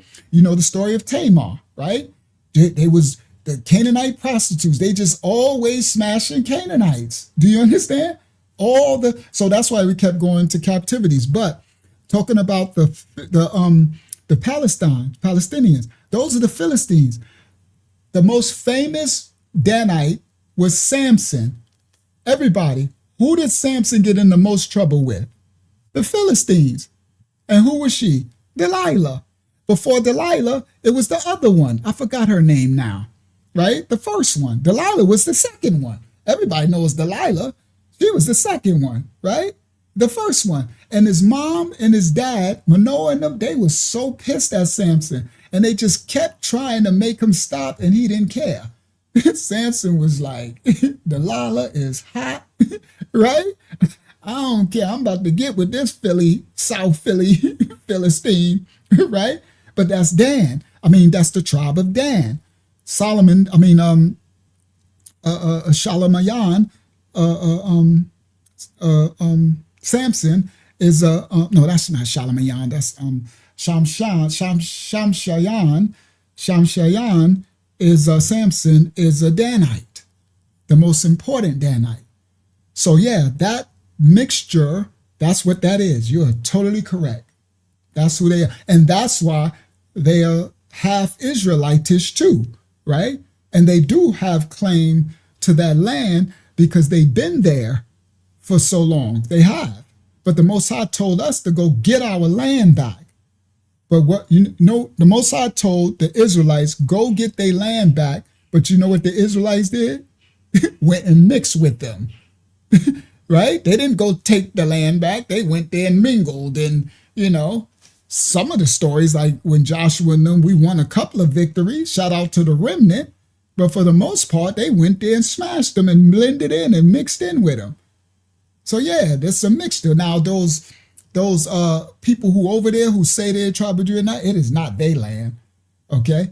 Now, a remnant, let me explain this part. This is an interesting part. I learned this from the ancient books now, because I didn't realize that Dan was mixed so much with the Phoenicians that it's like the Phoenicians are Danites.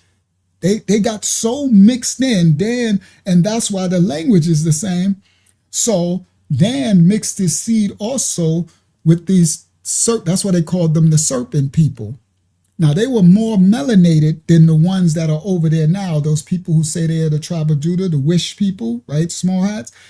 But the original ones who came among, come on, Father.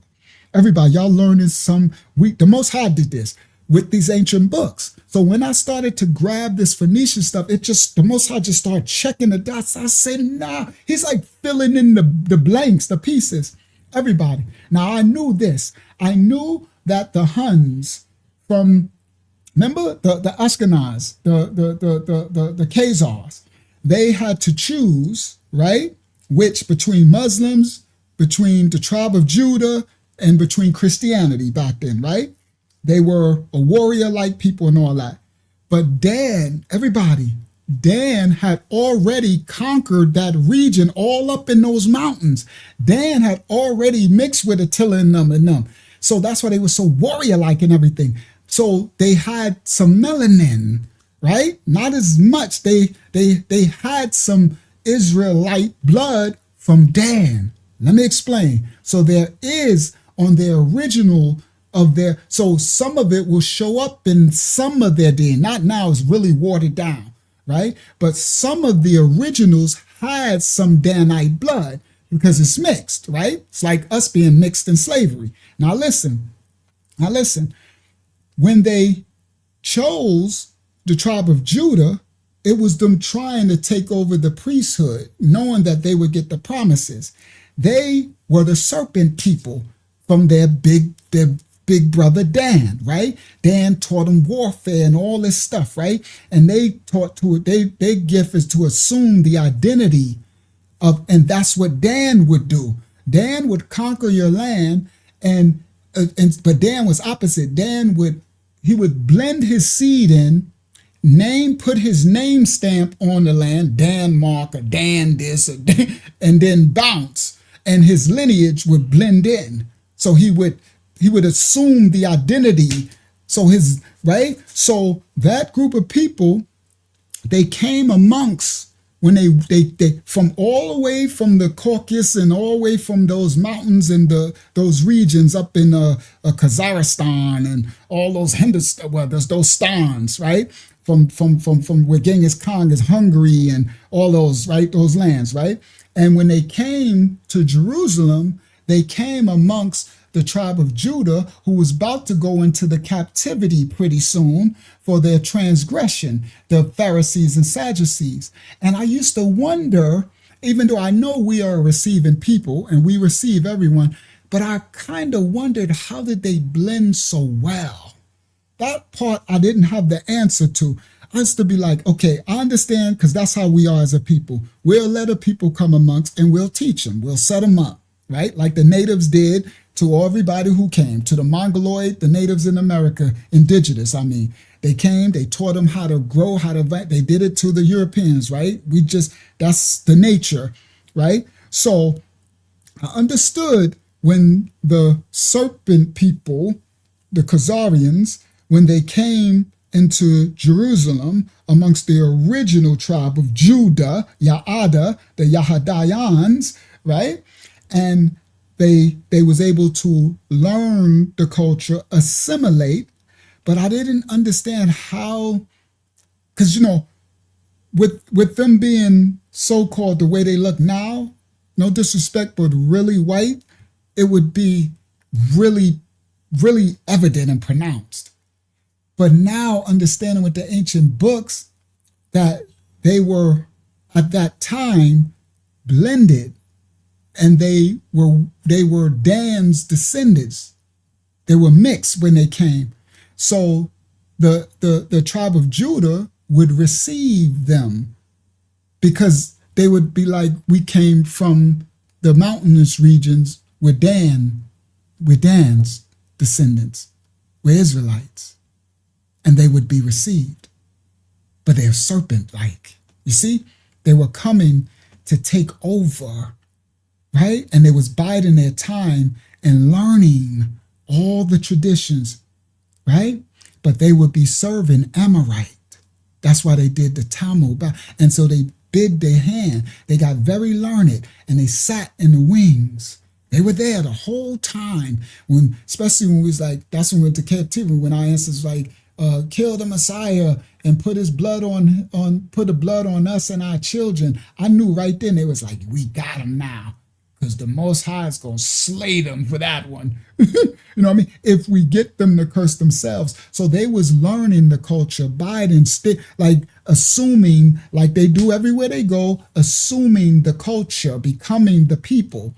It's like that what's that movie called with the scared white girl? I don't know. Remember that movie where the white girl made her a best friend and take her identity?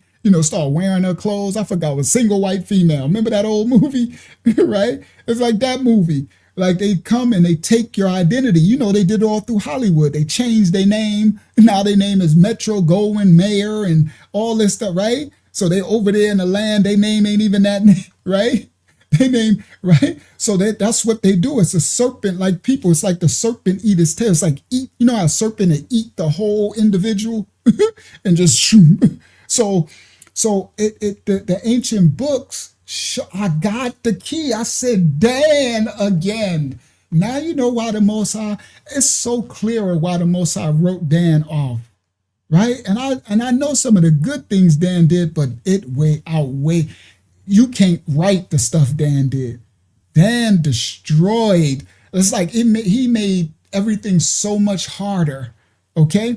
So when they was amongst, they had that first group, because remember, we're talking back, we're talking back, but I need to find that.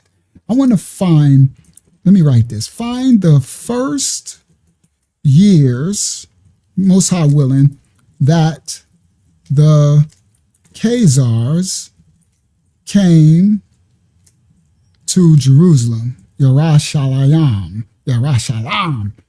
right? Yara, reverence, respect of the Most High. Shalom, peace and blessings. Yara Shalom is the blessed place of respect, the blessed, restful place of the Most High. That's why the city was called Yara Shalom. You need to know the language. All right, ain't no Jerusalem. Ain't no Salem and Jeru. What is Jeru? The damager? That you used to have the jam blue, blue, blue. I better wreck that. I wish I knew the words and jump up and duck your luck. But Jeru the Damager had the song. It used to be a water song back in the days. That's New York City hip hop in I think the 80s or something, or the early 90s. Jeru the Damager, Brooklyn in the house. Blue, blue, blue. Jump up and cuff your luck. If you then press your luck. And I'm like, who they? Jeru the Damager? Ain't no Jerusalem. You understand? It's Yara Shalom or Yara Shalayam, the peace blessed city of reverence and respect of the Most High, the respected, reverence, blessed city of the Most High. Everything in Habariyah, guys, has a meaning. That's why you can't change the letters. You can't put a U and an I and an O because that's not Habariyah. You can't change it. You can't change the name. You can't change no Ayatayat letter. Come on. Thank you, RNJ. That's the 90s. All right. Now, because that's what it means. Everything has a meaning. Every last name, every letter, every city, everything. Okay? Yes, no J. Facts. And then once you understand what Yara means, you understand what Shalayam means, then you understand each letter broken down individually would denote all type of purpose of what the city would to do and what it's to fulfill. All right, now let me continue. So with the revelation from the ancient books, he put it all together because I was like, okay, now I understand. Because the one piece I didn't have, guys, is I was like, I know we receive everybody, but why would they let them stay so close? Like, why would they be there like they family? I couldn't put, I understand we let people in. I get it. I know that. But it was something, another level. And with the ancient books, I said that was Dan's descendants. So that's what I said. The first year that the Khazars came to Yerushalayim, all right, I need to know that year. Because that first group, right, had a level of melanin. They had a level of right now, just like when you go to Brazil, no disrespect to anybody, but like the Hispanics, like Mexico, like all the indigenous lands, what they did, and the Germans went to Brazil and just bred the melanin out. You know what I mean? And made a separate class. It just is what it is, right? So, but those first ones they had some Israelite DNA, okay? Now, they didn't want to serve Yah. They fallen name. They wanted to serve the serpent, like Dan. Dan was polytheistic, serving many gods, okay? Same fallen angel gods. Dan mixed with ancient Kemet, the Egyptians. Dan mixed with the Hellenes. Dan mixed with the Romans. Everybody, you know how, guys, listen, you know how in the books, the ancient book, Yah is putting all our pieces together. When they say a lot of the Romans were black, and we know that a lot of them were Israelites, right? And stuff, Hellenists and stuff and all that. Dan had already mixed his seed. So there was emperors. There was, you understand, of all of it. The Romans come from the Hellenes. You know what I'm saying? Once they took it, they don't come from them because they took it over. They come from the Etruscans and the Sabines and stuff, but they were Japhetic, mongrel, Viking type of people, just like the Hellenes was when they was just a later time and went to the Latium region, all right, and conquered and slaughtered and everything. But they didn't really.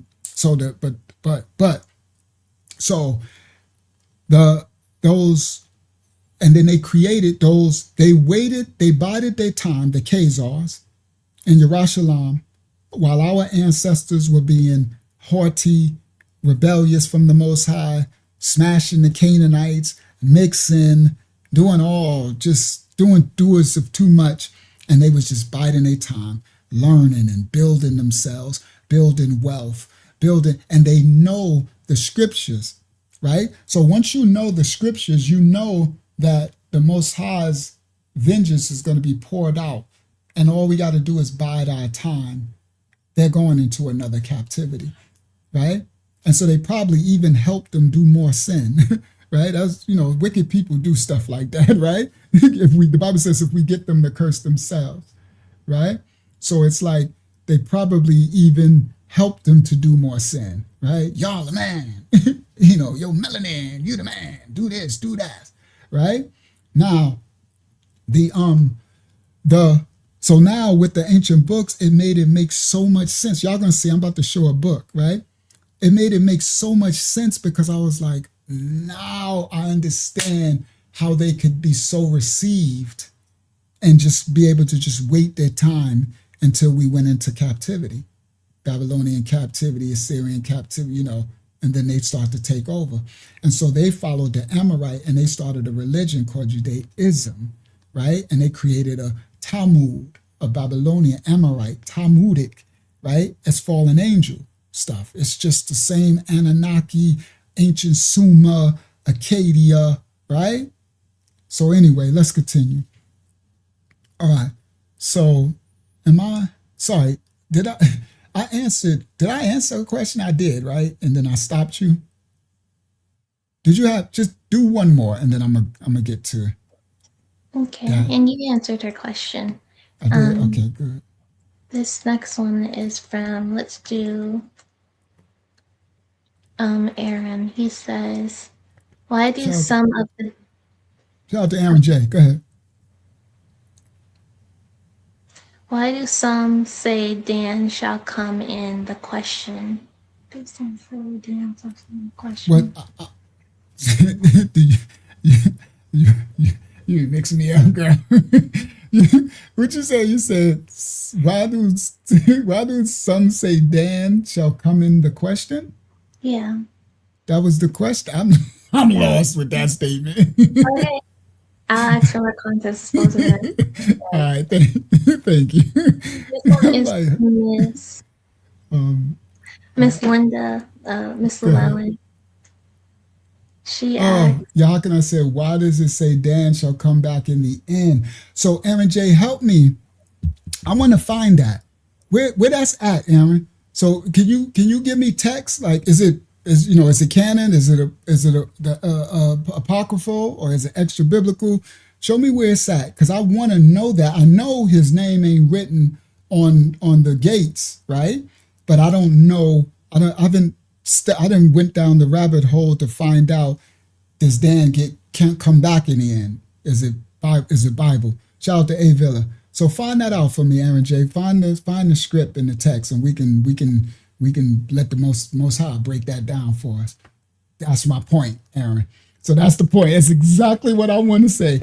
You got to find me text, because I don't follow no brothers, right? I don't follow no crap they say. I don't follow what the doctrine of men. That's why y'all see me. I'll always show y'all receipts, right?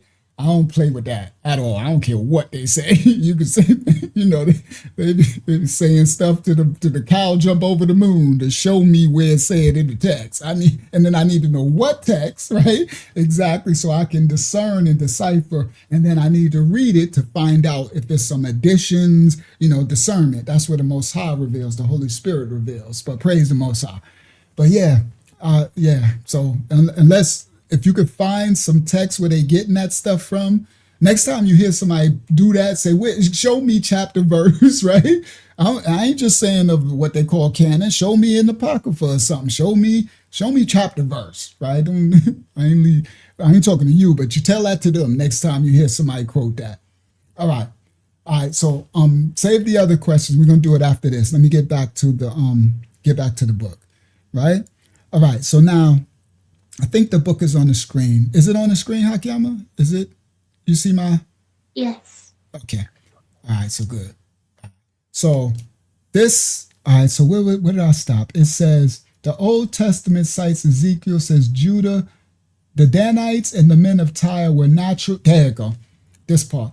The tribe of Dan and the Phoenicians, the Tyrians, the men of Tyre, were naturally on very intimate terms. Intimate. Okay? Dan was smashing up everything. Dan was planting his seed. Okay? So now we're going to go to the next page. Right? And the next page is, sorry, this is video, it is switched. The Danites and the men of Tyre were naturally on very intimate terms. It was a very remarkable privilege to be accorded to a foreign nation, if foreign, to be allowed to help in building Solomon's temple. Everybody. Dan built Solomon's temple. When they say that Solomon commissioned the king of Tyre, the kingdom of Tyre, the Phoenicians, it was Dan. Dan are marksmen or craftsmen, builders. Dan built Spain. Dan did a lot. That's where the Moors and the tribe of Judah learned to build ancient Granada and ancient, right? Dan got a lot of talents. Remarkable builders. So Dan, the Danites and people of Tyre intermarried. The cunning craftsmen, especially sent by Hiram, the king of Tyre, to superintend the work of the temple, was the son of a man of Tyre, and his mother was of the daughters of Dan.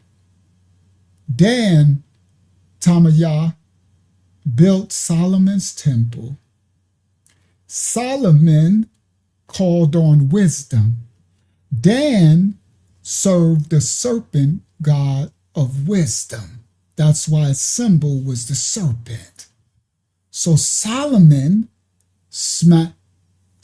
listen, with the Phoenician and with Dan, Solomon had his hands full.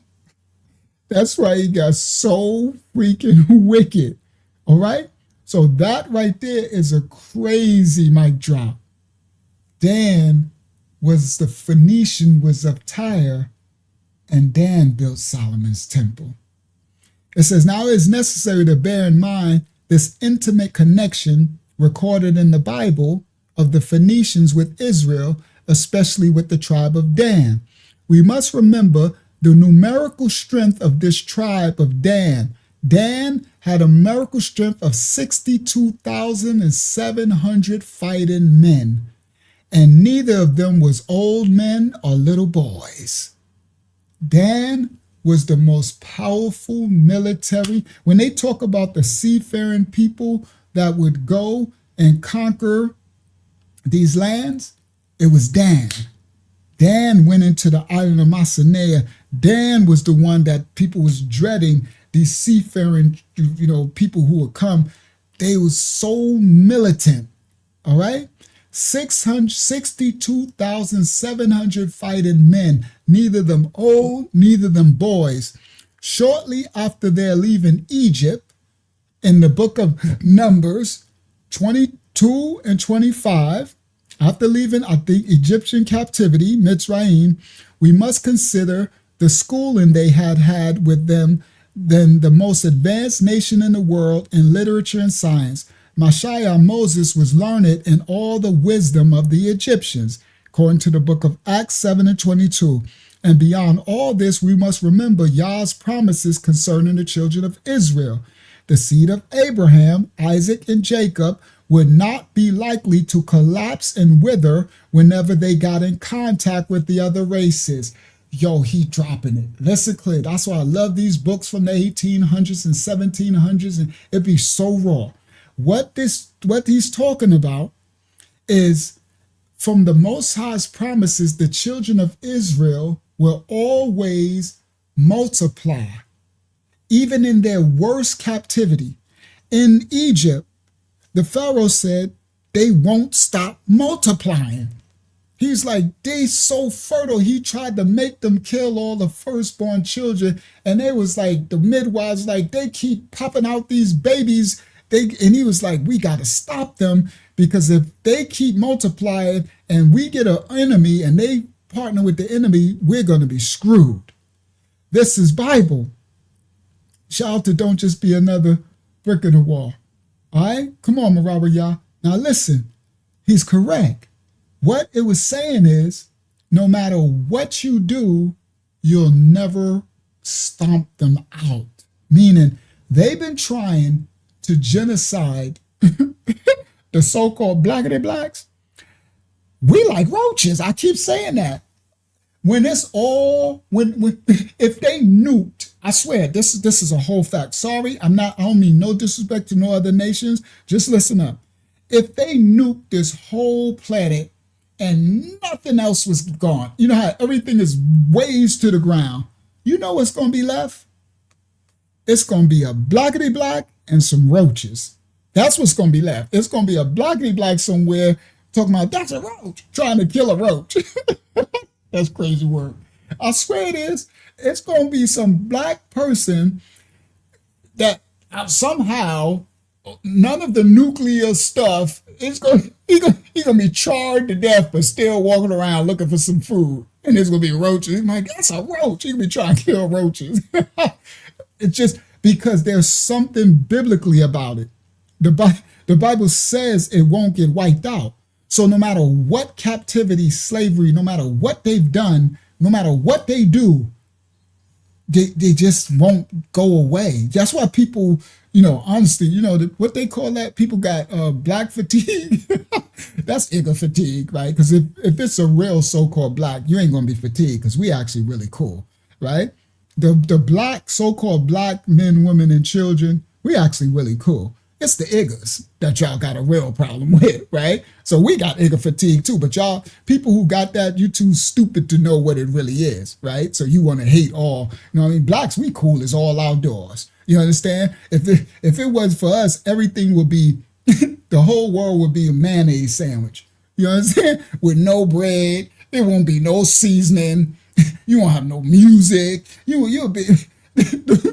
The world will be boring as all outdoors. We are the flavor. The Bible calls it the salt. Do you understand? You take the salt away if you want to. Yeah, it'll be no murk. The world will be no murk. You will definitely miss us. That's what the serpent seed know that. That's what. Now the Iggas, I understand. I got Igga fatigue too. You got to call it what it is. It ain't black fatigue. And yeah, we was Kangs and Sheet. We was Phoenicians and Sheet. We was Israelites and Sheet. We was Canaanites and Sheet. And all that. You know what I mean? They kill me with it. You know what I mean? It's like, bro, don't get jealous. We actually really kind. We really comparing. We really loyal. We really cool. We really fun. We really, right? We got so many good qualities. Now, we got bad qualities because all people got bad qualities, right? But we just, we all tired of the Iggas. We tired of y'all Iggas too. Hispanics, we tired of Hispanic Iggas. Whites, we tired of white Iggas. Asians, we tired of Asian Iggas. Ain't too many. Well, now there is Asian. East Indians, oh well, we tired of y'all Iggas. We definitely tired of y'all because y'all got all that race. Y'all got super racism going on. And y'all hate, right? We definitely tired of y'all. Y'all Iggas. Okay, we tired of everybody Iggas. So it's individual basis. But anyway, the Bible says that we cannot be evaporated. But the problem that y'all don't know is if we were to be evaporated, come on, every race got their serpents. If we were to be evaporated, the earth will evaporate. I think this might be a perfect time to do this. Yeah, let's do it. Even if I gotta, well, it's only 2. We might go a little long tonight. Because let me show you something. I'm gonna just do it now. I don't care that it ain't 100 people we shadow ban. May the Most High, whoever was able to find this lesson, you got it in this way. I really wanted to save it for when we get a little through the shadow ban, right? Let me explain. There is something, if you exterminate the so-called black, life will cease to exist. It's like putting out the sun. I know it sounds like prideful. No, let me explain. It's in the genetics when the Most High created mankind. Mankind comes from one seed. That germ, that gene it's not a color. Black is an existence. It's a state of being. It's that from which it all came from. Now, I'm going to show the revelation of what the Most High gave me. And I got a clip. Let's do it now. This is a sister called, I know I pulled in, there you go, an elder called Maya Angelou. R.I.P. to our so-called blackity black sister Maya Angelou. Watch this, guys. Watch this. Every nation of people listen to this. Even my white brothers and sisters, we about, the Most High revealed this to me about months ago. I just been waiting for when he tell me to do it. And he just said, do it now. Oh my goodness, he be revealing stuff. Watch this. Let's go. Everybody should watch this video. Maya Angelou on why white people don't like black people. Check this out. Let me know if you agree. How could they, and why would they hate somebody like your grandma? Now, don't get in your feelings. I'm going to explain something. Watch what I'm going to explain this. The Most High revealed it, but let's continue, right? Mother, why would they hate black? Because they're like your grandmother. They hate somebody like your grandmother. Why would they hate black? Because they're frightened. Why? You didn't have guns. I know, but people are afraid, for one thing, people are afraid to die. That is basic. I'm coming to it. Let me explain. Basically, people are afraid to die. So they clutch to something which they think will preserve their lives. So they try to guarantee happiness to themselves by shunting dirt and misery off on someone else. That's Sterling Brown. Sterling Brown's poem, The Strong Men. People feel if I can keep them out of this building, them off this street, them out of this employment line, I'll live a little longer. They don't think it consciously, but that is fundamental. People are afraid to be pried loose from their ignorance because they know their ignorance so well. They know it better than they know their body odors. And if you say, come on, give up your ignorance, they get into that terrible position, terrifying position, which Shakespeare talks about at the end of the soliloquy, Hamlet's soliloquy. They'd rather bear the ills they have than fly to others that they know not of. Thus conscience doth make cowards of us all. So they are cowardly. Now, I'm bringing Everybody this out should watch this video. Maya Angelou on. I'm going to explain something, right? Listen clearly. The Most High gave me this revelation. To all the nations on people, this concerns every last one of us, from the black to the white, so-called nation of people, race of people, skin color.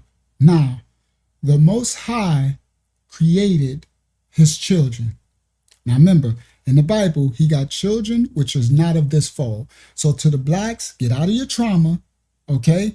And thinking, because there's a remnant of every nation, kindred, tongue, and people that will stand before the Messiah. Okay, in the at the judgment, righteousness in the heaven. So you cannot exclude every white person to the blacks that are traumatized. All right, listen, you mess around and get yourself cursed. Now listen up. The Most High created when he created us, his children, he created a seed. Okay, call it a gene. They also call it a germ, right? A gene. Now that seed, that first gene, is not a color. It's an existence. And what we call that image for the visual eye, it's black. Let me explain, because you got to speak a language to explain it. So from this gene, which would be black in its core, the reason why it's black is because it's ripe, it's full, it's concentrated. It's okay. When you take a bucket, I done did this before, right? You take a bucket, you go to the paint store, you say, give me every color that exists, right? You take the white, you take the brown, you take the medium brown, you take the reddish brown, you take the blue, you take the greenish, you take the in-between, you take the aqua, you take all the variants of all colors, right? Come on, it's complete. Let me explain. And you now I'm going somewhere beside that. I know y'all know where I'm going with this, but I'm going somewhere. So, praise the Most High for revelation. So you take all of them. I mean, because if you take what you call a color and each shade, so let's say if I take the brown, before I get from the brown to the complete yellow, there's probably, I don't know, 100 variances from there to there. Little microscopic, let me explain, let's listen, variances. Each of those variances is a mutation. Come on, listen. Each variance from the original is a mutation. It mutates to become, to change itself. The only thing constant in this existence is change. Let me explain. The Most High created that. And then it's a kalaliyas, a completion. Now, listen, I'm gonna bring it home. Let me just drop the seeds and then I'm gonna bring it home. This thing, when the Most High created us, he created things in its completion. The thing is self-fulfilling. Now, we destroyed the order when we created sin. That's why we weren't supposed to die. Our temple, every 24 hours, recreates itself. Every cell, everything, every energy, it's every 24 hours when he breathed the breath for you again, the full 24-hour completion, you are made anew. We now decay because of the sin. Now death has the authority unless we repent in Mashiach, who came to defeat death, right? Now, he came, that's why after 72 hours, he went to Hades and get the keys to death and distinguish their power, because for 4,000 years, since Adam transgressed, death had authority over all the living, right? It was a wage, the sin, the wages of sin is death. Now, the Most High created everything in completion within itself, right? Self-fulfilling, self-perpetuating. It was, so in the gene that he created, it's self-perpetuating, it's complete. So in that gene, it mutates on its own. Let me explain this where I'm going.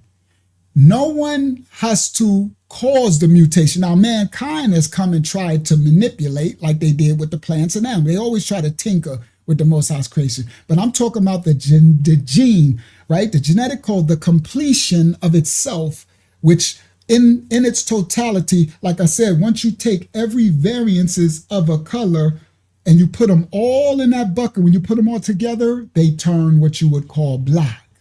Now, let me explain. That's not it's what you see, right? We have to describe it by something. If we spoke another language, it would be called something else. So I'm just speaking it so we can understand.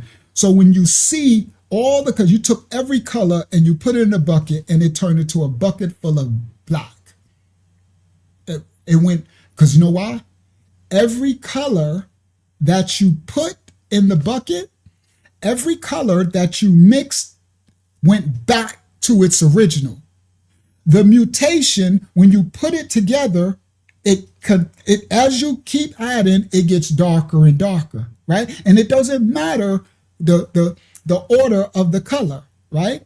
If you start, listen, God, I'm going somewhere. If you start with the lighter colors, if you start with the shades or the mutations that is the furthest away from the source. So let's say if I take the bucket and I put the whitest white color paint first, then I put the next shade of white, off-white, and then little this, all the way till I start to get to the lightest beige. And it'll take longer, everybody, before it gets back to the original, right?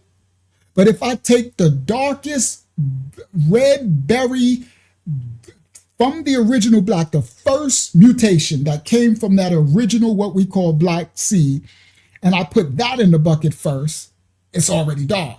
So anything else that I add to it is just going to get darker till it turns to that original, which ain't a color. The original ain't a color. The mutation that comes from it is a color. It's a mutation, a manifestation from the original source. The original is the source. It's just because it's so condensed and confined and complete, it's the darkness, like which was over the face of the earth at the beginning. Like when you go into the waters, the deeper you go, the darker it gets. When you go into the earth, the deep you see, it's dark, right? To bring forth. It's a natural phenomenon that the Most High created. Now, in our prejudices, we looking at as color and you get jealous. Just get out of your feelings, because we all come from this original source. Let me explain. Now, I'm talking about genes. Now listen, if you take the whitest colors and put it in the paint, it's going to take longer, right? Before it gets, but it'll start, every time you add another shade or mutation, it's going back to the red. It's going to get darker and darker and darker, because you're going to go from that white to the beiges, always till you start getting to the yellows, the lightest yellowest, all the way till you start to get to the browns, till you start to get to, right? And it's going to be getting darker, and it's going to keep, listen, it's going to keep coming back closer to the source. From the furthest mutation away from the original, it's going to go back to the original. Let me explain what I'm talking about. The reason why it's so crazy that if I'm saying this to my righteous white brothers and sisters, because there is a phenomenon, guys, and there is a thing where the wicked so-called whites, they think they're going to be exterminated because, listen, if you mix the seed like the paint bucket, let's say if from now on, every nation on the earth said, every race, I'm talking about Hispanic, Black, Asian, from the darkest to the lightest, we all said, no more racism, no more separation of races, we all just gonna mix together. Do you know what would happen? Listen clearly. It would turn back to the original, just like you putting it in the paint bucket. So this scares the other nations, because they think that if they don't separate, then they will cease to exist. They will be genetically wiped out. So when she's pointing out that they are frightened and it's a cowardice, she's correct. But let me explain something to y'all. To the so-called whites, you don't have to worry. Watch this, guys. I know y'all bugging. I know y'all like, you bugging. I want to see you climb out of this hole. I was bugging when the Most High told me. I was like, I'm getting the Holy Spirit flooding my arms right now. I've been waiting for when he told me the time to reveal this. Listen up to the so-called righteous, so-called white brothers and sisters, the leastly melanated, the furthest mutated away from the original, the one who the sun who needs to be covered from the sun, where the sun brings life, because the mutation is the furthest away. If the Most High didn't want you to be created, you wouldn't be here. Now, we ain't talking about no Nephilim who came and those tall whites, because the only Nephilim ain't only white. There's black Nephilims. There's all nation that we ain't talking about serpent seed. We're talking about the children, which is not of this fold, the so-called white brothers and sisters with the least melanin possible, who would practically burn up, who got to practically almost hide from the sun. That's why they're trying to squash the sun, the serpent seed, right? Now, let me explain this. Listen clearly. What would happen, this will be the natural occurrence, if today, on May 23rd, 2026, every nation of people, by law, they said every nation has to mix. No more separation, whites being with whites. If you want to be with a white, cool, but no racism, nothing. What would happen if, like when you put in the paint in a bucket, if you give it time, everybody, just like you put the paint in the bucket, each nation will start to disappear. Mean variation. But let me explain. Each variation from the original dark, even me, I'm lighter brown. You see? I'm high mid brown. Oh yeah. I will cease to exist. I will be a lot later, right? Because remember, it will be honest. It will be the first ones to start to be assimilated back into the original, would be the furthest from the original, the whites, right? The whitest whites. And then it'll go down. Then later, some of the yellows, like some of the Asians, whatever, they would be assimilated. Then all the way to the Hispanics, all the way to the brown, all the way to the, right? And then to us brown melanated, then we'll go, but let me explain. This is what the Most High, no one would ever have to worry.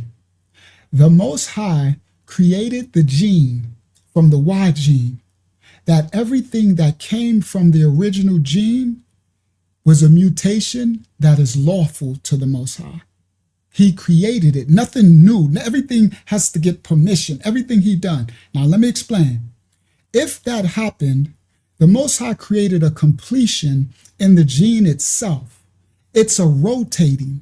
What would happen is, over the time, the 360, the genes would come right back to the original deep melanated where everybody would probably look purple or something, right? And then guess what happens? It restarts. It would mutate again. You would get every generation, there's a mutation. It's genetically wired in our creation. The mutation, the Most High placed it there. That's why even the animals have albinos. Every species, the mutation happens. So if we all just got along, we would start to assimilate and become one again. That which came from will go back in, but then once it's complete, it just repeats. Like every 24 hours, we would repeat. It's a completion. It's a kalalaya. So the genetic, it would mutate again. You would have a lighter baby. That's why so-called blacks, we give birth to every shade. Do you understand? Every eye color, every hair color, because it came from the original. And we don't try it. We don't know when it's going to happen. You'll have a baby, right? This is the so-called black, because the further you get to the original, the more that the mutation comes from the original. So I will have a baby and me and her are both light. And all of a sudden we'll have a light baby, and then we'll get a dark baby, right? I'm like, and we like, well, I guess it come from, one of my grandfathers, right? Then we'll get a baby with this color hair, a baby with, like, if you keep going, because the Most High, he wired it. That's how creation, that's how the other nations, which are not of this fold, would come about. Come on, Methuselah, Noah, that's why they were freaking out. When Noah and them, they was losing it. What is this, right? Come on, you got to understand. So if the other nations, not the serpent seed, if they understood who they really was, right, and had love for the Father and understand the Most High created me, and whatever his will is, that's the way the genetic code of mankind is supposed to go according to his will. So if it was a rotating cycle, because that's what the Most High created things in cyclical, it's called mayad, his timing, rotating cycles. That's why we have holy days. That's why we have high Sabbaths, right? We have yearly Sabbath, 7-year Sabbaths. We have rotation where we're not supposed to till the ground and let the earth replenish itself. Did you get it? Everything has a timing. So a jubilee, thank you. Nobody would have to worry. Only thing you would have to do is be righteous and trust in the Most High's timing for us. So then us as the nation of people, if we never brought sin into the world, we would all be one. It would come back around. So you think you would go extinct, but you can't go extinct. Listen, you can't go extinct because you come from the original. Listen up to the so-called white brothers and sisters, my righteous white brothers and sisters. Don't let them scare you. You can't go extinct. You come back from the original. It would be a time that you would cease, that you would blend back in, but over that time, and it could be 1,000 years, I don't know, it could be amount of years, or 2,500 years, it could be, I don't know, the actual timing of the full reset of the full mutation, but everything is completed within itself. The Most High created the universe and everything does it. There's the atoms spin, the molecules, everything does it. Everything does it involuntarily. No one has to manipulate and do. So when they playing these games trying to manipulate the genetic code, That's sorcery and witchcraft. They're going, that's blasphemy and transgression. All you would have to do for my righteous white brothers and sisters, don't be scared. Nobody can replace you because you come from the original. You would just, it's like going back home and your generation would just come back out, because over that same time, there will be another mutation, another yellow, another brown, another white, another, and it'll go all the way around, and then there'll be a whole nother, and then it'll come all the way back around again. The Most High created completion. It's cyclical. It's like, it's cyclical. Okay? Okay, now let me explain. The reason why the Most High wanted separation of people, Stephanie, is because we sinned. That's because of sin, transgression. There was no, okay, let me explain. Before Adam and Eve sinned and transgressed, okay, there was no separation of people. At the Tower of Babel, he took the tongue back because all the people were together on one accord to serve in sin. And they wanted to destroy the Most High. So he separated the tongue and separated the people. But before that, there was no separation of people. Do you understand? When Noah was born, Noah was chosen, right? Noah has no melanin.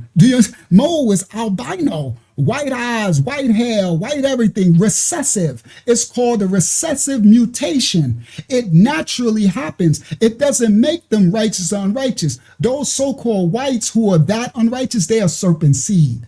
You have blacks that are that unrighteous too, all right? Now, because the so-called blacks, we got so much hot because the Most High sent a serpent seed people after us. He said, I'm going to send a people which ain't a people, who have no regard for the old head and show no favor to the young. You understand? He said, because what we did, he sent a people with no mercy. This is a serpent seed people that have white skin. There's serpent seed people that have black skin too. That's why the head of the serpent seeds, these ones, they're really black at these heads, right? The black, these Vatican Pope, they know this stuff, right? So anyway, so we're looking on a micro and a macro scale, because there's a remnant of righteous of every nation, kindred, tongue, and people. If you don't understand that, you will miss your blessing and your trauma. You'll mess around and curse yourself. Okay. My word is the revelation that the Most High gave me the understanding, because I thought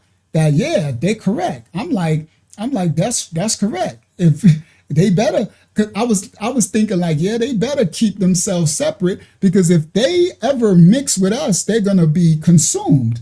It's just scientist biology.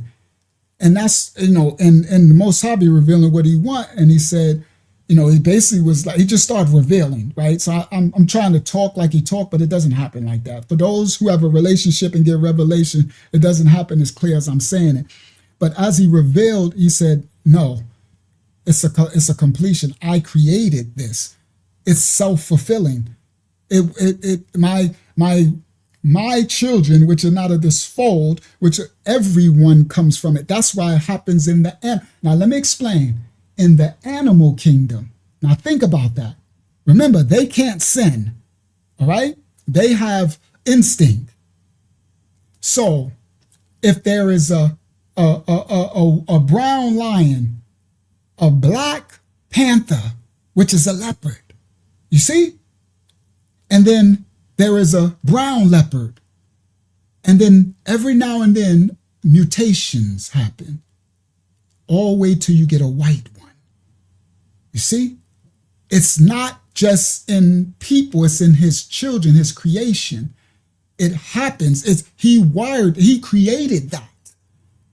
Now the serpent seed, the ones who are white, who sent the healers, and the ones who are black, he didn't create them. Those are Nephilim. Okay? But the separation, Stephanie, it's the sin that man did. That he wants us to separate, listen, even from our own family. He wants us to be unequally yoked with anybody unrighteous. I don't care what color they are. The enemy will come for those of your own household. So yes, he did have separation. You know why? Because he was trying to keep a lineage pure. Because now a new world was created. This ain't his first estate. He created a world with no sin and iniquity. Genesis day 1 to day 7. No sin, all the way up to Genesis 3 and 6, because the other part, page 2, is a synopsis of the first, the creation. When you get to Genesis 3 and 6, the mark of the beast, sin. Now we lost his estate, his presence, Eden, Adiyan.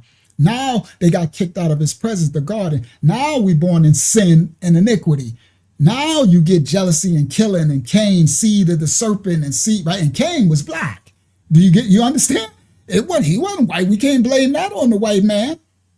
Facts. That Cain was blacker than black, just like you want to say Adam was black. Adam was. He was ruddy from the earth.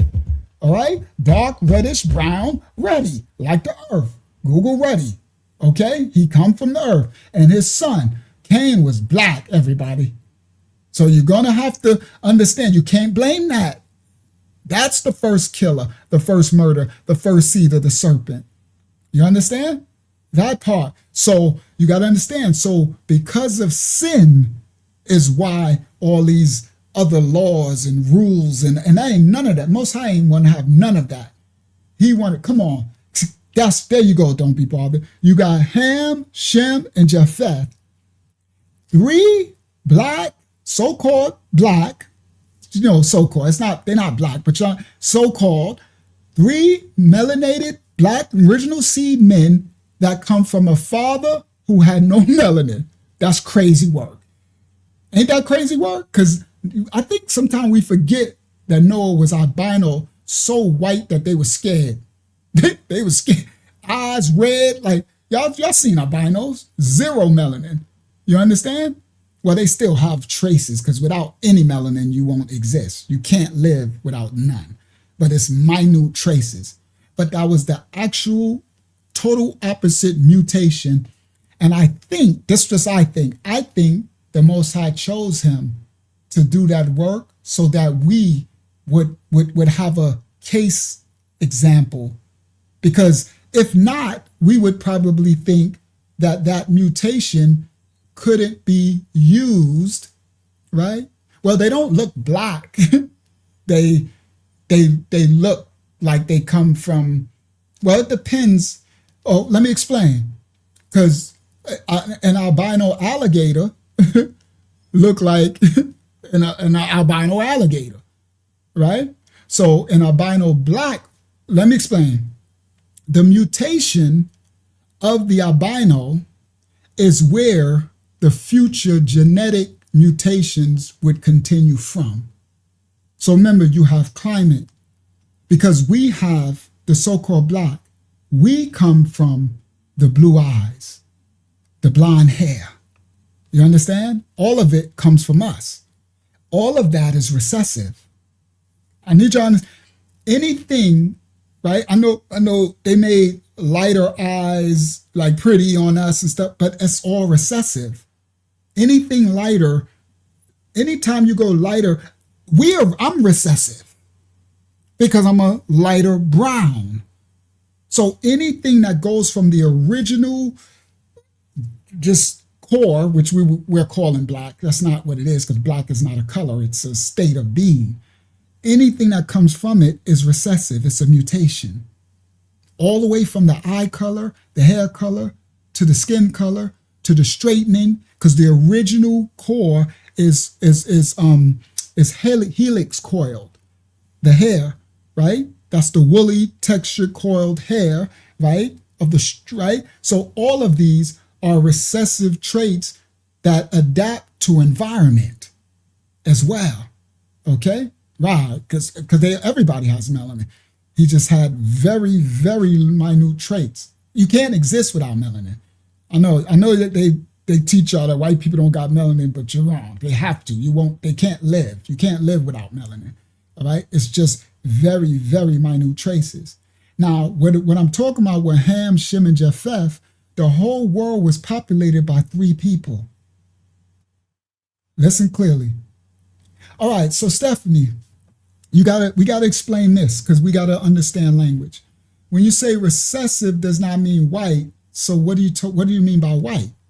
Because if you're talking about white, like this paper, like, because we so-called black. So are you calling a race of people white? Because now you're talking linguistics, right? We're doing the same thing. Like they called us black. You understand? They call us, that's why I say so-called. So we're talking nations of people, okay? Now they later made these races and calling this one white and calling that one, right?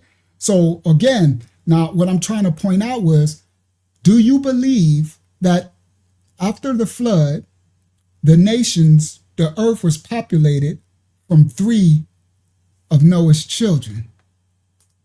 If you believe the Bible and understand that, now you had Nephilim who came back, but the earth was populated, because the Most High wiped it all, by 3 children.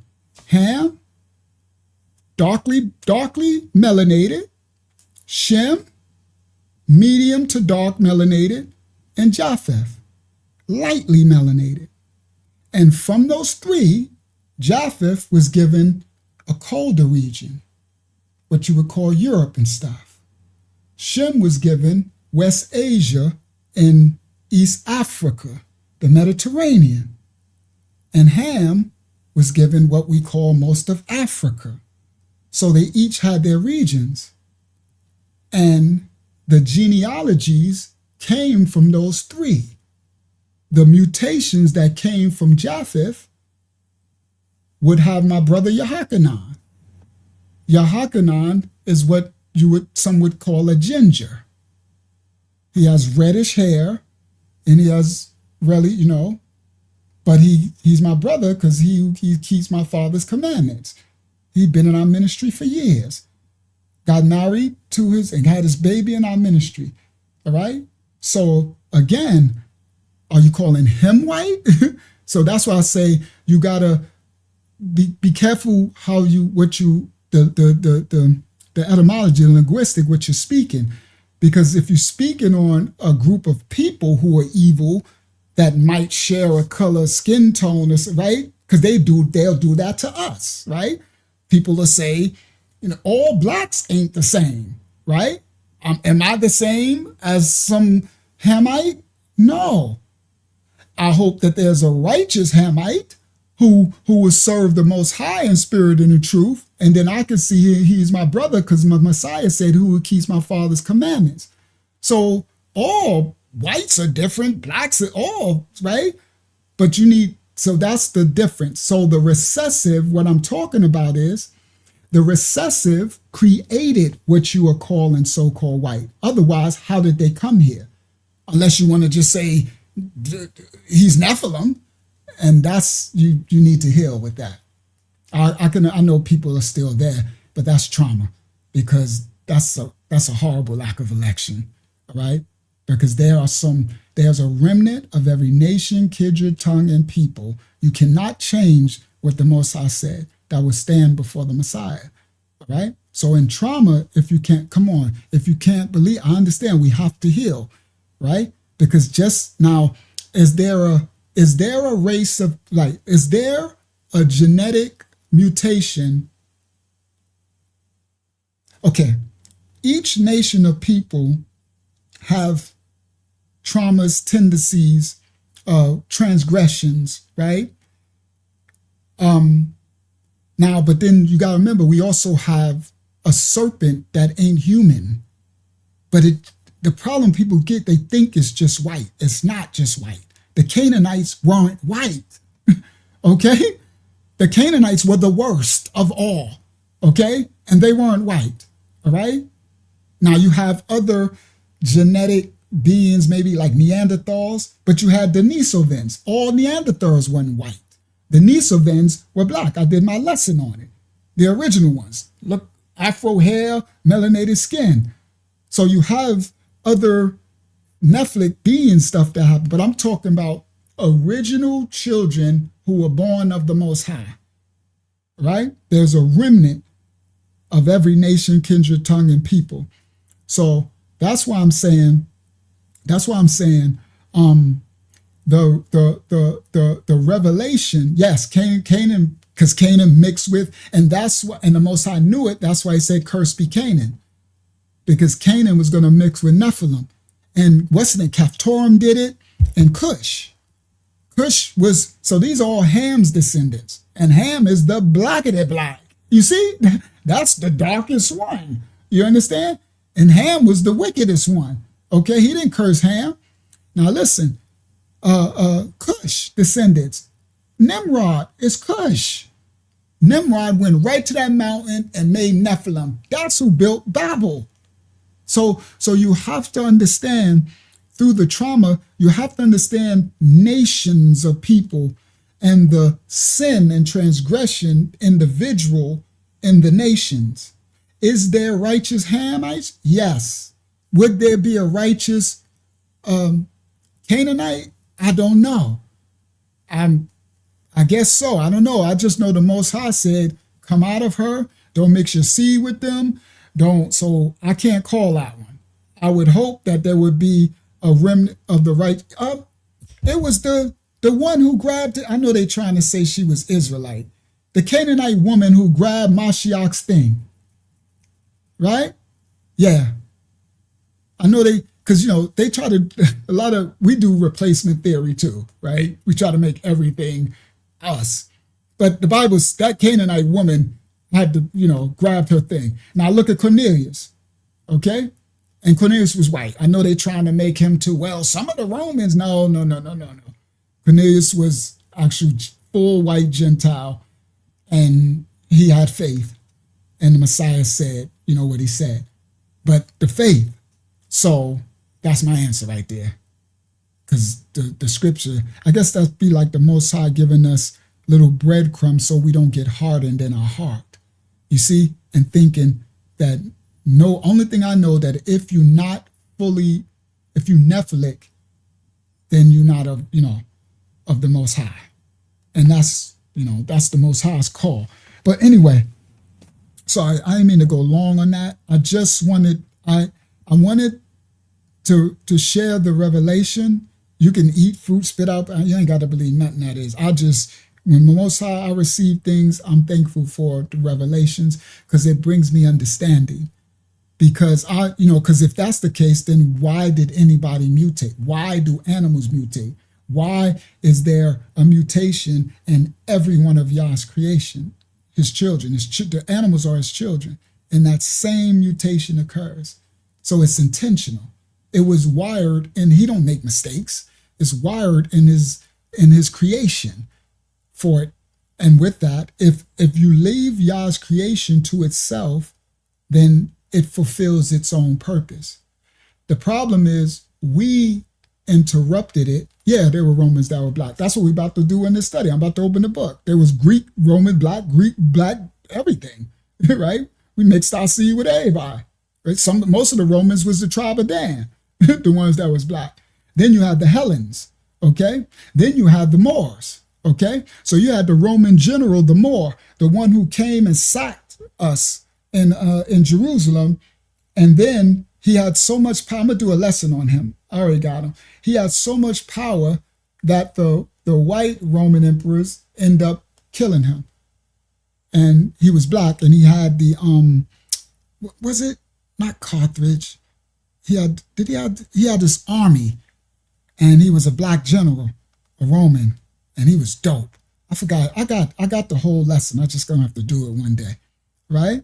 And he was an emperor, and they set him up, right, to be unalive. And the people were against it, but they set it to the point where by the time the people found out, he was already unalived.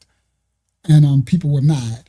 And the emperor ended up losing his seat because of that, because he was a righteous dude, but he went after us. He was a black, so-called black, he was a Moor, or Hamite, and he went after the children of Judah, the tribe of Judah, and he sacked us. Yeah, no, not Hannibal, another one. I'm gonna show you who it is, not Hannibal. Yeah, I got a lesson. I got a whole thing. I'm gonna do it one day. I got the video clips and everything. It's dope.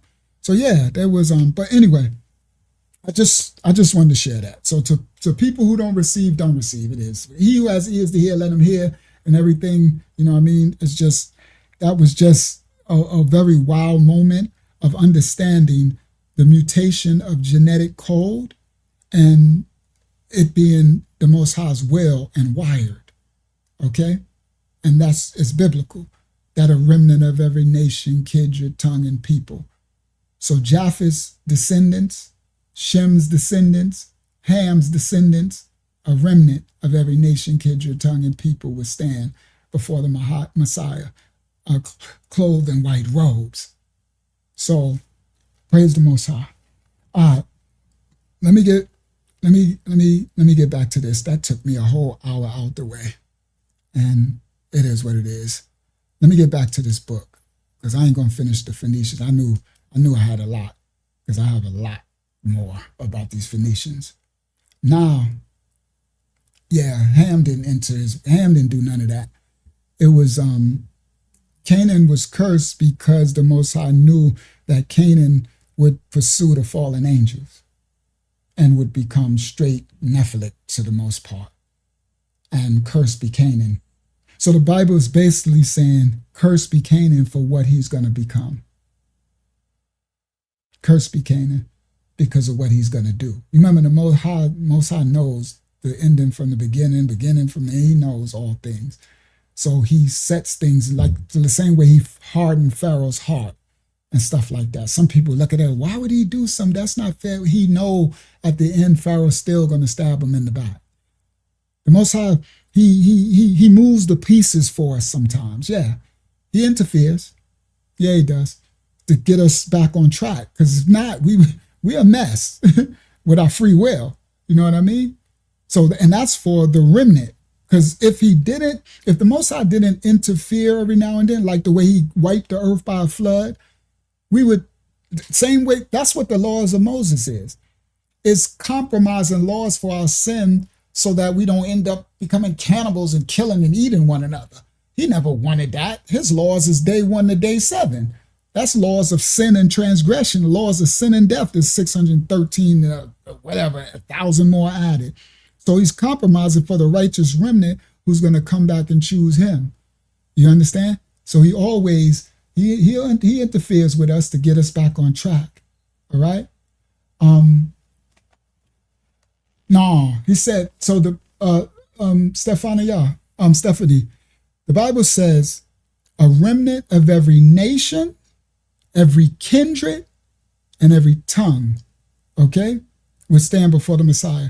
I know that the Israelites, and this will get you cursed. I'm sorry. I know, and maybe you might not want to join us no more. This house is to heal. This is what got us in trouble with the Most High in the first place, into all the slaveries, because you start to worship yourself. Only us, only me. It's like a child on the playground, and it's like, mine, everything is mine. That's not humble and meek. The Most High called a set-apart nation apart because of our forgiven nature. Because apart from all the nations on the earth, he set apart one. And he called them to come and serve him. He had a purpose for them. And that purpose would be to lower themselves, okay? Humble themselves, repent, come back into humility so they can go forth and reach every nation, kindred, and tongue and bring them back to the righteousness of the Most High. He didn't call them to go and only serve yourself. I don't know. That sounds like some religious God, some Islamic, Israelite, it sounds like some hate God. I'm only, all these other nations. So who created them then? Nephilim didn't create all of these seeds. So no, the set apart children of Israel are set apart for a purpose. Everything in Habariyah is an action. It's a language of verbs, action. Everything is a doing. So he called them to do something. What? So the crazy part is they're going to be the kingdom of priests. To who? A bunch of kings and priests to priest to one another? You see what I mean? It's just, so we're the kingdom of priests. So who we gonna lead? I'm a king, you a king. I'm a priest, you a priest. We all kingdom of priests, so we just gonna do what? Who are we going to preach to? Who are we going to pour into? Who are we going to guide? Who are we going to lead? That's what religion has done, and trauma, and that's what got us cursed in the first place. That's why the remnant will heal. We have to heal. Repentance, heal from the trauma. Understand that the reason why we got enslaved, the reason why he sent the people that ain't a people to do all these things is because of what we did to him. And some of us are doing the same thing. That's what the ancestors did. Same thing. It's a selfish, it's a fleshly pride thing. I'm better than you, right? I'm set apart. I'm chosen and you're not. And yeah, you're chosen. The Bible says he who is raised will be lowered. Come on, you got to understand the precepts of the scripture. It doesn't align. That's sin and transgression. It says if you're anointed and chosen, then you should be lowered. Servants. Who you serving? King serving a king? How you a king and you got no servants? You got no, what they call when you have a king and you have subjects. You have no people to lead and guide. And where you leading and guiding them to? Righteousness. So if every one of the children of Israel is all righteous, then what are you doing? There's millions of nations of people who descend, okay? Because remember, you got Shem's descendants. Israel is a Shemitic descendant, right? But he comes from Heber, right? And he comes from, but that's only a small. Shem got Asher, Elam, Aphaxad, right? You have Eber's descendant, the Hebrews. You have, right? Then you got the chosen lineage from Isaac, but they had a purpose to do. There you go. You have to that's the point. And after you get yourself together, then you have a new set of people to lead. Let me explain. Let me see what she said. Hold on, let me try to understand. I thought she said, you have to get yourself together. Okay, repent, get yourself righteous, get yourself together. Clean out your stony heart, forgiveness. Then that's why after you get yourself chosen, then after you become chosen, then you will have a new set of people to lead. You have to explain that a little clearer. I'm a little lost with that. First of all, you don't get yourself chosen. The Most High chose the seed of Abraham. You get yourself cleansed. The Most High will call you. But the chosen is already chosen. It's a lineage. Then, because all the chosen don't repent. So they leading people to the damnation. Okay? So, from the lineage, because it's only a remnant. Okay? So then, all right. So anyway, that's enough. So for those who have ears to hear and eyes to see and understand, then shout out to the remnant. For others who still have I call it the Israelite trauma, right? That is just only us, only me, only me, only me. Like, I just don't understand that spirit because I'm not, I've been healed a long time ago. I understand what got us cursed in the first place. You understand? I see the manuscript. I see where my ancestors went wrong. I see what they're doing, and I see the sin and transgression. You understand? I can see the righteous of another nation, whereas the enemy will come for those of your own household.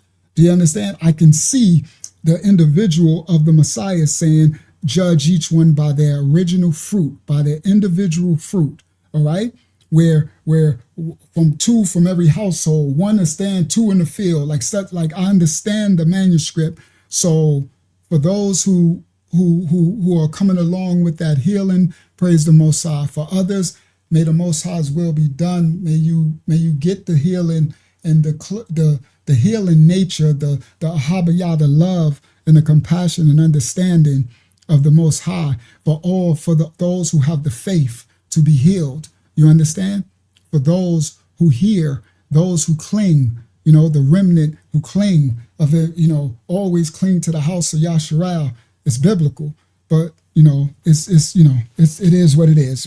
Everybody's at a different place in their development, all right, and their healing nature, right? But praise Yah. So I didn't know. I should have known. I don't know. I didn't know that would cause. But see, when you're not, let me explain. When you really don't have the healing nature of your heart, of the Ahabaya, the love of the Father for his children, then you won't want the best for all. See, when you really are in the healing nature, the Ahabaya of the Father, you want best for everyone. You don't just like only this one and everybody else is going to wherever or something. You want the best for all. You understand? That's when you know that you have the healing attribute of the Father. Other than that, you're traumatized. And a dangerous part is the same thing that you are putting out is going to come back to you. So I pray for serious repentance, because none of us know the hour, because you're going to be judged on that same measure that you're judging on. Okay? That you're judging. This dude came late as crap talking about who cares about Michael Jackson. Boy, I swear this world is crazy, the TikTok generation. If you don't care about Michael Jackson, then why would you click the video? Fool you. That don't make no sense. It's like me I'm walking down the street, I see a sign that say pizza parlor, and then I open the door and walk in and say, don't nobody care about no pizzas. It's like, then why did you open the pizza parlor door, fool? Come on, guys. Boy, I swear this world is crazy. It's some crazy work. That is a crazy work to see a live stream be like, I don't care about no Michael Jackson. Let me click the video because I want to tell him I don't care about Michael Jackson. All right, well, cool. I don't like black licorice. I don't like the taste of. Let me get another one because I don't want people to think I said I don't like black. Some food. I don't like certain foods.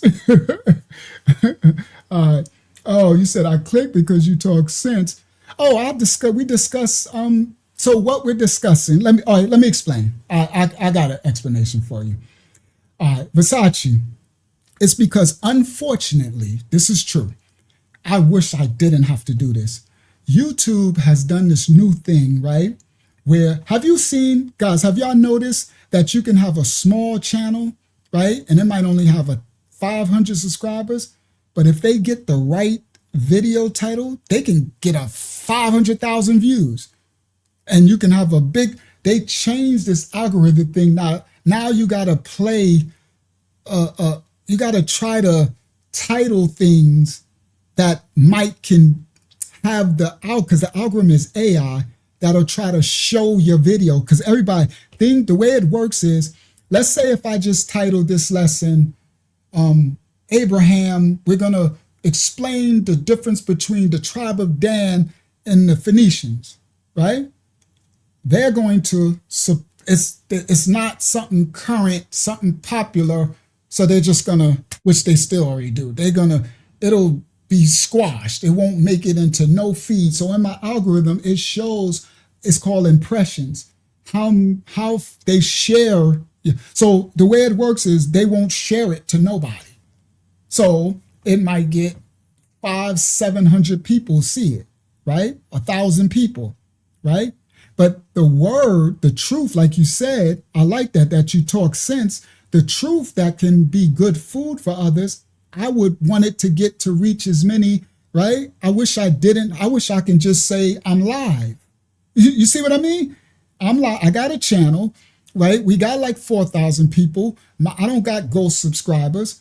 So I should be able to just say I'm live, and at least they send it to all my 4,000 people.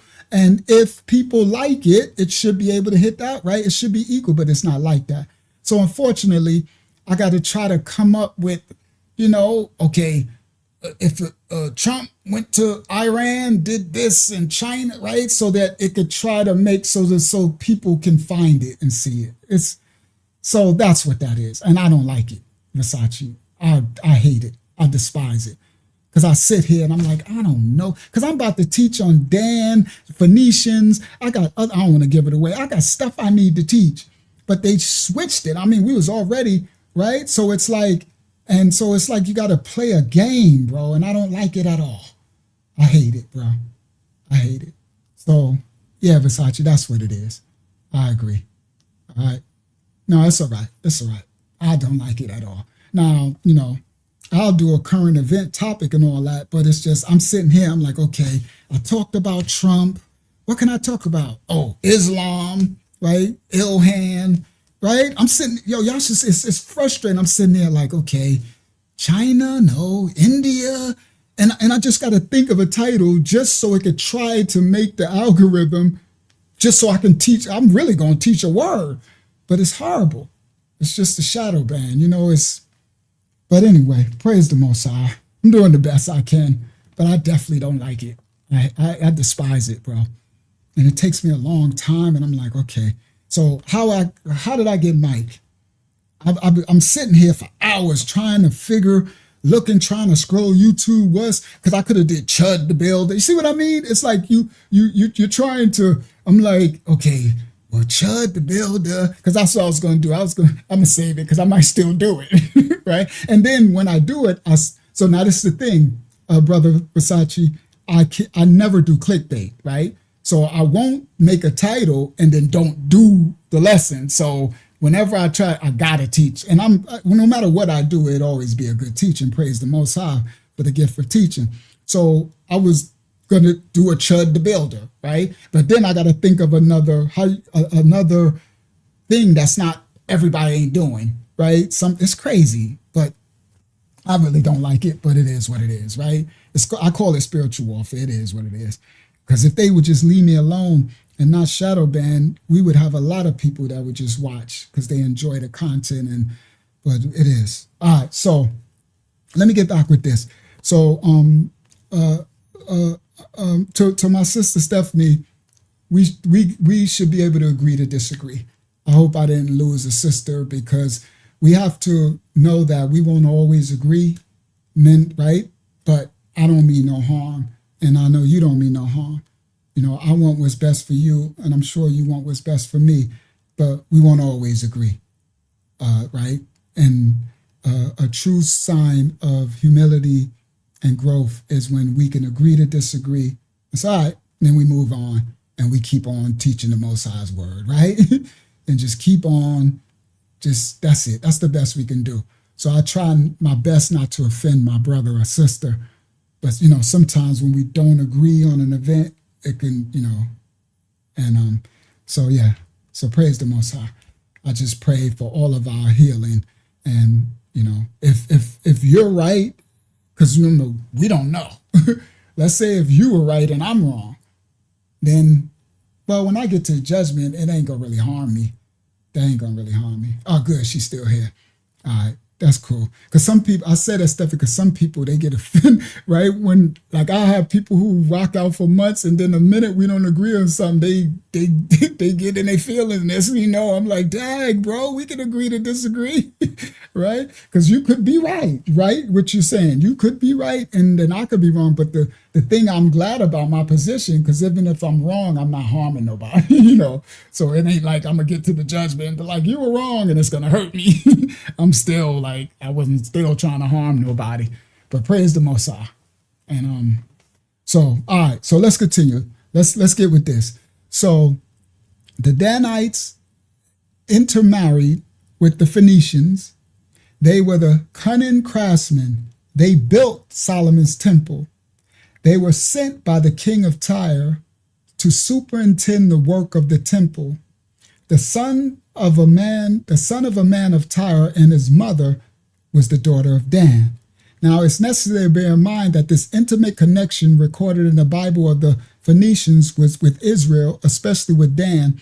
We must remember that Dan's strength, 62,700 fighting men, none old, none boys.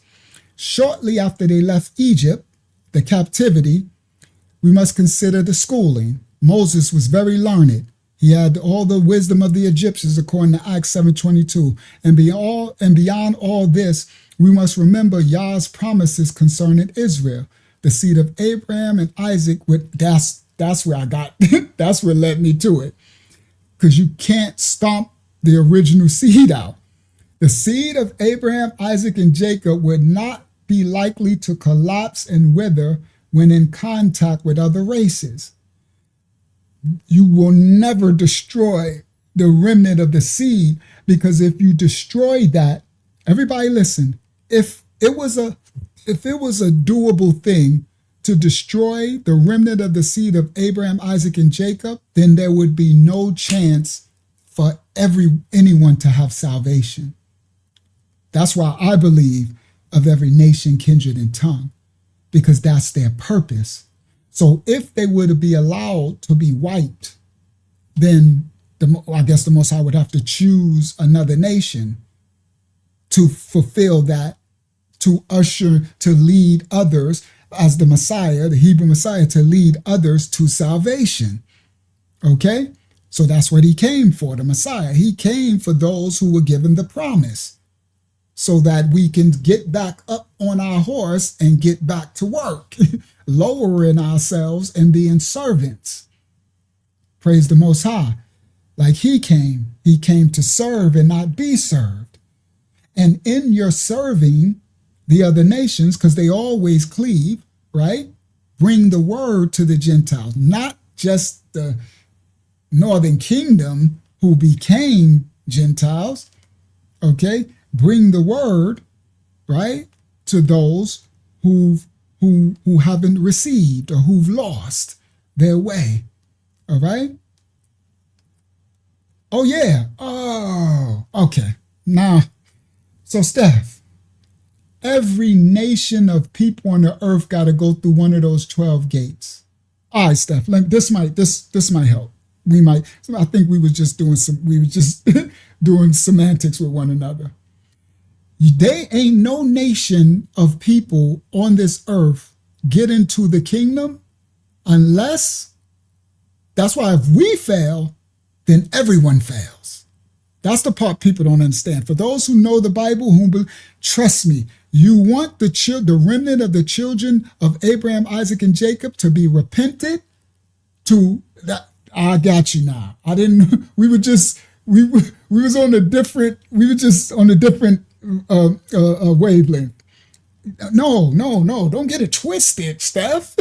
Don't boast against the natural branch. Now, come on, now I can get funky. You understand?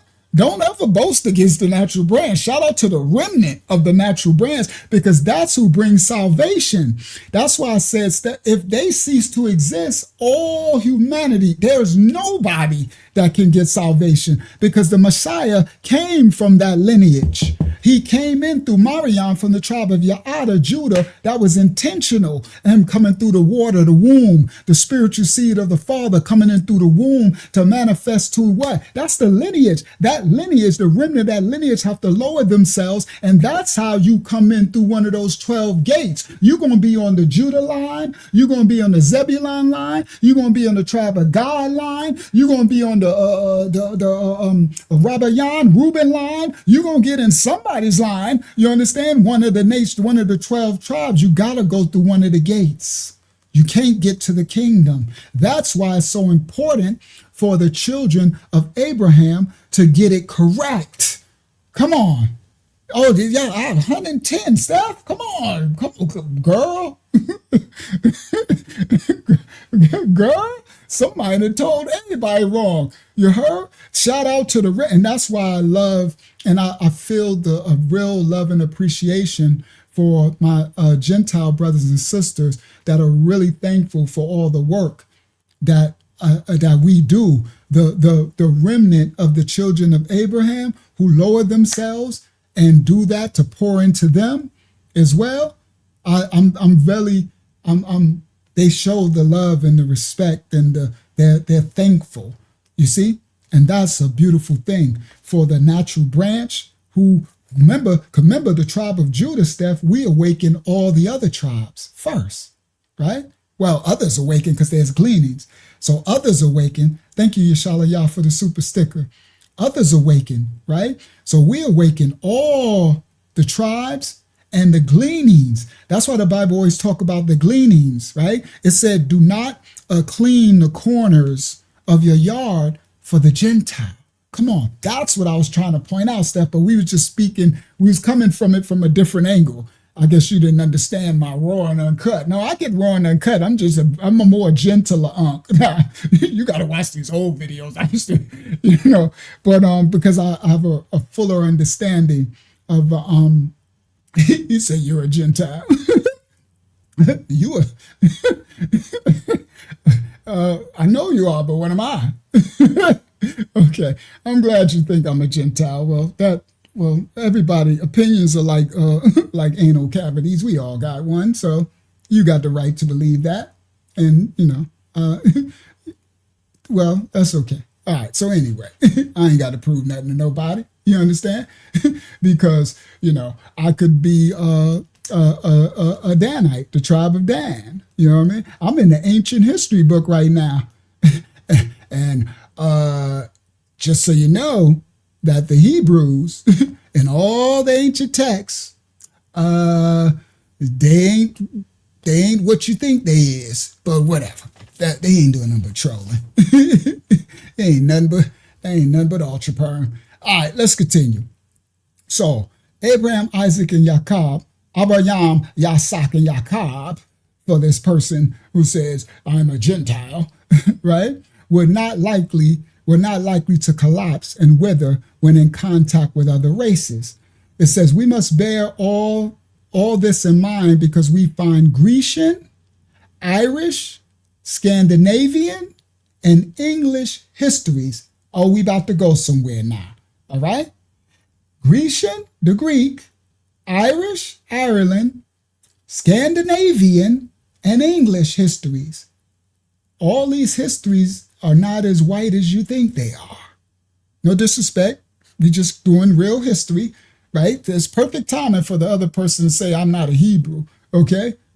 When you better understand who the original Hebrews was, because guess who drew them on the caves of Egypt? The ancient Kemet. They drew exactly what they look like. And they ain't look like those people in the synagogue of Satan over there who couldn't have been no slaves in the hot Egyptian sun 2,000 years ago. You heard? But let's go. Let's continue. We about to get this about to get funky in a second. All right. Now it says we must bear in mind because we find the Grecian, Irish, Scandinavian with notices of a certain race called Dani. Everybody listen. He said the Grecians, the Irish, the Scandinavians, they all have certain notices of a certain race called the Dani, the Danans, the Dani, who are either called Phoenicians or mentioned in the company with the Phoenicians. Almost wherever Phoenicians are said to have traded, there we either hear of these Dani or we find a river or district stamped with the name of Dan, according to early custom recording of that tribe in the scriptures. Now, this Danoi clan, Dani tribe, Danans, this is the same ones that went to the island of Crete and Knossos. These were the same ones that the Hellenes would later become the Danoi clan. Do you understand? The Danoi tribe. And that's why they call the Bible the Biblia from the ancient Byblos city, Phoenicians. The Phoenicians civilized ancient Hellenes and taught them the Greek alphabet when they went through their 400 years of the Dark Ages. Okay, almost wherever Phoenicians are said to have traded, there we either hear of these Dani or we find a river or district stamp. In a lecture delivered to the Tribe of Judah people, working men and families at the Tribe of Judah Infant School. I don't know if this is ooh-ish. Yeah, this is ooh-ish because it says 1875, so it's probably ooh-ish. Let me see. The ports of Elath rivaled the Phoenician. The ports were filled with the ships of Tarshish, which sat down the Iliad Gulf River. All right, let's go to the next page. All right, that's quoting some book. All right. Now, shout out to Kay Fuller. Now, in the Manual of Ancient History, from the middle of the 16th to the middle of the 14th century BC, several colonies from Egypt, Phoenicia, Phrygia settled in different parts of Greece. bringing with them the improvements in the arts and sciences that have been made in their respective countries. A Phoenician colony under Cadmus settled in Boeotia. He was the first who introduced the use of letters into Greece. That's the Phoenician alphabet. They call it the Greek alphabet. He introduced the Phoenician Habariya. This is Dan's descendants when the Greeks was coming out of their dark ages on the island of Crete. They was Hellenes. They weren't even Hellenes then. They were a Denoi Phele tribe, Denoi clan under there. It's before they became Hellenes too. They became Hellenes after the Phoenicians, and then they made this god Helen. They made up these mythological beings. All right. It says the Phoenicians were at that period the undisputed masters of the Aegean Sea. Cyprus was not only a colony, but a province of the Tyrians. From Cyprus, they extended their settlements to Crete. Thence they proceeded to Africa, Sicily, Sardinia, the Spanish peninsula, and the scriptures called Tarshish, was the country which with the Tyrians, that's of Tyre, the Phoenicians, had the most lucrative trade, and the colonies they established soon became independent states. Tribe of Dan, under the Phoenicians, okay, we already showed you what they look like with their big noses and their big lips, you understand? Okay, and these are actual Israelite Hebrews. So if the crazy thing, these people come, you a Gentile, okay, well, thank you very much. You apparently don't know history and you don't even know me. So how do you know what I am? Okay, I could be your mama. You won't even, that was just a joke. But anyway, let's continue. So now, they went to Island of Crete. Now, watch this, it's going somewhere. We're going somewhere. It's just kind of a lot of reading, but we're going somewhere. Thence the Spanish peninsula caused Tarshish, and soon independent states. Colonies were also planted beyond the Straits of Gibraltar. Trade was extended to the British Islands, okay, to the coast of the North Sea. It is known that the Phoenicians preceded the Greeks in forming commercial establishments along the coast of Asia Minor and the shores of the Black Sea. In the eastern seas, they had establishments on the Persian and Arabian Gulfs. Now let us track Dan's footprints by this Phoenician light, and we shall find that almost wherever the Phoenicians have been there or in close proximity on the name of some place, river, or provinces, the name of Dan was imprinted there. The Phoenicians are Danites. As they did in their earliest independent conquests in Palestine. We have then on the Red Sea, Dongola, in Greece, Chalcedon, a river in Attica, the Eridon, the Macedon, the Danube, the Nanastris, now Dnista, the Dnapri, now Dnieper, and the Don. So that's where Dan is. Everywhere Dan lay his hat, he named it after himself. The substance of this paper was delivered at a lecture at Clofan in 1876 when the Reverend Canon Titcomb, now Bishop of Rangoon, very kindly took the chair. Although a staunch Anglo Israelite and a believer in Dan as an enterprising pioneer, he took exception to my claiming Dongola as having anything to do with Dan, and thought it was making Dan ubiquitous to trace him to Africa. But in point of fact, it is one of the easiest to defend. For in Dongola and the neighborhood are at this moment two bodies of people. In Dongola, the Falashas and the Karamantas. In Africa, professing tribe of Judah faith, calling themselves Israelites, and they've been doing it for thousands of years. Bantu too, and acknowledged by our English tribe of Judah. Before speaking of the people in Greece and the Chalcidians in the eastern corner of the Black Sea, we will take the probable route of an exploring overland party up in the Danube, its source of the mountains of Switzerland, and there pick up another river, the Rhodan, now called the Rhone, down to the sea at the ancient so-called Phoenician town of Massilia, now Marseilles, and then across the Sardine back again into Switzerland. We pick up the Aradan. All he's doing is pointing out in this book the places where Dan went, conquered, and named after himself. The king of while in Venetia, I will call your attention to the following. We may infer from Ezekiel 28 and 12 that Tyre had one of her symbols of cognizance, some cherubic device. The king of Tyre, and apparently a taunted message, is called the anointed cherub. Y'all remember that scripture? Ezekiel 28.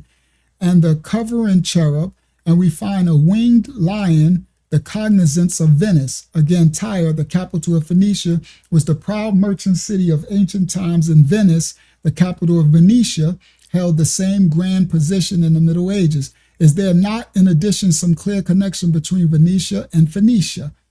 From Venetia, we will return to the Danastris, the Dniester, follow it to its source, where we pick up the Vistula, at the mouth of which is Danzig on the shores of the Kodan Gulf. All right, let me get to, because I don't want this to get too lengthy boring, because it gets somewhere good in a second. From Phoenicia, about to the prince, let me go to the next page, right? Because it starts to get to headquarters of the Nans, the north of Ireland, anciently called Scotia. The headquarters of the Danaans, tribe of Dan, was the north of Ireland, anciently called Scotia.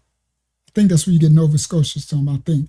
Where we find an immense percentage not only of the names of places, but of the popular surnames with the prefix Don.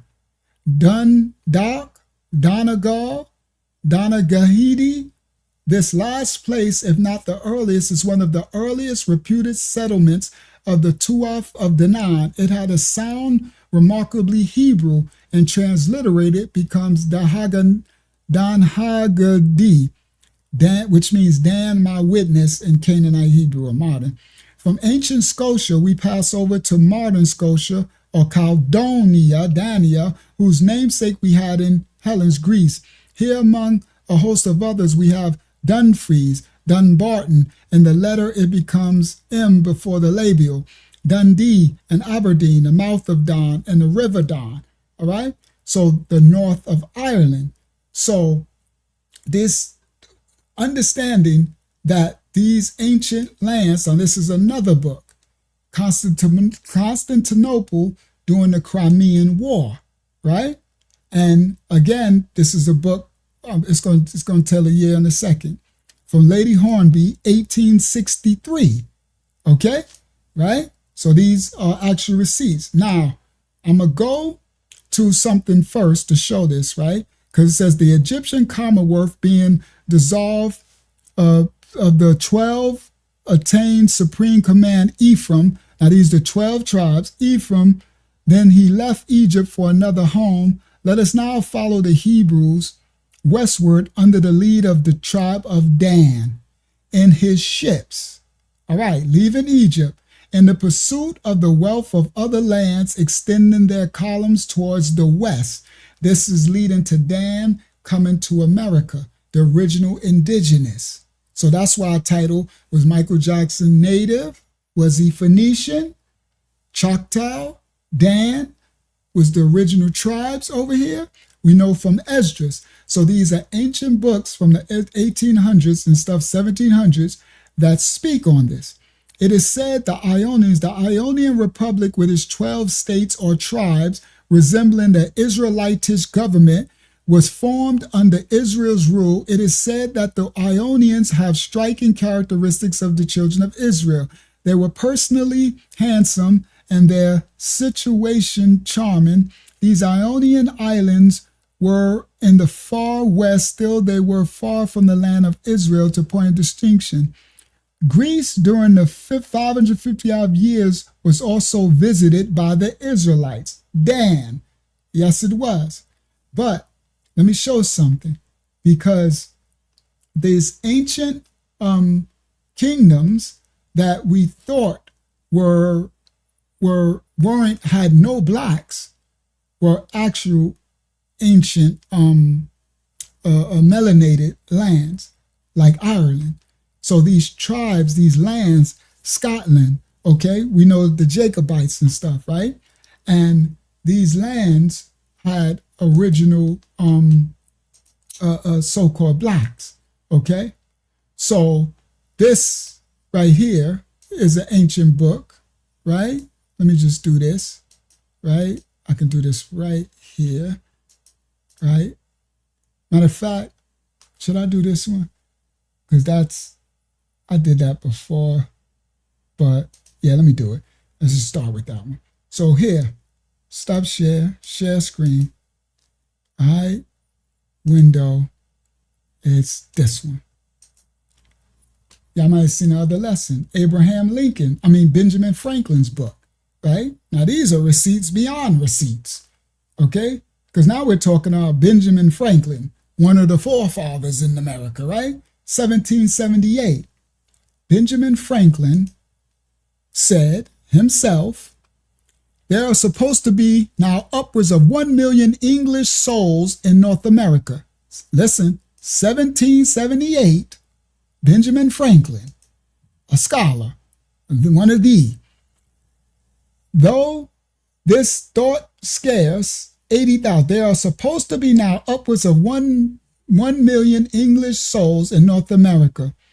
Though this thought scarce, 80,000 have been brought over sea, and yet perhaps there is not one the fewer in Britain, but rather more on account of the employment of the colonies of foreign manufacturing home. The million Dublin supposed, but in 25 years, whatever, right?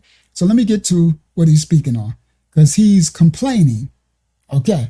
He says, and since detachments of English from Britain sent to America, since we sent the English from Britain sent to New America, right, 1700s, we will have their places at home so soon supplied and in Palatine Boers, the Germans, be suffered to swarm into our settlements by herding together, establish their language and manners to the exclusion of ours. Why should Pennsylvania be founded by the English become a colony of these aliens, who shortly will be so numerous as to Germanize us instead of us Anglifying them, and they will never adopt our language and customs, any more than they can ever acquire our complexion.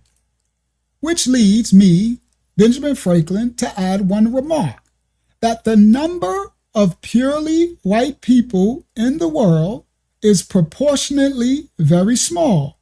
All of Africa is black or tawny. Tawny is a derivation of dark brown, okay? Asia is chiefly tawny, dark brown.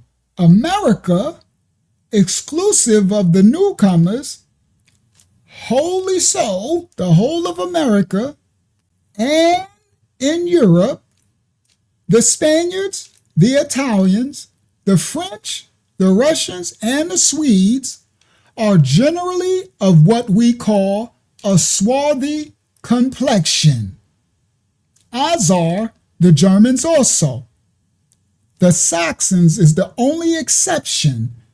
This is Benjamin Franklin, okay? And swarthy, y'all know what swarthy is. All right, guys, we're in the American Dictionary of the English Language. This is actually Webster's 1828 dictionary. So I got the official PDF from it. So now we're going to break down the word swarthy. Right? What is swarth? It says being of dark hue, moderately black, tawny. Swarth is swarthiness, tawniness, a dusky or dark complexion. Dark complexion, guys. Swarthy, as black as the swarthy tawny? African, it says. Black tawny as the swarthy African. Black. Swarthiness is a tawny color. Swartish, somewhat dark or tawny.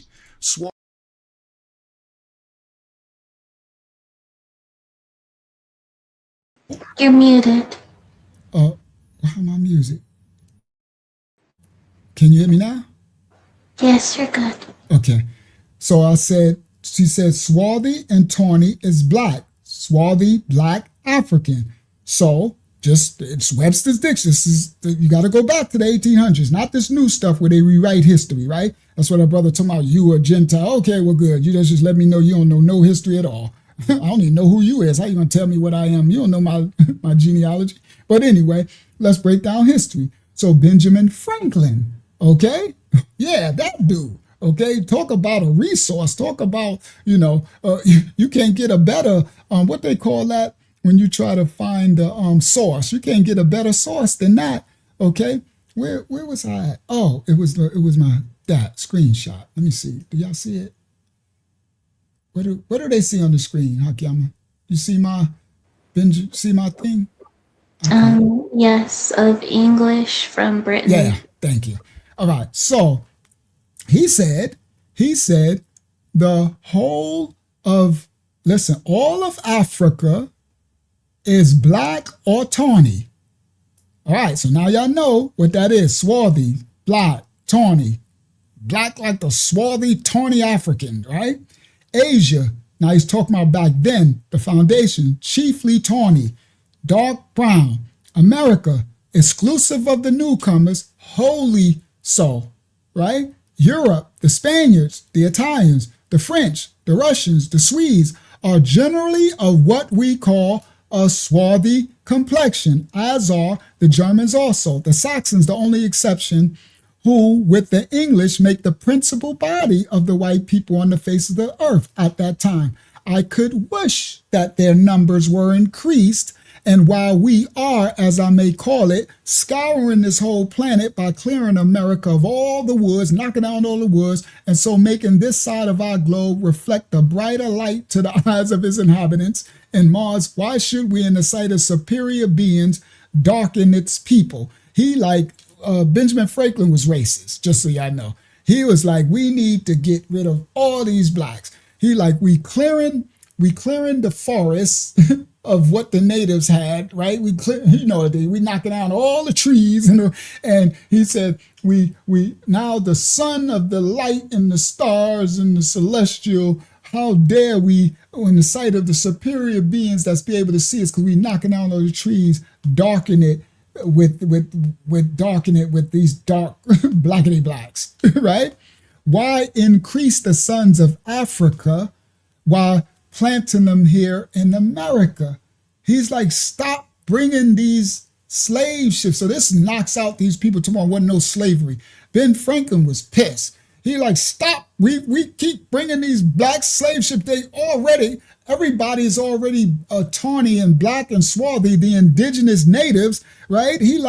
So where we have he said, why increase the sons of Africa by planting them here in America, where we have so fair an opportunity by excluding all blacks and tawnies of increasing the lovely white and red? But perhaps I am partial to the complexion of my country, for such kind of partiality is natural to mankind. So he was complacent in his races. He forget these blackity blacks.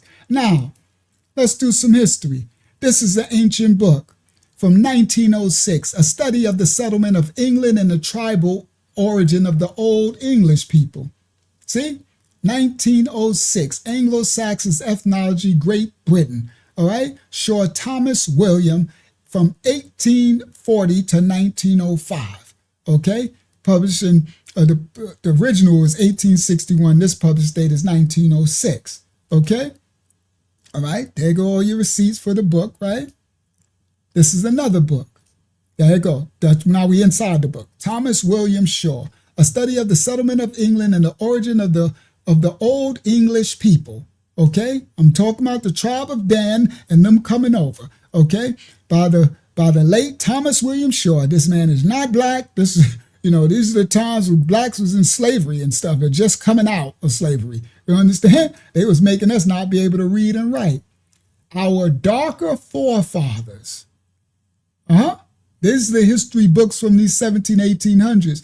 The borders of Saxony and Prussia at the present day, some of the darker winds may have well been among the black Vikings referred to in the Irish Annals, Ireland, as well as Dole's Wales, It may have been the people who have left the Anglo-Saxon name Blackmanburg, which occurs in the chart as Blackmanstone, Kentish Coast, and Blackmanstone. You know, they say they ain't black, they ain't black. That's just their name is Blackman stuff, Blackman sir, right? It says Doomsday meet with records of people apparently named after their dark complexions. Okay, in Buckinghamshire, Blackman said, and others are mentioned. In Sussex, one named Block. In Suffolk, and Blackmanus, and Swarte. That's Swarte or Swarthy. It's a Swartz. That's where you get the Stuarts. Okay, we're talking about the what's the name, the Dark Ages and the Jacobites of Europe and all of that, right? The Swartz, okay, and others at Lincoln. The invasion of the coast of the British Isles by Vikings of a dark or black complexion. I didn't know they had black Vikings. Y'all didn't know that. You know who those, do you know who those black Vikings are? Everybody, the seafaring people. Here come the tribe of, you got to understand, bro, Dan is all over the place. That's why I'm doing this, okay? The tribe of Dan. The invasion of the coast of the British Isles by Vikings of a dark or black complexion rests on historical evidence which is too circumstantial to admit of doubt. The Irish annals, the black Vikings are called the Dub Ginty or the Black Gentile. Okay, these black Gentiles on some occasions fought against other plunderers of the Irish coast known as their fair Gentile. Now, Gentile is heathen, okay? And because when they don't know who these black dub Gentile is, okay? Let's continue. Now, these are the Gauls, the ancient maps, the Picts, all right? The Saxons, the Britons, the Angles, the Anglicans, okay? This is about the Dark Ages, right? The Friars, right? And the Ions, right? So anyway, now this is from the Irish Post, okay? Ireland. This ain't America.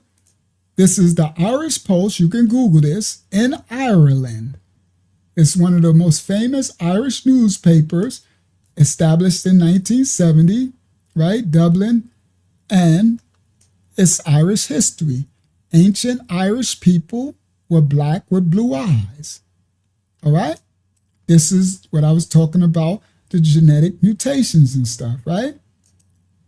When one thinks of the Irish, the image is fairly clear, the fair skin. Now I'm doing this because we're going to, and when we get back to the Danish tribe of Dan, he starts to go into Ireland and establishing. This is how these because these were, what's the name lands, nomadic lands. A lot of them were empty lands, so they got established back in those days. So the Irish with scholars and stuff, right? This is a recent post. I think it was last year, 2 years ago or something. This is new findings that they're coming out.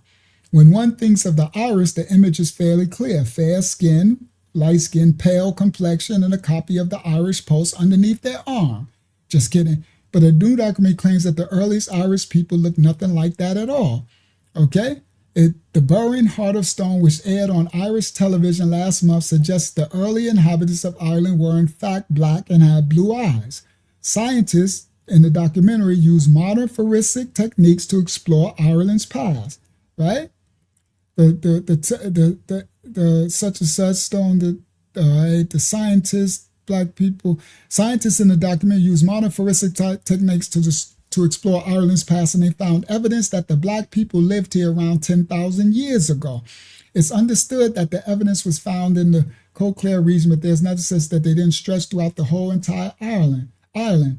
The documentary says these inhabitants gathered shellfish and talking about they gathered shellfish, hazelnuts, and hunted wild boar. They lived typically in around the cliffs and on the edge of the sea and likely slept in caves. Black cavemen, I know you're like, what? It's thought that around 4,000 years ago, these inhabitants were displaced by farmers who moved in and eventually established the modern Irish gene pool as we know it today. This evidence follows on from the discovery made by the Natural History Museum in London that Cheddar Man, a Mesolithic skeleton found in a cave in the southwest of England in 1903, had dark to black skin with blue eyes and curly hair. Most people heard of Cheddar Man.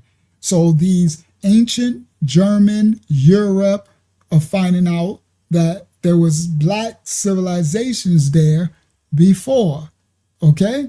Just like in the Americas. But people try to say like we trying to take everybody's culture, but we ain't making this. These are some of our white brothers and sisters in these lands who are just finding out. It's estimated that around 30 to 40,000 people lived on the island of Ireland back then, and it's likely that every Irish person is descended from those individuals in one way or another. Another one, the Irish Times. This is all in Ireland. This ain't American news.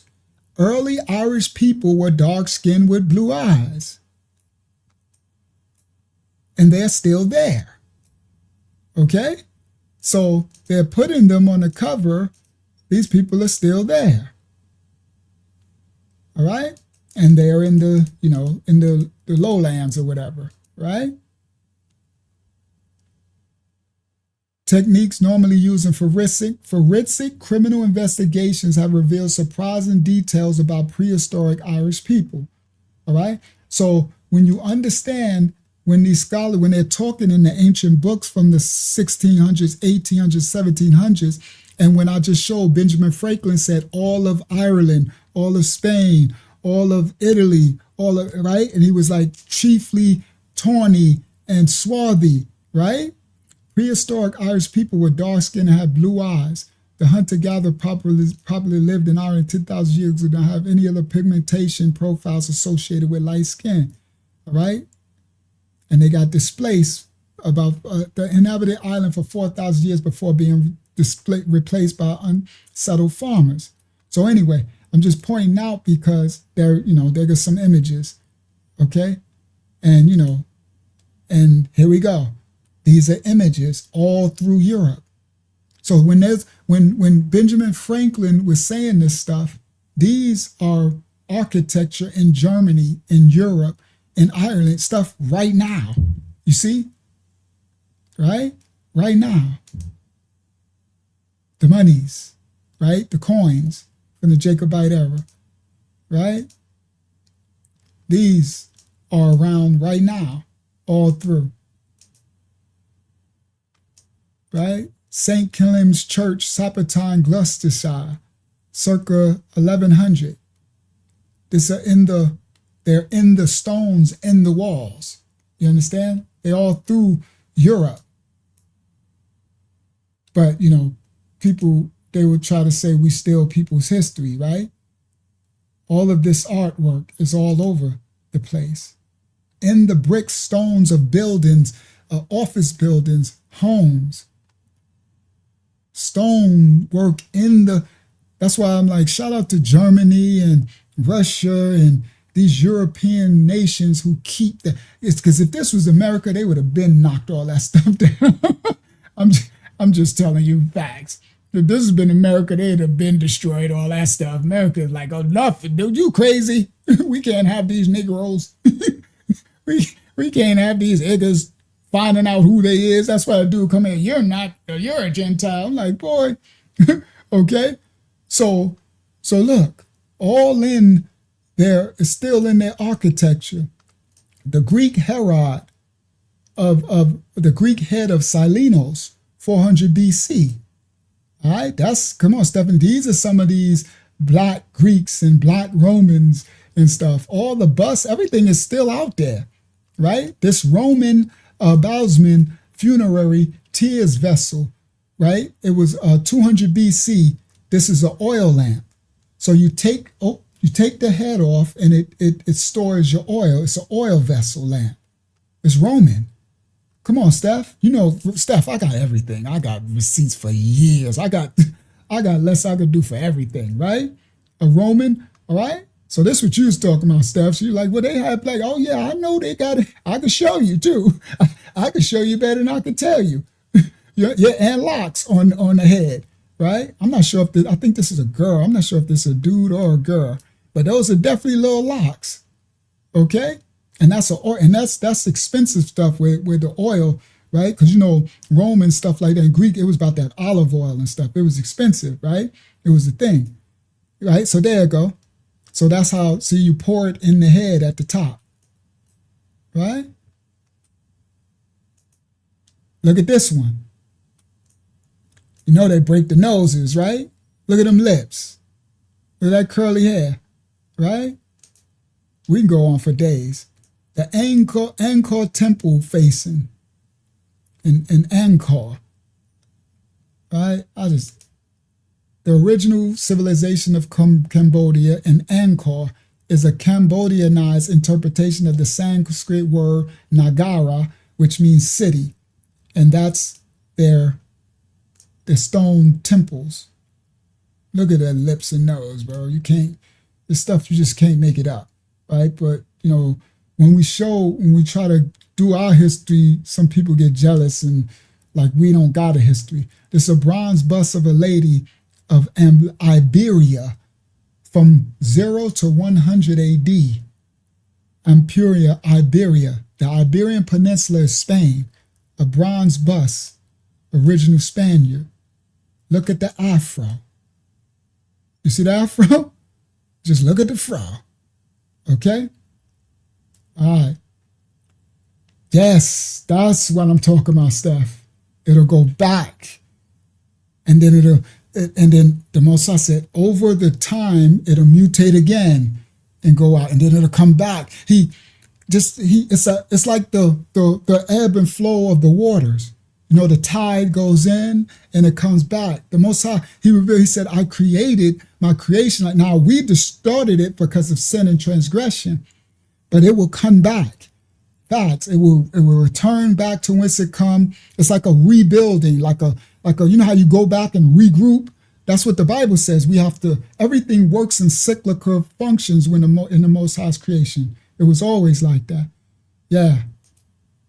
This is ancient man, a Greek in Anatolia. That's ancient Hittite, right? 200 BC. Bijo Marada, right? See his locks? It's the Greek. That's what you was talking about, Steph. These are the black Greeks, the black Romans, right? I can do this all day. From the Antoine Baths in Carthage, all right, now we're talking Carthage and Hannibal. Pillars topped by the head of the god Hermes, protective injunctions which widespread in the Roman world circa 100 AD. It's Bardo such in Tanzania, right? These are artifacts. I got so much. I got the Etruria, black Etruscans, the black Phoenicians, the Latins, the Romans. Okay, let's go. This is the forensic bust of Kostinki, the 14, a.k.a. Markina Gora. The skeleton was dated 36 to, this is supposed to be 36 to 36,000 years old, making it, I don't know about this time, making it the second oldest modern human whose whole genome has been sequenced. The Y DNA equals C, M, genome sequence of 45 years. This one they doing that you know, they doing these old busts and skeleton of Lucy, you know, they try to find the ancient original, you know, right? So y'all take that with what y'all want with science and stuff, right? Summa, let me see. So here goes some ancient, right? Architects of ancient Europe, right? This is actually in Europe. They have these statues all around, right? Of these prominent men, and they all around, right? I broke these down in our other study, right? I forgot his name. This is it might say it in the next one. Let me see. Yeah, it says it in this one. Ahmad. This is a bust of Philip II of Habsburg, the King of Spain, and the son of the Holy Roman Emperor Charles V of Habsburg. Right here, him. Right? Look at him. These busts are still in the museums. All right, made out of bronze. Look at the sculpture, right? These things are still all over Europe, Look at the boots, right? See, you see the Roman sandals, right? The sword. Okay? History, real history, right? Amah, the bust of Philip II of Habsburg. Now, the son of the Holy Roman Emperor Charles V of Habsburg. This is a bust. Here's a statue of King Charles II still standing today outside the cathedral in Lichfield, England. Now look, it's still standing there today. King Charles, look at that bust. You can clearly see the phenotype of this face. And that's the one with the hair, with the long hair. It's King James' son. All right? But we got plenty. And that's him. That's his statue. So look at the fullness of the statue. Look at his lips. Right? Even with the statue being a little distorted. Right? That's King Charles. All this stuff, you can look it up. It's harder to find now because they take stuff down, so I got stuff archived to death. Right? It's another image of it. Right? And look at this, Science Photo Library. See, all these came from different places. Science Photo Library. King Charles. So they'll make you think, if you Google it now, they show you, they show you, no disrespect, a white dude and say that's King Charles. They show you a white dude says King James. The Sciatic Isis, Inquiry into the Origin of Language, Nations, and Religions, from Godfrey Higgins, Esquire. I'm right? So I'm getting too far away now. Right, I'm about to go into my other stuff. In the Netherlands, dedicated to the Black Virgin, I have no doubt of the fact that I've forgotten the place. Here we have the Black Venus and the Ceres. In Italy, to make the thing complete, we want nothing but a church dedicated. This is the ancient actual book. I think this one is from, well, I didn't get the date of my sciatic isis. I think this is the 1600s, all right? And lawyers and stuff of the late, yeah, this is the 1600s. But it says, and to make one thing complete, we want nothing but a church dedicated to the Black Savior. And if we cannot show this, there is scarcely a church in Italy where a Black bambino may not be seen. You know that? Go to the Vatican and watch them bow down to the Madonna and the Black bambino, okay? If Pausanias had told us that the infant Jupiter, which he found in Arcadia, had been Black, we should have had all been required, how we were told before us that Jupiter had the title of Savior, and Statius tells us that he was Black.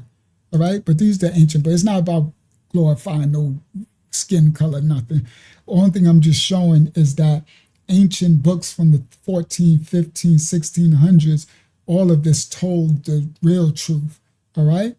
I believe that all the Black bambinos of Italy are Negroes, not merely Blacks, just only Blacks. This admitted, it will prove the very early date of their entrance into Italy. It is said now to exhibit fine and comely persons. Dr. Pritchard has successfully proved that the blackness of the skin is not caused by heat alone, that they're not Black from being out in the sun, that the Negro is to be found in cold as well as hot climates, and that the change which in various instances has taken place in his complexion is to be ascribed more to civilization than to climate. So these books are calling them civilized, okay?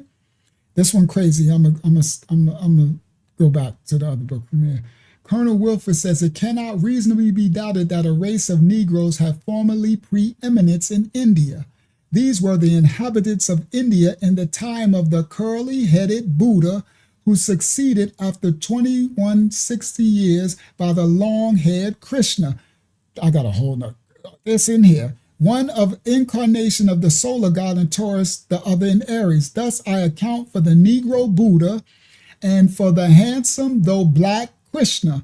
So those who didn't know, Krishna and Buddha was blackity black. That's history. It just is what it is, okay? And then they talk about the other goddess worship of Multimedia and the Minims, and the first idols were Black, Venus, Juno, Jupiter. Roman and the Germans, they know that, all right? Again, we're not trying to do no racial stuff, but this is just history. See, look, it says, The first idols were always black: Venus, Juno, Jupiter, Apollo, Bacchus, Hercules, Astaroth, Adonis, Horus, Apis, Osiris, Ammon. In short, all the wood and stone deities were black. Now these ain't nobody, this ain't black people writing this. I think this is from the 1500s or something. By Godfrey Higgins, Esquire. Y'all can look it up. The Sciatic Isis, an inquiry into the origins of language, nations, and religions. Right? So this ain't no like black people writing about themselves stuff, right? Then you got another one. It's a whole different book. Oh, that's Mr. Franklin makes an observation which is new to me. The ancient Etrurians had the countenances of Negroes. That's Hannibal. That's when the Romans came to Etruscans, the Etrurians. The same as the images of Buddha in India. Black countenances like Negroes, but there's a specific phenotype they're talking about. This is very striking when compared with the proofs which I have given in my Celtic Druids, chapter 2, section 25, all right, in page 304 of the identity of the Sanskrit and ancient language of Italy. So this goes into India. We did this before, right? This is a whole nother book, right, of the swarthy Welshmen, the Black Celts, okay? Of Belgium, France. There remains the existence of a Neolithic race, smaller stature, with long or oval skulls to bury their dead in tombs. Their remains all in Belgium, France, Britain, Germany, Denmark, as well as Spain. These were all Danwas, but they bear a closer resemblance to the Basques than to any other living people, right? The Neolithic race has consequently been identified with the Basques and the Iberians, and the extreme exponents of theory do not hesitate to speak of the Iberian ancestors of the people of England, recognizing the racial characteristics in the small, swarthy means black, Welshmen, the small, dark Highlander, the Black Celts, and the west of the Shannon. This goes on. I ain't about to go into all this, right? So they talk about the Plato's great western island of Atlantis, and it maintains that in Europe they possess Spain, Gaul, Italy, and the British Isles, penetrating into the Balkan Peninsula, occupied a part of North Africa, Corsica, and all that, right? It just goes on. The white Khazars and the black Khazars. That's we're gonna close out. Tamaya, if you're still here, remember when we did this book? Because I'm in this screen, I didn't show. I forgot what this book is called. And this was from the 1700s, I think, or 1600s. Now, the crazy part is when we did this a while ago, we found out that there was white Khazars and black Khazars. If Tommy, I don't know if he's still awake. Now I just found out the tribe of Dan. Remember I said Dan mixed his seed with the Khazars and they became the serpent people. And these are the black Khazars that they're talking about in this book. Because the white, remember I said they mixed their seed with the Khazarians. Okay, and then they came over into Jerusalem and stuff. This is an ancient book as a receipt to that. The black Khazarians and the white Khazarians, the black Bulgarians, the white Bulgarians. Okay? In addition to the black or brown and yellow races already spoken of as prehistoric Europeans, there's also a theory that a copper color race, closely akin to some branches of American Indians, once inhabited Europe. Facts. That's the tribe of Dan. That's the copper-colored indigenous Indians inhabited Europe, and rather the southern parts of Europe and North Africa. The tribe of Dan. It's all over the ancient texts. It's all, we could just go book to book to book. Europe and North Africa proofs which red is visible in the complexion of the modern Copts, which is reddish, and of the Nubians, who are described as a deep red color. That's ruddy, with nothing of the Negro in their profile, and they got oval faces, the Nubians. All right? But anyway, this just goes on. All right. In addition to the black or brown, thank you. I heard a theory that Caucasian skin was a form of non-fatal leprosy that was a fatal or contagious, which that's interesting. Now, there is a form of whited out skin that's was leprate. That's a separate of Versace. That's a separate case. Now, remember, in genetics and genomes, you have mutations, right? So, but it's like, so with Noah, he wasn't leprous. So leprosy is a curse and leprosy is a thing, right? Michael Jackson, they call it vitiligo now. Michael's supposed to have it. I don't know if that's, they said he did. I don't know if it's true. I know he was doing all that plastic surgery, but there are people who have leprosy. It doesn't mean you wicked if you have that, because it's a genetic trace that could be passed down too, right? So, and then there's different levels of leprosy with ones with their sores and everything, but there is a whitening of the skin. But that's not like all white people, they're not leprous. That doesn't come from that. That's the actual genetic mutation that happens naturally in nature, that the Most High created in the gene of his children. That's why it happens in the animals too. Okay? And animals ain't got leprosy, you know what I mean? But yeah, there are some that have that leopard trait. And there was whole nations, like cities, and they were leopard cities. It was crazy.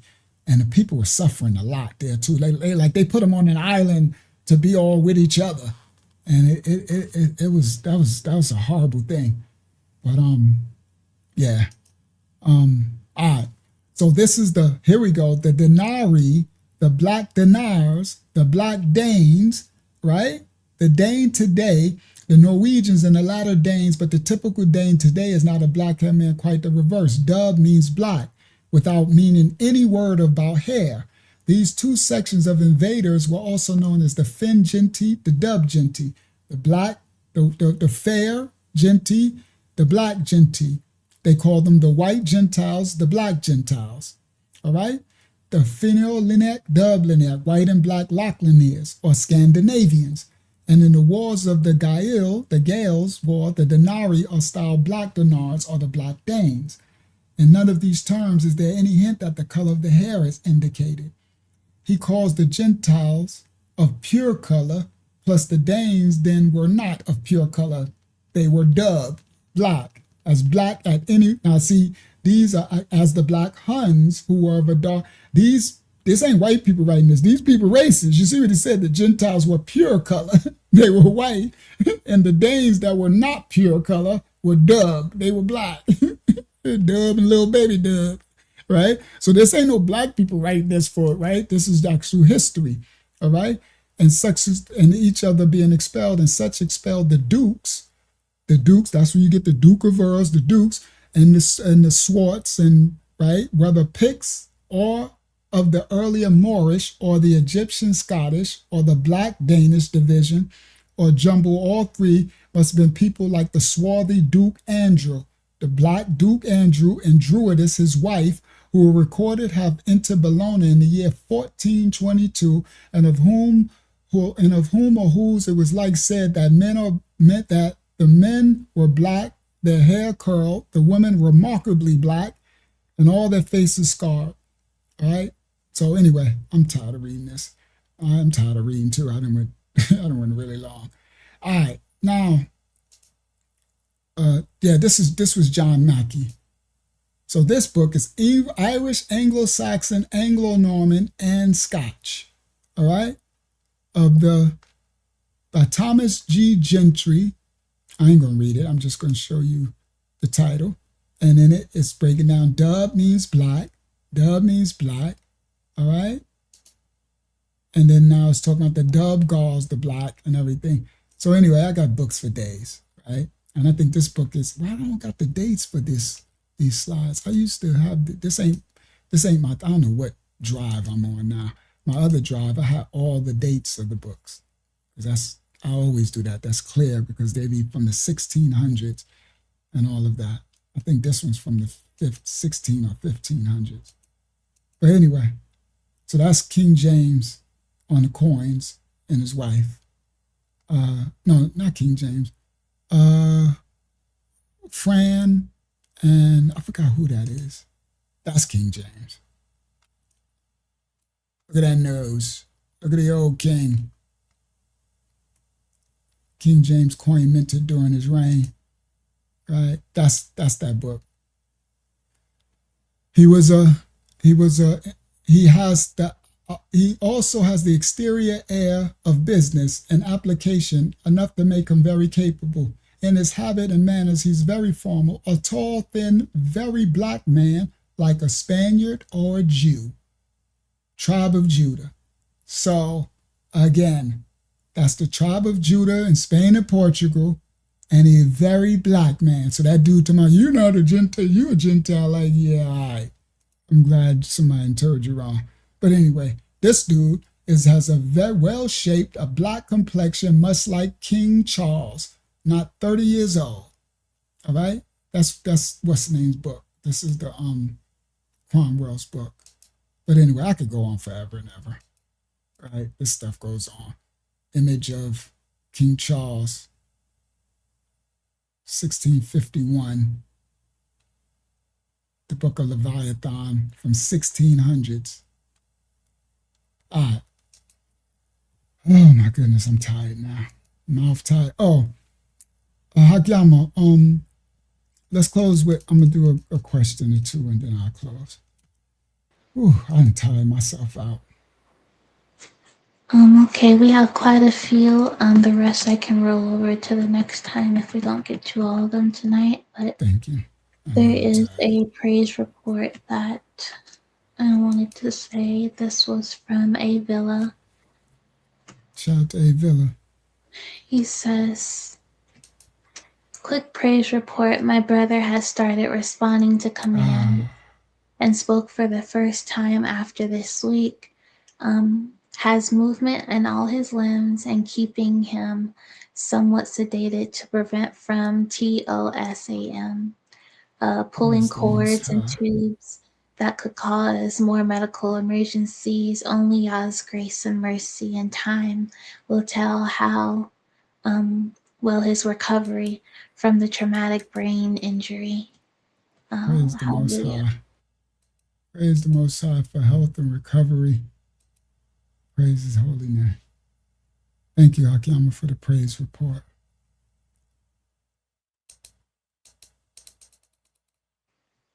Would you like another question? Yeah, go ahead. That wasn't even a question.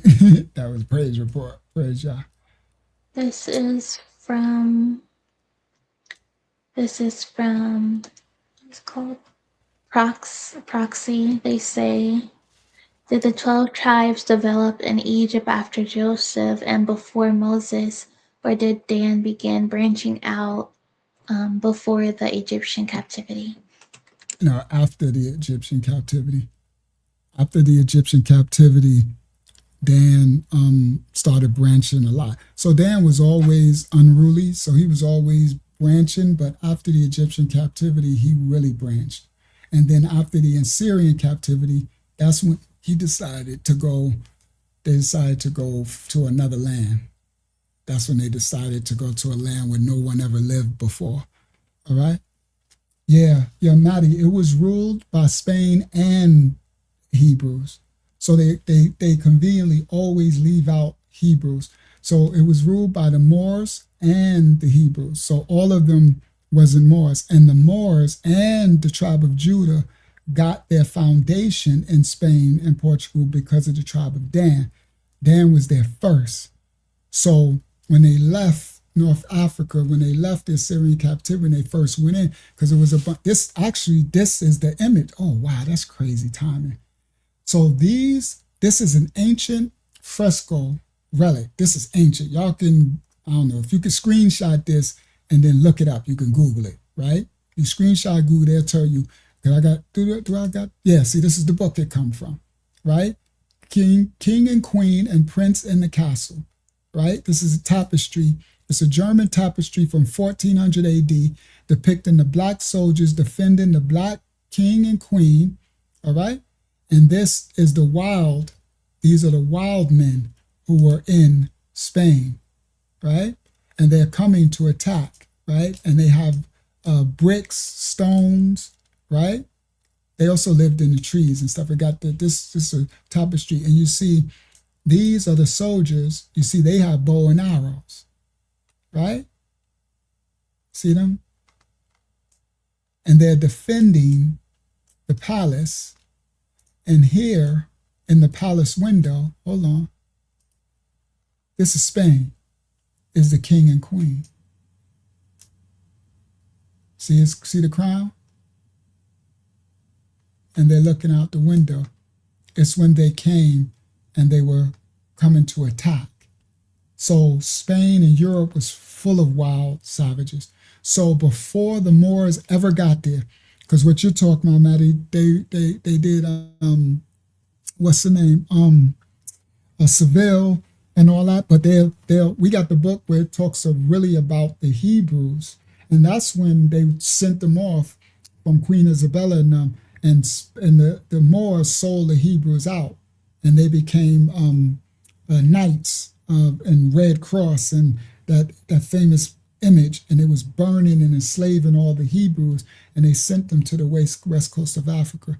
So, but the Blackamoors and the Moors and the tribe of Judah, they came into Spain together, and it was nothing but wild savages running. But Dan, the tribe of Dan, had already had a foundation, a city set, and Dan is a warrior, like, so the savages were, and so the Dan received his big brother Judah, and his descendants into and the Moors who came with him, because they made a pact and they got established. They learned the lay of the land, and the Moors and the Hebrews went forth through Spain and built kingdoms, right? And the Moors, that's where they built Granada, and they built Seville, and all of that.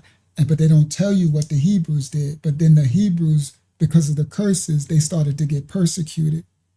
So Queen Isabella and them started to go after the Hebrews, and they tried to make them put away their culture and serve the Christian God. That's where you get the Spanish Inquisition. You get all of that, right? So the Moors, but all they keep telling everybody is Moors, Moors, Moors. They weren't all Moors. There are a lot of them were. Moors did not own everything that they're showing you ain't a Moor, but they rewriting history and having everything be a Blackamoor, Blackamoor, Blackamoor. No, because they don't want you to know your actual. A lot of the so-called blacks are actually descend from the children of Yasharel, Israel. And they want that curse to stay over you, because if you don't know who you descend from, then you can't repent for the curses. So if they can make everybody think that everybody's just Moors, there was no Hebrews ever. Hebrews ain't black, Hebrew, right? So then you can stay cursed if we get them to curse themselves. So that's why it's a coming out of the broad strokes, kind of like the way that they whitewash a lot of history. They blackwashed the history with Moors, and they said everything was Moors. That's a lie. All of them weren't Moors. The Moors were successful, popular, and the Moors in the tribe of Judah were good. They did their thing. They defended with Dan. They went forth, and then once the curses came back down on the tribe of Judah, and Spain started attacking them, the Moors was like, you on your own. And then they sided with the Spain against us. And that's what happened. You know what I mean? So, yeah. So, but yeah, this right here is actually Spain, and they're defending the kingdom. I'm not sure if it's a Moorish king or a Hebrew king and queen. It could be a Moorish king and queen. I'm not sure, right? But this is Spain, and these were the savages coming. This is a bigger fresco, a bigger relief, right? The tapestry, you see a black German soldiers are protecting the black German king and queen and prince who are looking out the castle. And there's a prince on the other, right here. The child is over here looking out the other window, because there's other fighters. They're attacking, they're storming the castle. And this is how we lost Europe, the blacks, right? And there's curses. Right, so these are probably Hebrews, because this how we lost the Europe. And this the other tapestry of showing them, right? And Yes, this we'll do that a whole nother time. These are the Dukes of Saxony on the money. Christian the First, Duke, Johann, George, and August, right? On the money, 1598. These are coins. Look at them with their big old heads. Look like they got pinky in the brain heads. They got them Somalian heads, but afros, right? Saxon children. They got their name on the coins. Christian, Johann, and George around the coin. Elector Saxony Maurice. They always do this Maurice. They try to make everybody this Maurice dude. So this is Maurice, 1547, his coin, right? Saxony, the Dukes. It's all history. Rare, authentic image of the Holy Roman Empire, Emperor Ferdinand II. He was the emperor during the 30 Years' War. Seems the albinos destroyed all the other images. Someone being mean, writing that, calling them albino. This Ferdinand coin. The ducat issued in 1537 during the period when King Charles V occupied Worcestershire, I think. All right, let me close. Hakama, did you had a question or something? Let me close. I'm really tired. Yes, there's a couple more. Go ahead. This next one is from Stephanie. She says, is it true that the Sudanese from Sudan are the tribe of Dan, who are the sea dwellers? It might be. It's so hard to know, but that could be part of the Sudan name type of thing too. But I don't know. I haven't studied that, but it could be. Dan is all over the place. I would not be surprised if it was. I would not be surprised at all. He mixes seed everywhere. And just because some of these African nations, they're not all Hamitic. And we mixed with all of Ham. We mixed with Canaan, Caphtorim. We mixed with Cush. So yeah, it could be Dan. It could be Dan's descendants. Go ahead, Akema. What's the next one? This next one is from Tamaya. Tamaya asks, would you say Noah knew Canaan when he cursed him, because you can't curse someone who isn't born yet? Say it again. Would I know that Noah? Say it again. Would I say it? Read it again. Tamaya says, would you say Noah knew Canaan when he cursed him, because you can't curse someone? Oh, you asked that before, Elder. We answered that before. I said, when I answered it the first time, Noah was following the Most High's revelation to him. So Noah would have no way to know that, like you said, Canaan wasn't born yet, right? So when he said, "Cursed be Canaan," that was a revelation from the Most High. He was speaking what he was told, kind of like he spoke when he told everybody the flood is coming, right? He had a gift of prophecy. So he was just speaking a revelation of what he was told to speak. Praise Yah. Go ahead. What's the next one?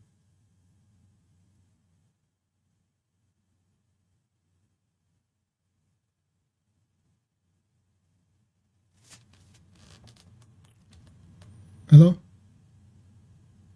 Uh-oh. What happened? Am I there? Is she there? She's gone. All right. So let me get the close out then. All right. So still 71 of us. Shout out to Angie over on Facebook. Let me stop sharing that. Right? Let me close out. Yeah, she got kicked out. That's what happened. She got kicked out. I'm like, hello? Hello? It got all quiet. So anyway, so what I was we closing out now. I know it's late. Sorry, 4:30. So I kind of diverted a little because I'm gonna come back to this another time though, because it keeps going. So this starts to go into the British and the Hebrews and Dan going into Britain. So I went into some other books for that, right? And this, because it's a lot more to come out of it, right? And this right here, it goes into in Denmark and Dan, and it goes into the Phoenicians. See, these Israelitish teachers coming from Phoenicia would have been called Phoenicians. The following in Greece, no more than the Danans of Argos. The Danans were a people of great learning, and it actually goes all the way almost into America. So we're gonna do this another day, right? And this book, Before Columbus, links between the old world and ancient America, right? Before Columbus, what was here, right? So we're gonna do that, right? A group of sea people bore the name of Dan. All right, we're going to do that another time. All right, we'll do that another time. And then these are the images. So this, wow, it's not big. Did I screenshot it? I think I probably screenshotted it. Yeah, I did. So these are the images. So they got actual images of before Columbus, what the people looked like. And that's the difference when I bring receipts, is because we have actual likeness images of what we're talking about. So I'm a man of receipts. I don't like just speaking all willy-nilly on something. It's like, show me what you're talking about, right? So I'm closing now, guys. So this right here, stop share. Let's see some of the images. Let's see the image of what they was talking about before Columbus and all that, and these Danites and stuff, right? This one, let me click it. I gotta click it. It's oh, I didn't click it. Oh, okay, go back here, double click that. Double click and double click. There we go. Come back here. It's the images. Bang, share. Right? So let's zoom in on the image. Let's see what they look like.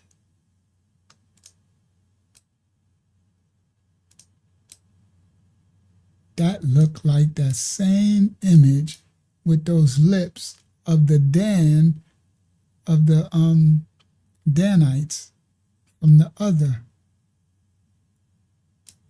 It looked like the Shashu a little bit too in the dress. Look at this one. That's a sister. She got the hoop earring and she got that hat thing on. Y'all know what I'm talking about.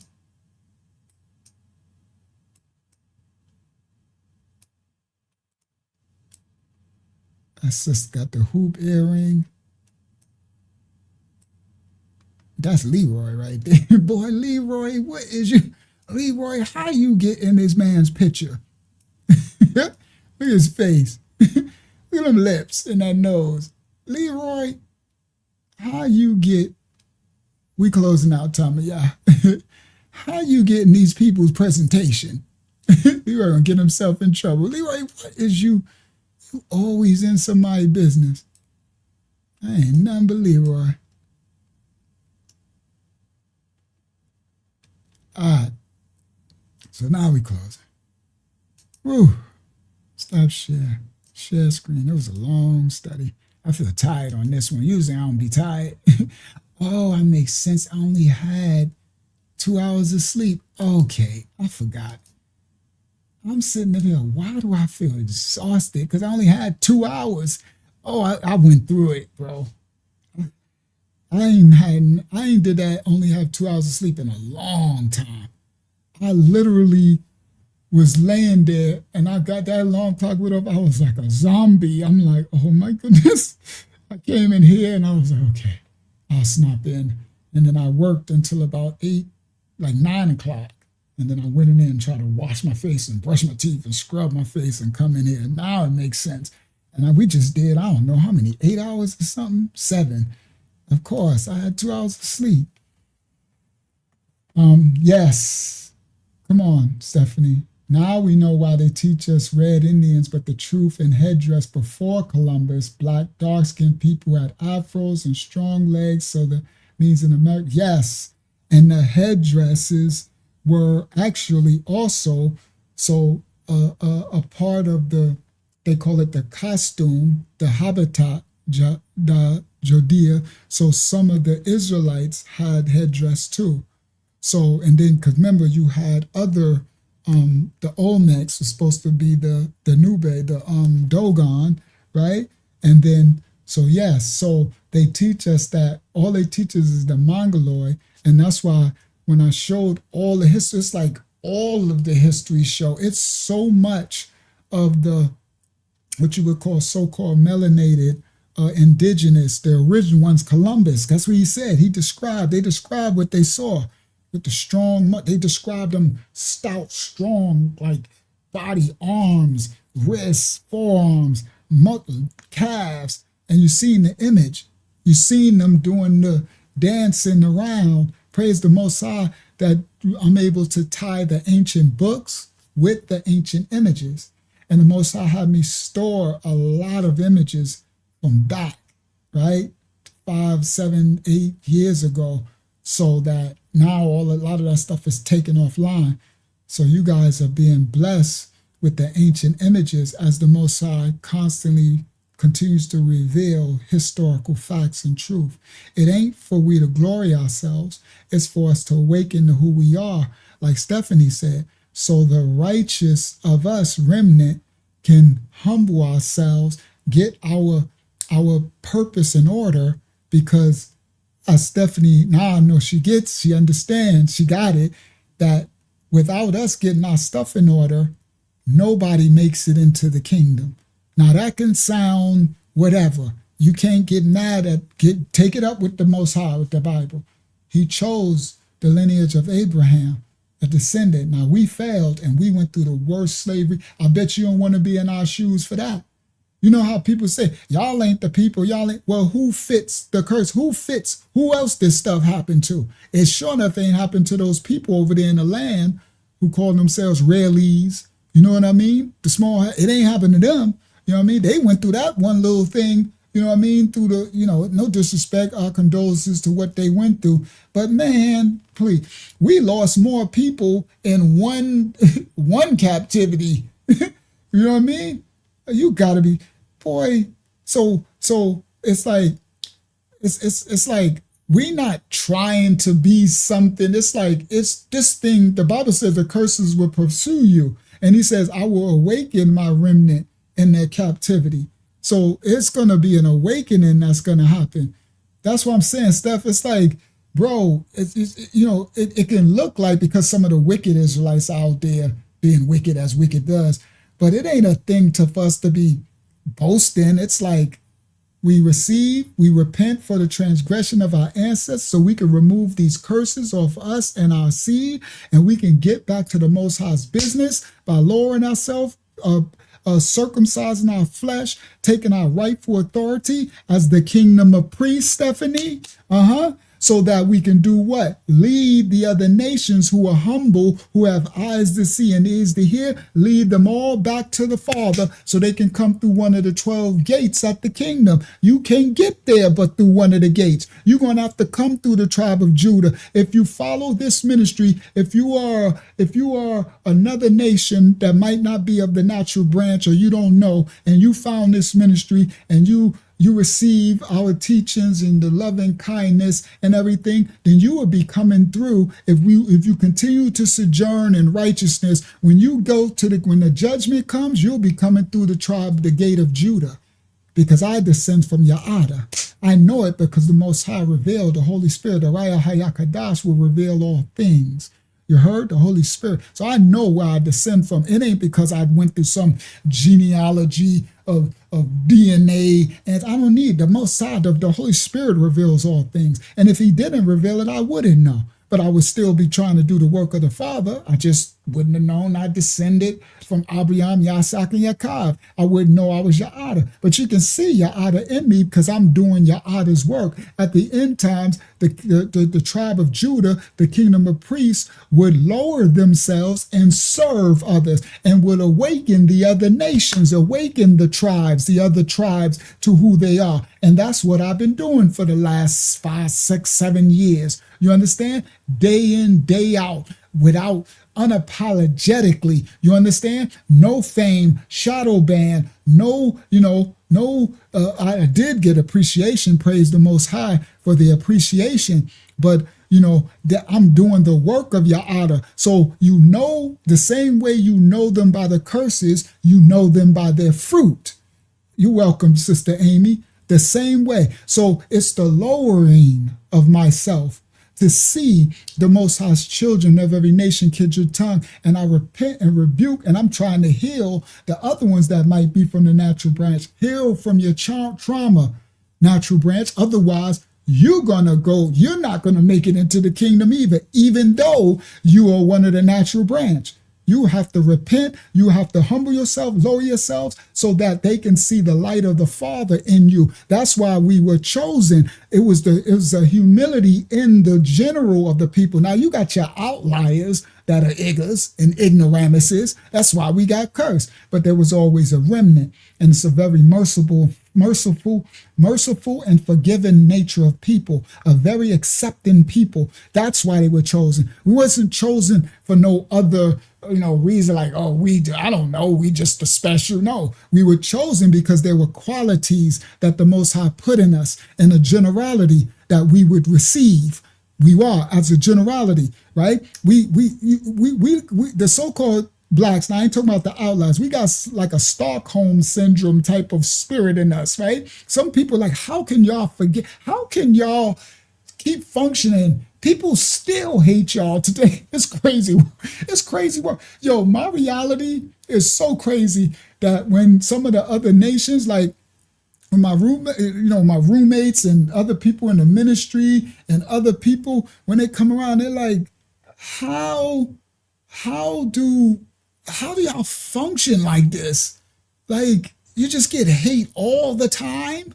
It's like we're outcasts in our own nation, an outcast in your own. It's like you can't, a leopard can't remove his spots. It's like it doesn't come off, right? It's crazy work, right? So it's like, so even in that, it'll be a remnant with all of that would still have joy, still be able to receive others. It's a mark. It's a powerful election. That's why it was chosen. Really, it was the forgiven heart. It was the forgiveness that was in the DNA, that we could forgive the most insane of atrocities. There would be a remnant that could forgive and move on and still receive. And that's what the Most High needed. He needed that because what the darkness was going to do from sin and transgression to all the children on the earth like they're doing now. I was supposed to close out with something that they're doing with the finance, but I'll do it Monday, right? I was supposed to close with something crazy. They're doing some crazy stuff. You know what I mean? And so what's coming in this end times, there would have to be a remnant that the Most High would use to receive, and they would have to lower. That's why when me and Stephanie, we were speaking a different language, but we was thinking the same thing. So I thought she was kind of hard. I thought she was saying like nobody's getting to, because that was a good part. I was like, well, who's coming through the 12 gates then? Only us, right? Because I'm gonna have a whole line of people behind me. You understand?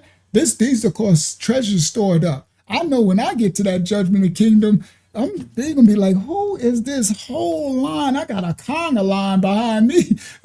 People, all this work I've been doing for all these years, salvation. You don't know how many souls that you are helping, how many souls are finding salvation by you unselfishly, selflessly doing the work, and you're just pouring in to the remnant of every nation, kindred, tongue, and bringing balance, right? Because the same way we can feel marginalized, right, and hurt, same way some of the other nations feel. So, I had people come, like you have them wicked Israel, I had people come to me and say, so can I not get salvation? Because I'm white, you feel me? And I'm like, no, yes, you can get salvation, but this is what you got to do, and you work with them, right? Same. So that's why those Israelites in the streets, they'll do that to the white people and make them kiss their feet. Y'all seen that? Make them kiss their That's you. They go into a special place in hell. Do you hear me? They go into a special place in hell. They are going to be they're going to be judged for a repentant heart that wanted to seek the Father and serve the Father, and they rejected him and made them and cursed them when they were called to receive them and lead them to righteousness so that they can find salvation. That's what we're called to do. Facts. Let the Father's will be done. That's how you curse yourself. There's a special place in hell for people like that. The devil's a lie. I wish I would. I don't care what color a person is. They come and ask me, I repent and I just want to find righteousness. I want to find my salvation. Well, I'm going to try to help you to find it. Yeah, and what the Bible says, Yeshalayah, you will not be forgiven. What did the Messiah say? Facts. The same thing that you won't forgive, the Father won't forgive you. You judge by that same measure. Do you believe hell is eternal torment or the complete destruction of our soul and body? Eternal torment. So there's a lake of fire. So there's a Hades, which is a holding place. That's hell, right? So there's a torment that's happening, but that's not eternal. There's a holding place of torment that's called Sheol, or other words. Then there's Abraham's bosom across the Gulf fixed. So when people die, that's where they at now, depending on their level of righteousness of unrighteousness, either in the holding place of torment, or in Abraham's bosom, a place of joy awaiting the judgment. Now the final judgment, where we all get judged, that's if you're going to they call the lake of fire. That's a symbolic phrase for eternity outside of the Most High's presence. That's all that means. And what that means is eternity outside of the Most High's presence is eternity in what word? The Most High's presence is righteous, is glory, is joy, is happiness, is beautiful, is the light. It's eternity in chaos of torment. And it doesn't stop because the spirit never dies. Spirits are eternal. And it's the last hoorah. So the choice is eternity in the Most High's presence, which is like a new heaven and a new kingdom that we can't even fathom with our mind, right? Because there'll be no flesh, no blood, no marriage, no giving. It's eternal glorified state of something we can't imagine, or eternity in an eternal whatever of hurt until I'm good. So yes, the spirits are eternal. Yes, the Bible does say spirits are eternal. Spirits don't die. Your spirit doesn't die. Flesh dies. And the soul is part of the flesh. The soul is in the blood. The soul goes to the earth with the blood. Spirits don't die. They're eternal. That's why it's an eternal. So the judgment is either eternal torment, which is lake of fire, or eternal existence in the presence of the Father. So the spirits don't die. That's why they go into holding places. And spirits are eternal. Y'all spirit is. So Versace, Yah spirit don't go nowhere. Yah is. It exists. It be. That's called Ayah. I am. So it exists and it is light. It is righteous. It is eternity. What he's creating is he's bringing us into his presence. So we'll have a glorified, it's a glorified spirit, right? They call it like the new heaven and new, right? But it's a glorified existence in the Most High's presence, where we can't exist in any type of flesh or any type of sin, because you'll cease to exist. So for that eternity, we will exist in the presence, the glory. They call it the Kabayah, the glory of the Most High. But he is. He doesn't remake nothing. The Most High is. He's outside of that. He exists. He is. That's the I am. That's Ayah. Ayah, Asha, Ayah. I am that I am. And Hayah, he is. No, I mean, he breathed the spirit. Hold on. I mean, he breathed the spirit power into us. When he creates. So when he destroys a person's body and soul, and could he just take his breath, rock power back? Okay, so when he breathes the breath of his breath of life into us, right? Into us, and he also rebreathe it. We actually get it every day. He breathed the breath of life into us again every day. All right. So that's why some people don't wake up and stuff, right? But anyway, I know what you're doing. The first breath of his spirit, right? That's Hayah. That's actually Hayah. It's the Habariya word for breath, right? And he says, so when a person, he doesn't actually destroy the person's body. When a person physically dies, the body decays. That's why it's supposed to be put back into the earth. And the soul, actually not, so the soul got, Versace, the spirit is what goes to the lake of fire. The soul is in the blood. That's Bible. So the soul goes back right with the blood. That's why we are not to have no manner of flesh with no manner of blood. That's why the dark serpents, they want you to sell your soul. And they always do what? Blood rituals. You understand? It's always about the blood. Okay? And even that destroying the anal cavity and the bleeding and the blood, it's all blood rituals because the soul in the blood, that's the selling the soul, right? And the soul is the will. All right. So the soul is in the blood, right? So that goes back to the earth. Okay. That's why the when it says the earth, the blood screams out from the ground, that's the soul. When it says the blood is screaming out and then bearing witness, that's the soul, all the souls, right? So your spirit goes to the lake of fire. So the spirits go to the holding place. Spirits never die. So when he the breath, when the breath that emanates you, once the physical flesh dies, the breath goes back to the shaman. That just goes back to whence it come the Father, right? And your spirit goes to your holding place. And it's just awaiting the judgment.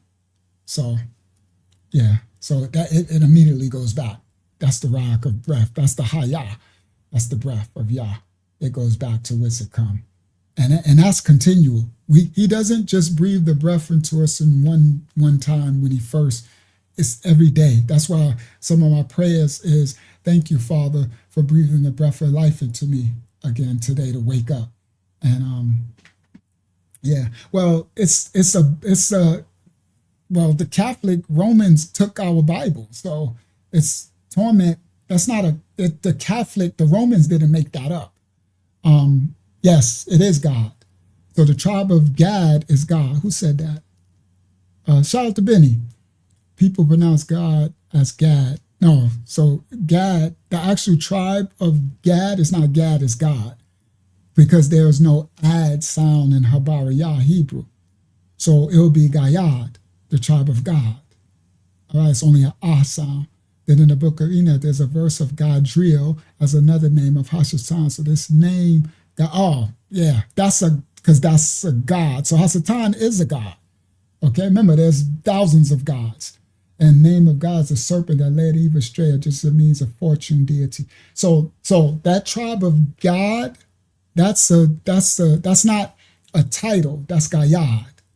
Okay, so God is a deity, right? A god, Lord G or whatever they do, right? There's many gods, right? Hasatan is the god of this world, right? So there's gods of right. So Most High, right? So the fortune of God. The tribe of God, that's one of the tribe of God, Gad. That's one of their deficiencies. You know how we all have transgressions in us?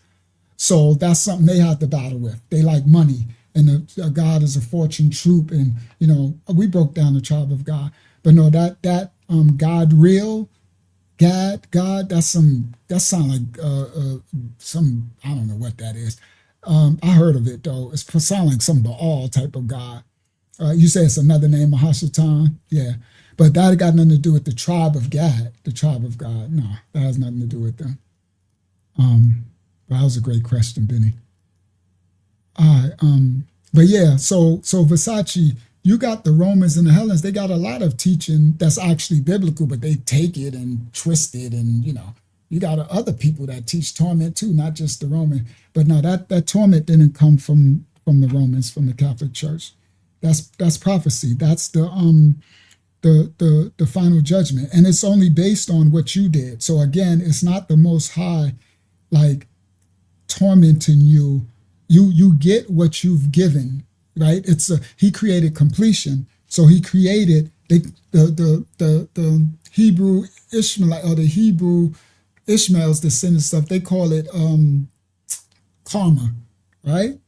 What you give, put out, is what comes back. It's already created in the completion of the Most High. He not sitting up there like, oh, I gotta pay you back for this. It's already done.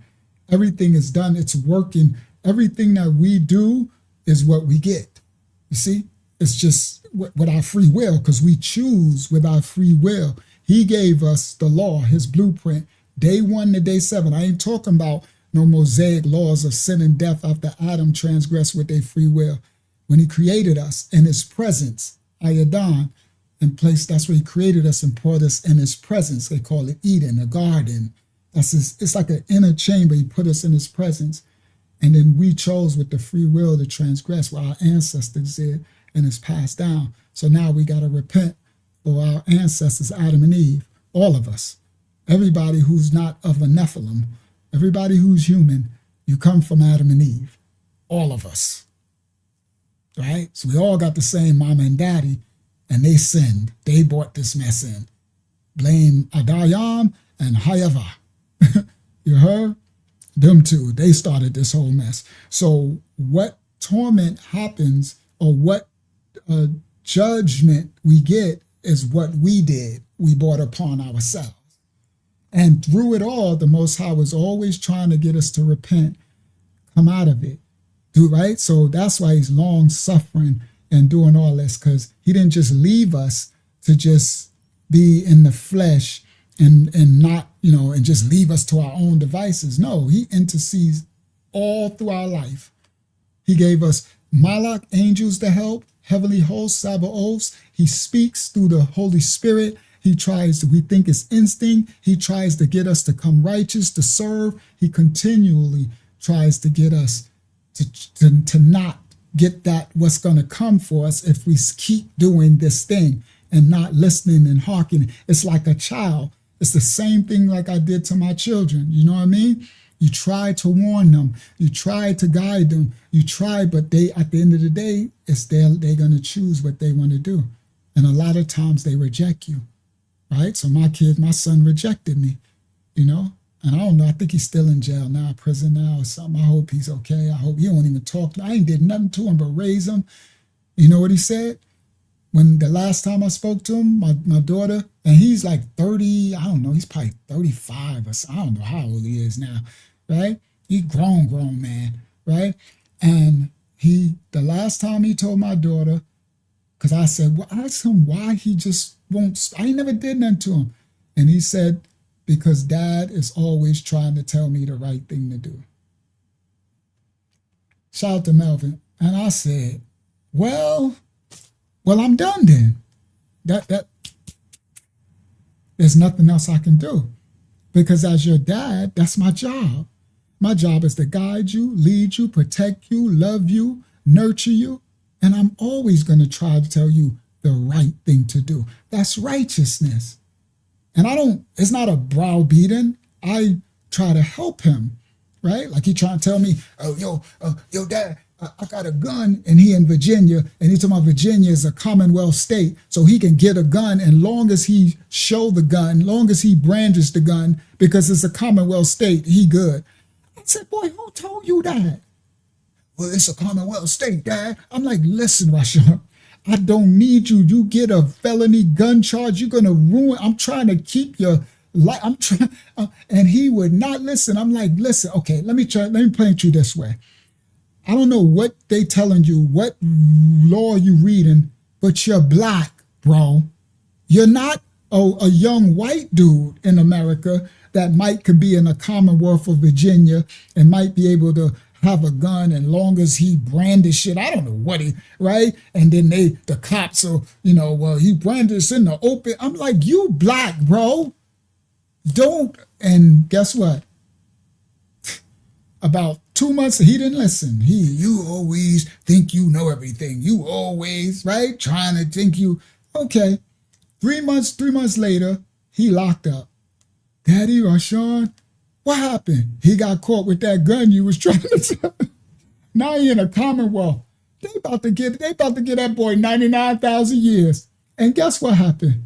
The Most High be saving these fools. You know what that saying? The Most High saves something in fools. What's that saying? Yeah, he do. I don't know. Sometimes I don't be knowing why. I'm like, why do you be saving these fools? But I can't. It's not. See this. It's not my business. That's our Father. But what's that saying? The Most High saves something in fools, babies and fools or something, right? Here, this little idiot juice. He in the comment. They about to hammer this fool. I'm like, oh, he's so done. And the Most High got him out of. I don't know how he did it. And that little boy is about it too. Ain't no snitch. He did something. They ended up giving this boy Pope. He got him out of it. I was so shocked. That's it. The Most High saves babies and fools. That's a fact. You live long enough, you'll see that come to pass, right? You've been around enough. And I could not, and I'm trying to tell him, I'm like, listen, bro, I can't believe he saved you from that. This, and I'm trying to help him. And that's when he stopped. He don't want to hear from me. And he told my daughter, I was trying to tell him the right thing to do. And I raised him, boy. I raised him from the birth, placed in my arms. And that's when the umbilical cord was around his neck. He would have been dead if I wouldn't have been in that office. That doctor didn't know what to do.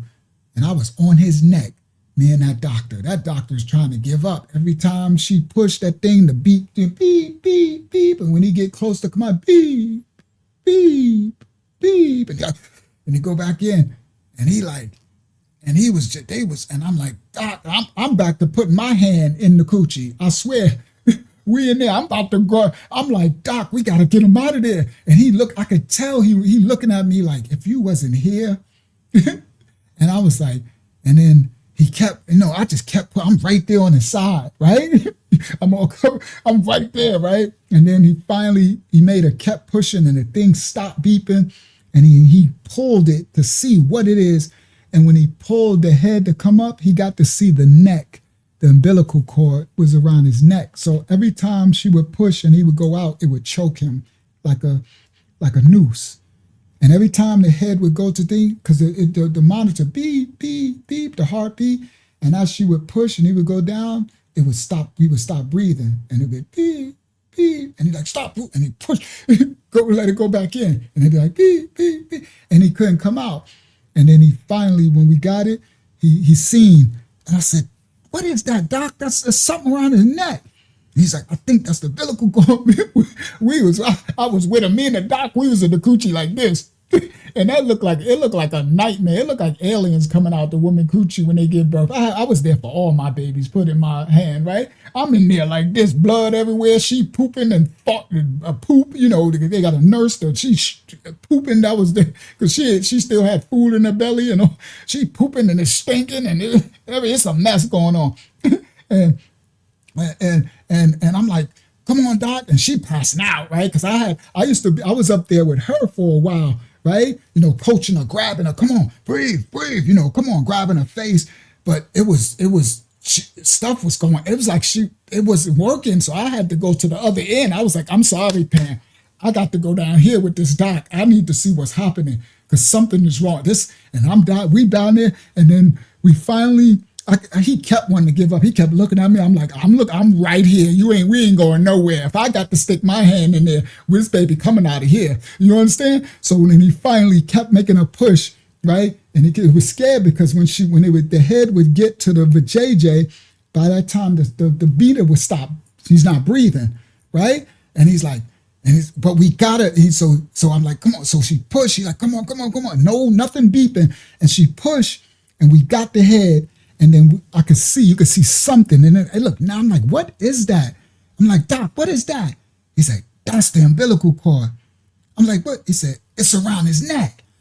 And so then he grabbed his hand, right? So the head is in the vajayjay, not really out, but you can just see a little of the neck. So he grabbed his hand in, right? Because he can't come out because the umbilical cord is it's a noose, so he can't go no further. So he's stuck right there, or he got to push back in. We start again. So he grabbed his hand under the umbilical cord on his neck like this, under it, and it was like a rope, and stretched it over his head. And once it got over his head, there's no sound, like he can't breathe, and once he let it go, it went right in the coochie, the umbilical cord. And then and then he grabbed him and pulled him out, and snatched him out, get the shoulders out, and pulled him out. And then we got to hit him, because we got to make him cry. You know what I mean? And that was my little man. And to this day, if I had that story, I didn't have a dad. My dad left me. My dad didn't, it is what it is. He didn't love me. He didn't care about me. He had his own thing. He did it. So I never had a dad to do any of that, love me or nothing, to try to help me do the right thing. You feel me? My life would have been a lot different if I would have had that guidance. But for me to not have that, and to give that, and to see him not appreciate me at all, and none of it, just that story alone, I would be, if I had a dad, I'd be rocking with especially me, I'm cool. Like, I'm 99 years old right now, and I'm still cool as all outdoors. You heard? I'm still, like, youngsters still think I'm 25, 28, 30. You feel me? I ain't no old folks, fogey, stogie, generation gap.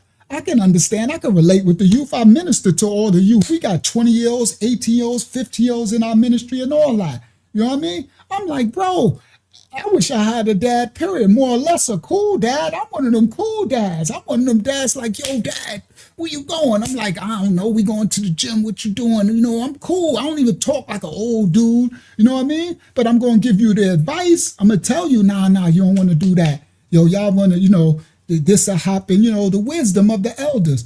But if I had a dad and that was a story that you saved my life like that, I wouldn't, like, I would, you know, you're supposed to, I would love my dad anyway, but it is what it is. I'm sorry, guys. I'm kind of venting a little bit. This hurt my feelings. I just hurt my own feelings. Oh my goodness, I'm a fool. Oh, I know I gotta go now. It's 5 o'clock in the morning. I just sat up here and hurt my own feelings, guys. Shout out to Versace. We look forward to seeing you again, King. We live every Monday and Friday about 9:30, and it's always good. All right. So when you get a chance, oh, you usually watch our videos? Okay, that's dope. I didn't know that.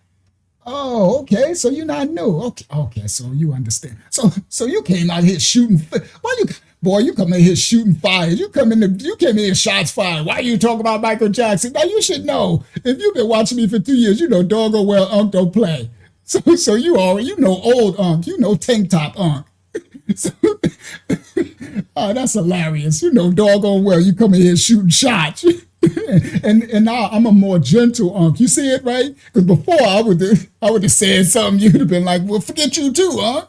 I would have shot back. You know, the Most High has smoothed me on over. That's called growth and development. You know what I mean? Because we got to reach these others, you know. But, you know, old tank top on. He came in here, shots fired. Talking about, why you talking about some Michael Jackson? That's hilarious.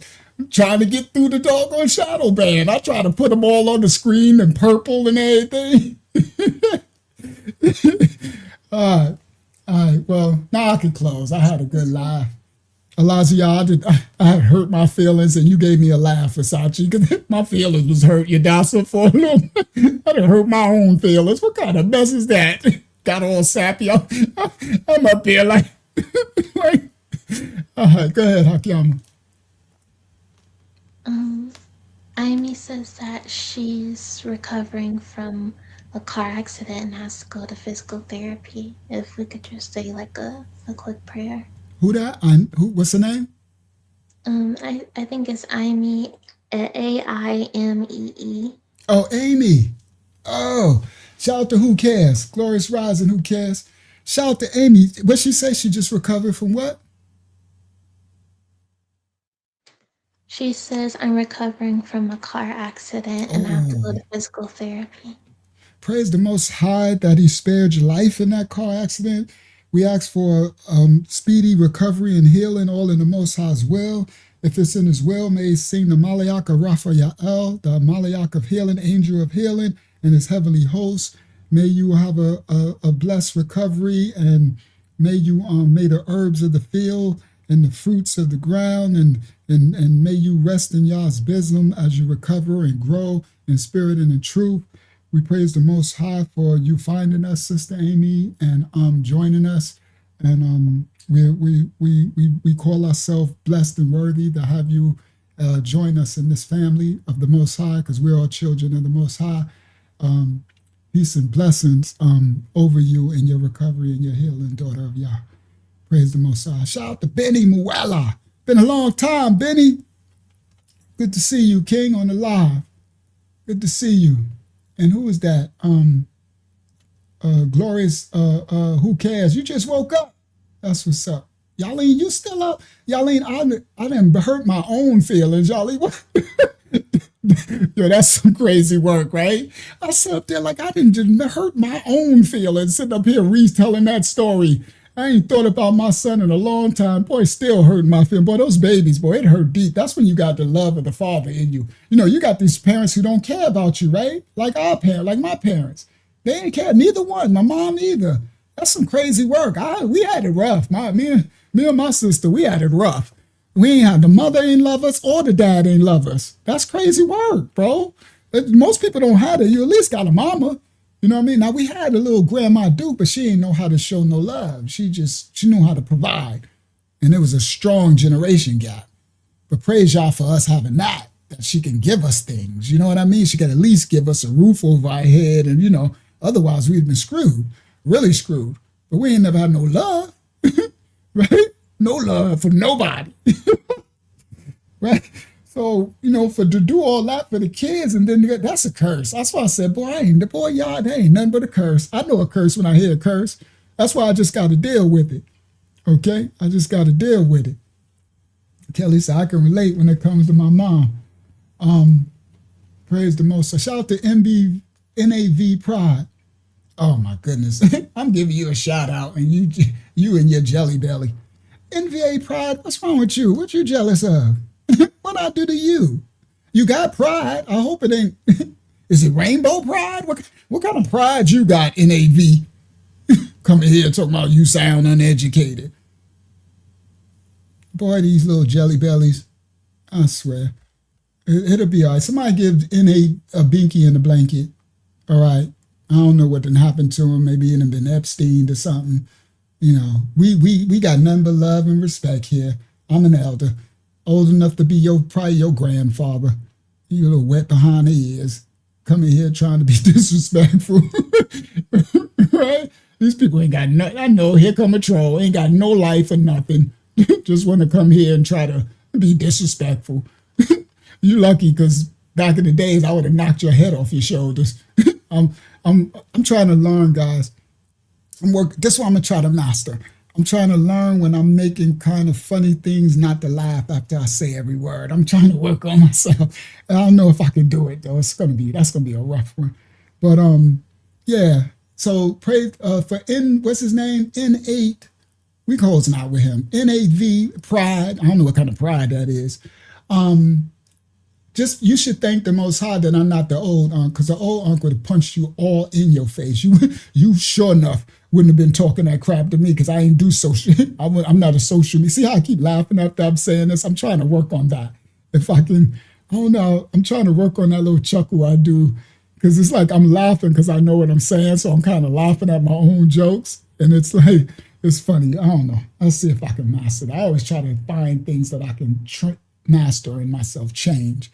You know what I mean? Conquering the things that I want to change. You heard? All y'all. Yeah, the boy coming in the name of pride. I'm like, I don't know what kind of pride that is. So anyway, we closing out. The troll came at the end. All right. Was Mike an ancient Phoenician? I think so. Because the ancient Phoenicians was the tribe of Dan, and the tribe of Dan was one of the first indigenous to come over here. And we're going to continue the Phoenician thing another time, right? And because we know he was Choctaw, mom was part Blackfoot, right? So most of the ancient indigenous over here don't know they got some of that Phoenician in them too, maybe a little bit of that tribe of Dan, because Dan mixed his seed strongly with those Phoenicians, where the Phoenicians became one with Danite. Shout out to Sister Kim. All right. May the Most High cover and bless you all. Hopefully y'all enjoyed yourself. They ain't really let us get through the shadow band tonight, but it is what it is. Hopefully 1,000 people see it. That'll be okay. And may you go forth and be the light of the Most High. Thank you for all the moderators for helping out. Thank y'all for hanging in there. Great job. I'm so proud of y'all. Well, I don't know if anybody new found us. You know what I mean? So if they did, thank y'all for welcoming them or whatever. And shout out to Sister Stephanie. Great lesson, Steph. Good job pouring into the lesson, Steph. And may the Most High, y'all go forth and be the light. And I hope y'all felt kind of fed. And I know y'all appreciate all the work putting in. And praises the Most High's holy name, his rightful order. I say a prayer of healing and blessing over all of us, all his children, as we go forth. May we be decreased and the Most High be increased in all of our lives. May we continue to be his likeness and image so that others can see the Father in us. May we die to ourselves where we can love our neighbor as we love ourselves as we go forth in this life. Okay? May we be decreased. That's what I try to do. I try to stay in the image of the Father as much as I can. And with that, I know others can be blessed by it. Melvin said, I think through your challenging upbringing, you're able to feel for a minute. That is why I went through a lot of it, Melvin. I know that. That helped me, Melvin, when the Most High showed me that the reason why I went through so much hell was that he will use it to bless others. It made me feel, Brother Melvin, better. Because before that, it was like, why would you do this to a child? Why would you do this to me? That's why I didn't believe in him growing up. You know, I didn't, because I'm like, what God would do this to somebody? Like, I'm a good kid. Like, I just want love. I just wanted something, anything. I was in the streets, bro, at 12 years old with drug addicts and heroin and crack fiends. And while everybody was getting ready to go to school, I'm out 4 o'clock in the morning, and it's just insane. The life is insane, bro. And he showed me later when he brought me to himself and played my life back, and he showed me, I had you that whole time. You know, it's like, we don't choose our calling and our election, right? I didn't choose none of this. He called, right? But when he showed me, it made me understand. It doesn't mean it didn't hurt, but it made me understand. It's like a sacrifice, like nothing like the Messiah. That's what the Messiah did for us. So what I would go through would be a glimpse of what the Messiah, see, so I at least understood. It made me, okay, I get it. I get it. And a part of me know that it'll be better for eternity. I just got to make it through this existence until it's time for me to go home. And I stay in righteousness, stay doing my Father's work, stay dying to the flesh, stay loving his children, stay helping. And that's it. I know I won't have to hurt anymore, ever again. So everything that I went through in this earthly existence, for eternity, I will be okay. That's the best I got, you know? And we all dealt different hands. That's the best I got. So praise the Most High for those who receive their lot and just try to make the best of it. Because everything that he does to all of us is intentional. It's all for a reason. Every life, every last one of y'all. That's why my job is to pour into y'all as much as I can. Like, you know what I mean? As much as I can. Because if I can do that to the best that I can, and then you might can go help someone else. And that's what it's all about. That's what we're all called to do.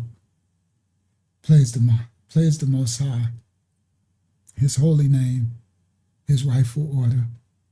All right. Thank you, Hakyama. This was Mike in Ancient Phoenician and was the Jackson, all that, whatever. that was just for us to try to get through the shadow band.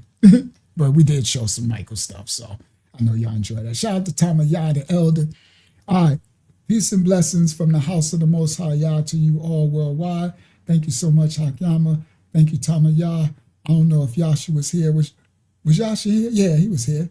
Shout out to Yasha out in Canada. Shout out to everyone, Elijah, everyone in the ministry, to the 61 people that's still here at 5 o'clock in the morning. It's 5:30 in the morning. Boy, we did another 8 hours. And I had 2 hours of rest. Hopefully I'll get some serious rest tomorrow. Praise the Most High. His holy name is rightful order. Peace and blessings, everybody, from the house of Yah. Go forth and be the light. I love you all, man, with the love of the Father. Thanks. You heard? Wouldn't do it if I didn't. I love my Father's children because you're special. All of you. Every last one of you is special to the Father. And because you're special to the Father, you're special to me. You heard? I love what my Father loves. That part. He loves his children. And I love his children. So that's what we do. And the trolls kick rocks. It is what it is, right? Can't trigger me. Get in your little jelly belly feelings and beat it. All right. Peace and blessings, everybody. Shalom, Sister Kim. Shalom. Shalom means peace and blessings in the name of the Most High. It means peace and blessings in the name of the Most High. All right. And Shabbayat, Sabbath day. Shabbayat, Shalom. Peace and blessings to the Most High on this set-apart holy day. That's what that phrase means in Habariyah. Shalom, Mashaya and Mashaya, and to the babies. I thought about y'all earlier. in the Bay. I know they getting bigger too. I said, I wonder if they still got Uncle on the screen. I should know, y'all do. All right, Shalom, who cares? Shalom, who Yaleen, Ashaya, Sister Kim, Elaziyah, Zayana, Yashalayah, Sister Stephanie. I'm just scrolling a little bit. That's just hoes. Brother Melvin. Shalom. Sorry, I ain't scrolling up too far. All right. Peace and blessings. I'll be enjoying myself with y'all. I love fellowship. That's what we're called to do. All right. Praise the Most High. So even though a lot of us are alone in our separate lives, we can come together because a lot of people are alone. Peace and blessings from the house. See y'all on Monday. Shalom. I gotta find my outro. Where's my outro? Right there. Kayana, sing the song, Kayana. Here at secures and hooks us tight, a gift from your eternal life. He sent his son a sacrifice to show how much he loves us. You are loved, you are loved. You are loved, you are loved. You are loved, oh, you are loved. You are loved by Yahuwah. Praise Yah. Praise Yah. Praise Yah. Hallelujah. Bible study every Tuesday, 8 p.m. We're having a Zoom Bible study. I'm gonna put email me for the link. I'm a lion of the tribe of Judah.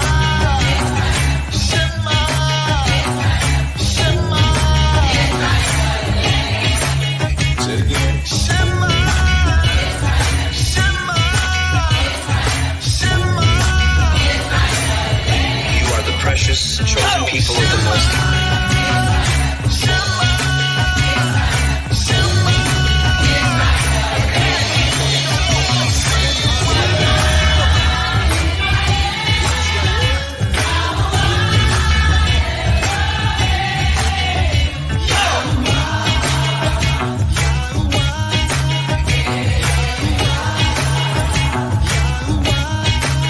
You got that right. We hope you have a good time watching our videos, and we'll see you in the next video. And we'll see you in the next video. So like and subscribe. Our channel. Yeah. We are the true Hebrews. We are the true ones that fulfill Bible prophecy and scripture.